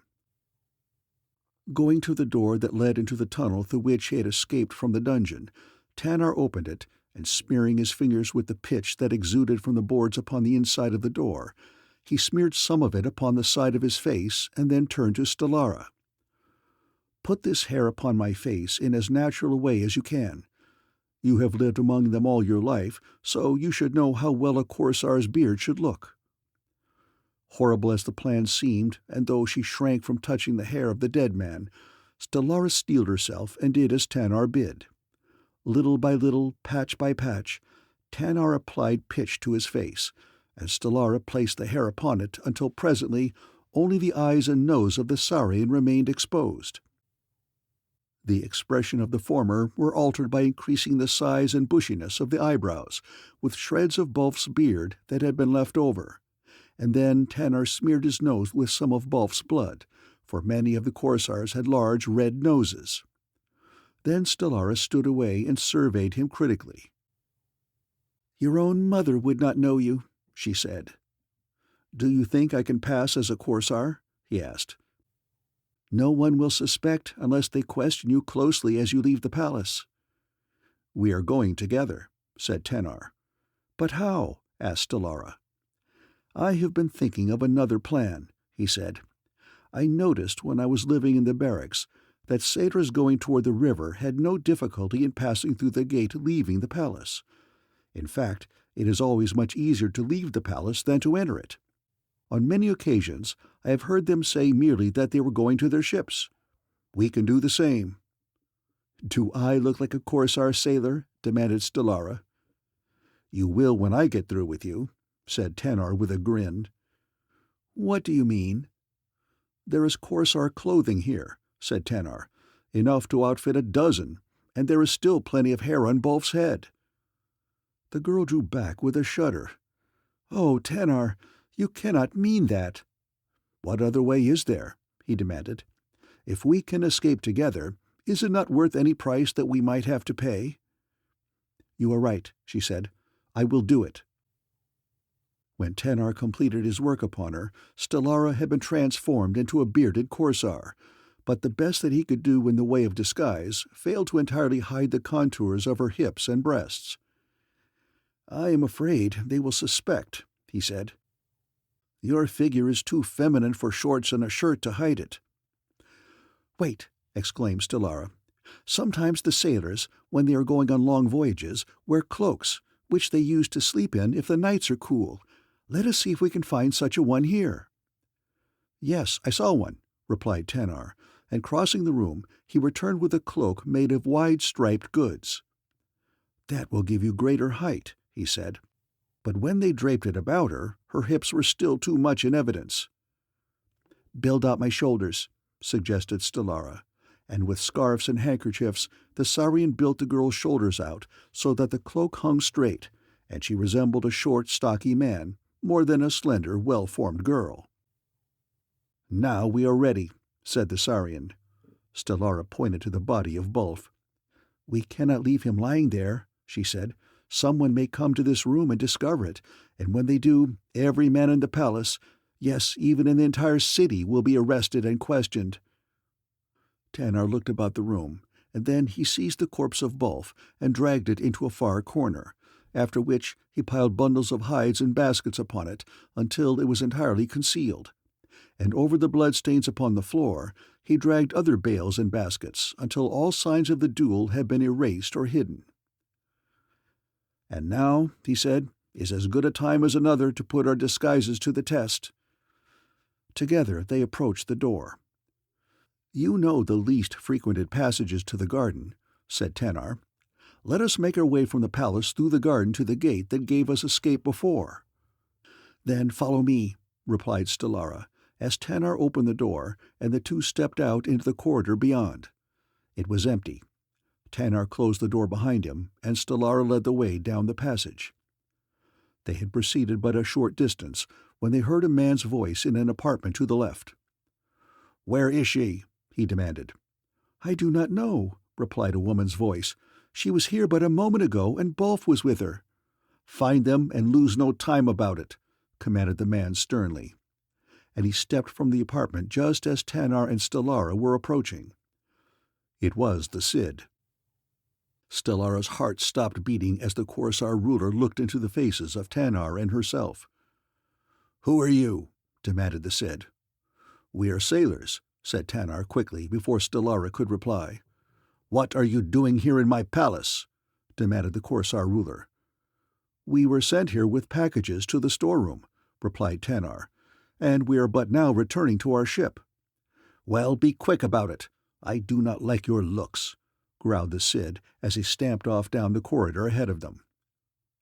Tanar saw Stellara sway, and he stepped to her side and supported her, but she quickly gained possession of herself, and an instant later turned to the right and led Tanar through a doorway into the garden. "God," whispered the man as they walked side by side after quitting the building. "If the Cid did not know you, then your disguise must be perfect." Stellara shook her head, for even as yet she could not control her voice to speak, following the terror induced by her encounter with the Cid. There were a number of men and women in the garden close to the palace. Some of these scrutinized them casually, but they passed by in safety, and a moment later the gravel walk they were following wound through dense shrubbery that hid them from view, and then they were at the doorway in the garden wall. Again fortune favored them here, and they passed out into the barracks yards without being noticed. Electing to try the main gate because of the greater number of people who passed to and fro through it, Tanar turned to the right, passed along the full length of the barracks past a dozen men, and approached the gate with Stellara at his side. They were almost through when a stupid-looking Korsar soldier stopped them. "Who are you?" he demanded, "and what business takes you from the palace?" "We are sailors," replied Tanar. "We are going to our ship." "What were you doing in the palace?" demanded the man. "We took packages there from the captain of the ship to the Cid's storeroom," explained the Saurian. "I do not like the looks of you," said the man. "I have never seen either one of you before." "We have been away upon a long cruise," replied Tanar. "Wait here until the captain of the gate returns," said the man. "He will wish to question you." The Saurian's heart sank. "If we are late in returning to our ship, we shall be punished," said he. "That is nothing to me," replied the soldier. Stellara reached inside her cloak and beneath the man's shorts that covered her own apparel and searched until she found a pouch that was attached to her girdle. From this she drew something which she slipped into Tanar's hands. He understood immediately, and stepping close to the soldier, he pressed 2 pieces of gold into the fellow's palm.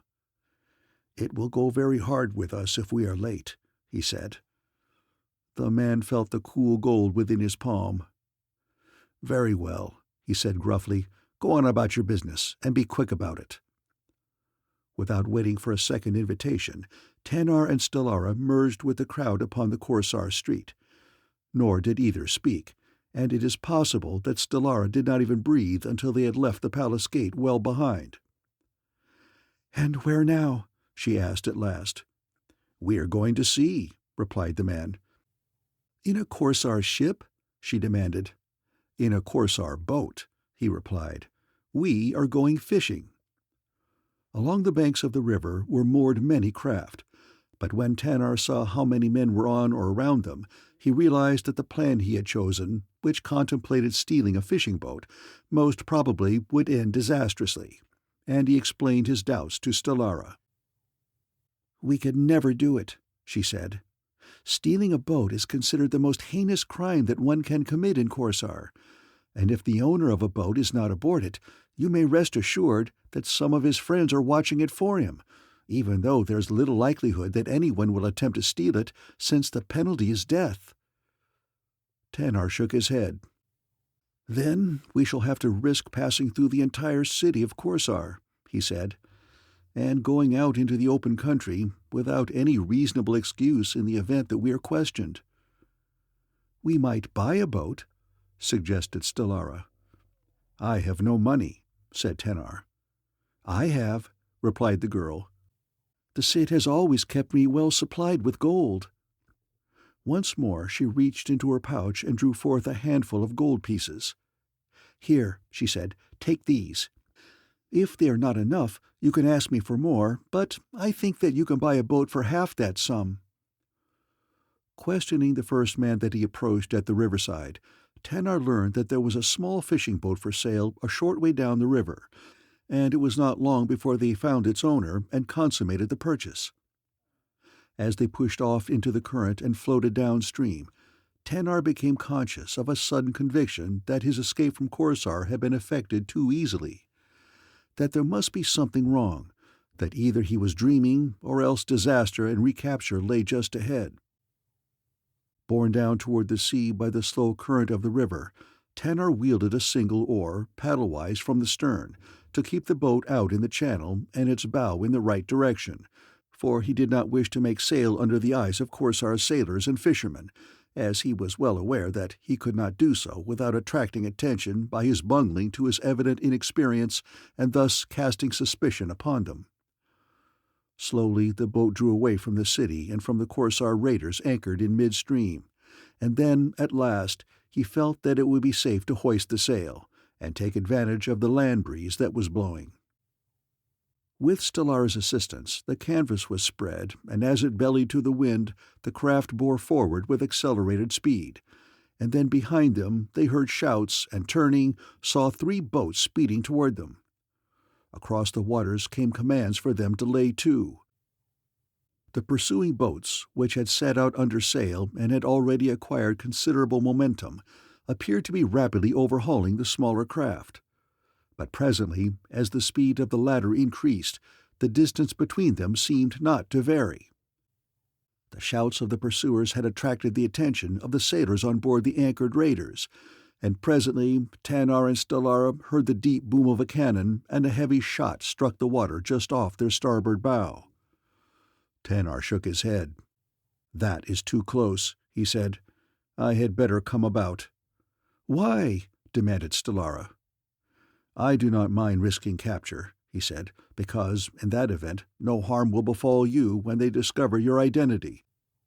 But I cannot risk the cannon shots, for if one of them strikes us, you will be killed." "Do not come about," cried the girl. "I would rather die here with you than be captured, for capture would mean death for you, and then I should not care to live." "Keep on, Tanar. We may outdistance them yet. And as for their cannon shots, a small moving boat like this is a difficult target, and their marksmanship is none too good." Again the cannon boomed, and this time the ball passed over them and struck the water just beyond. "They are getting our range," said Tanar. The girl moved close to his side, where he sat by the tiller. "Put your arm around me, Tanar," she said. "If we must die, let us die together." The Saurian encircled her with his free arm and drew her close to him, and an instant later there was a terrific explosion from the direction of the raider that had been firing on them. Turning quickly toward the ship, they saw what had happened. An overcharged cannon had exploded. "They were too anxious," said Tanar.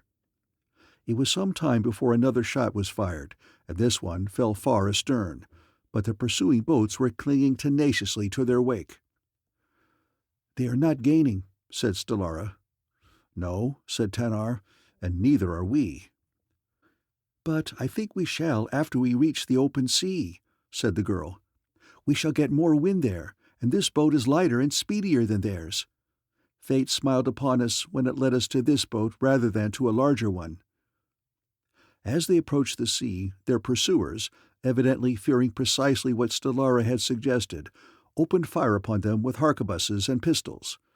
Occasionally a missile would come dangerously close, but the range was just a little too great for their primitive weapons and poor powder.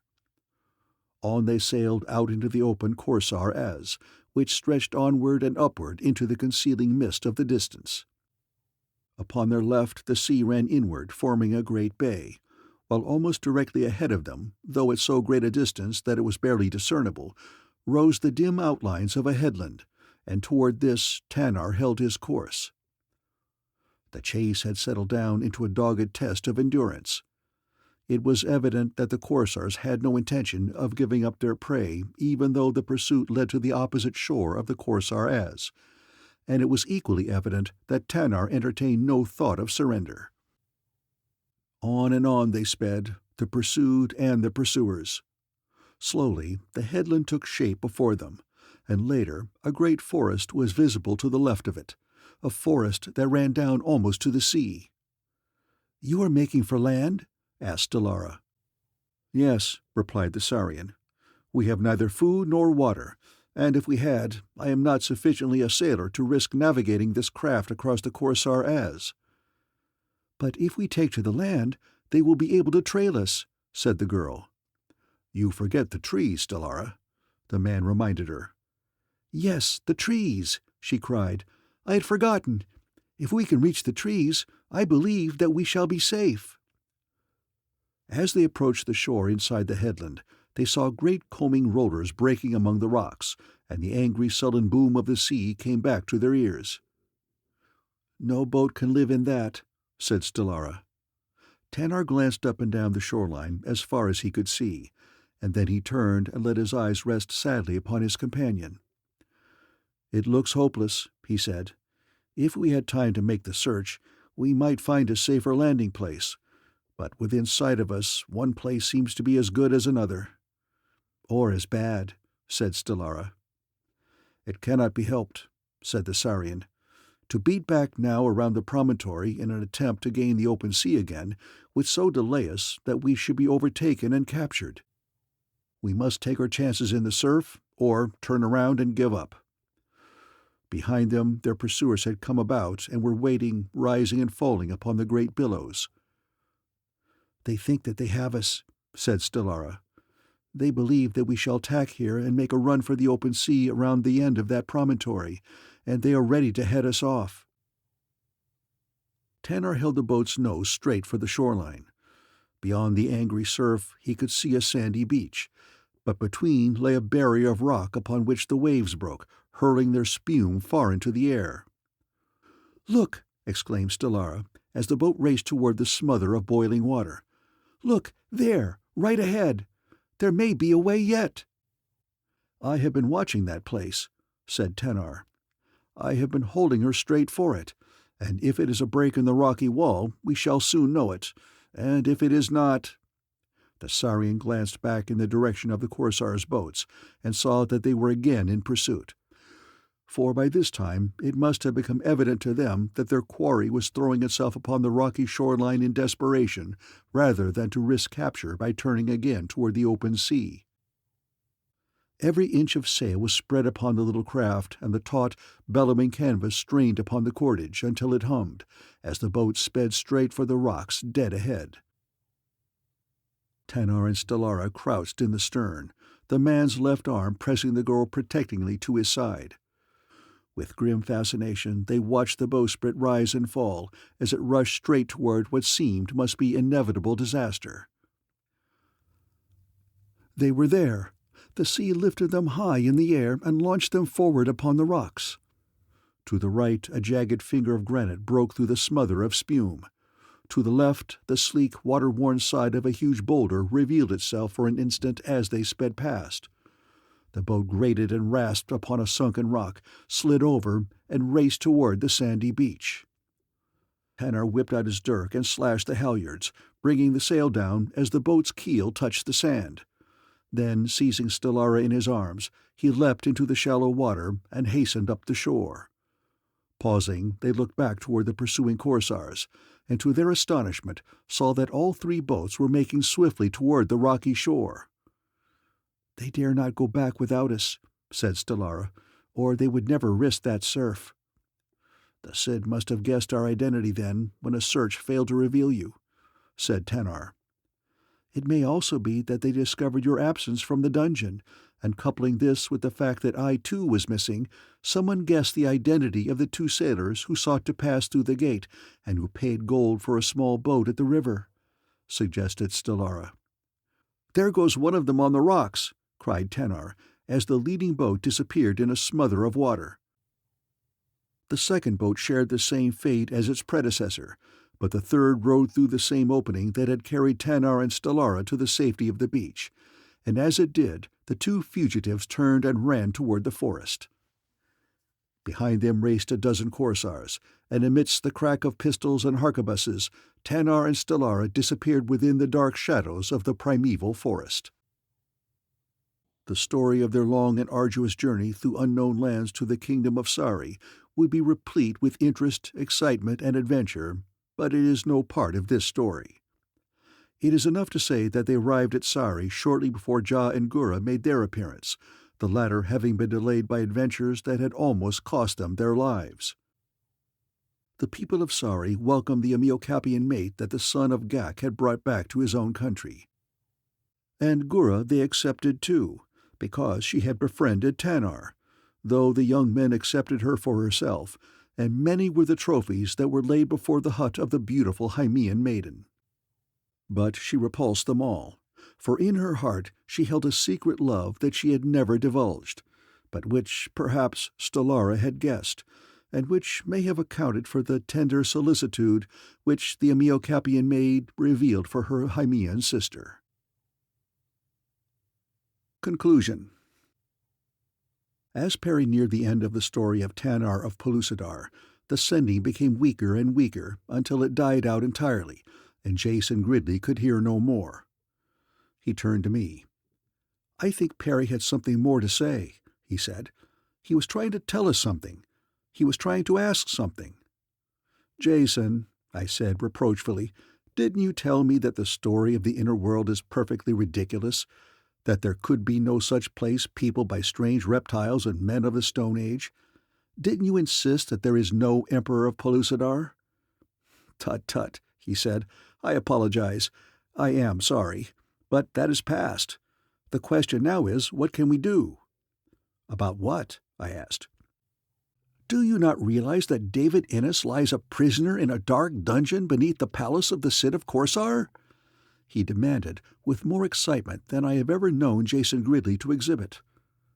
"Well, what of it?" I demanded. "I am sorry, of course, but what in the world can we do to help him?" "We can do a lot," said Jason Gridley determinedly. I must confess that as I looked at him, I felt considerable solicitude for the state of his mind, for he was evidently laboring under great excitement. "Think of it!" he cried. "Think of that poor devil buried there in utter darkness, silence, solitude, and with those snakes. God!" He shuddered. "Snakes crawling all over him, winding about his arms and his legs and his body, creeping across his face as he sleeps, and nothing else to break the monotony. No human voice, the song of no bird, no ray of sunlight. Something must be done. He must be saved." "But who is going to do it?" I asked. "I am," replied Jason Gridley. The end of Tanar of Pellucidar by Edgar Rice Burroughs.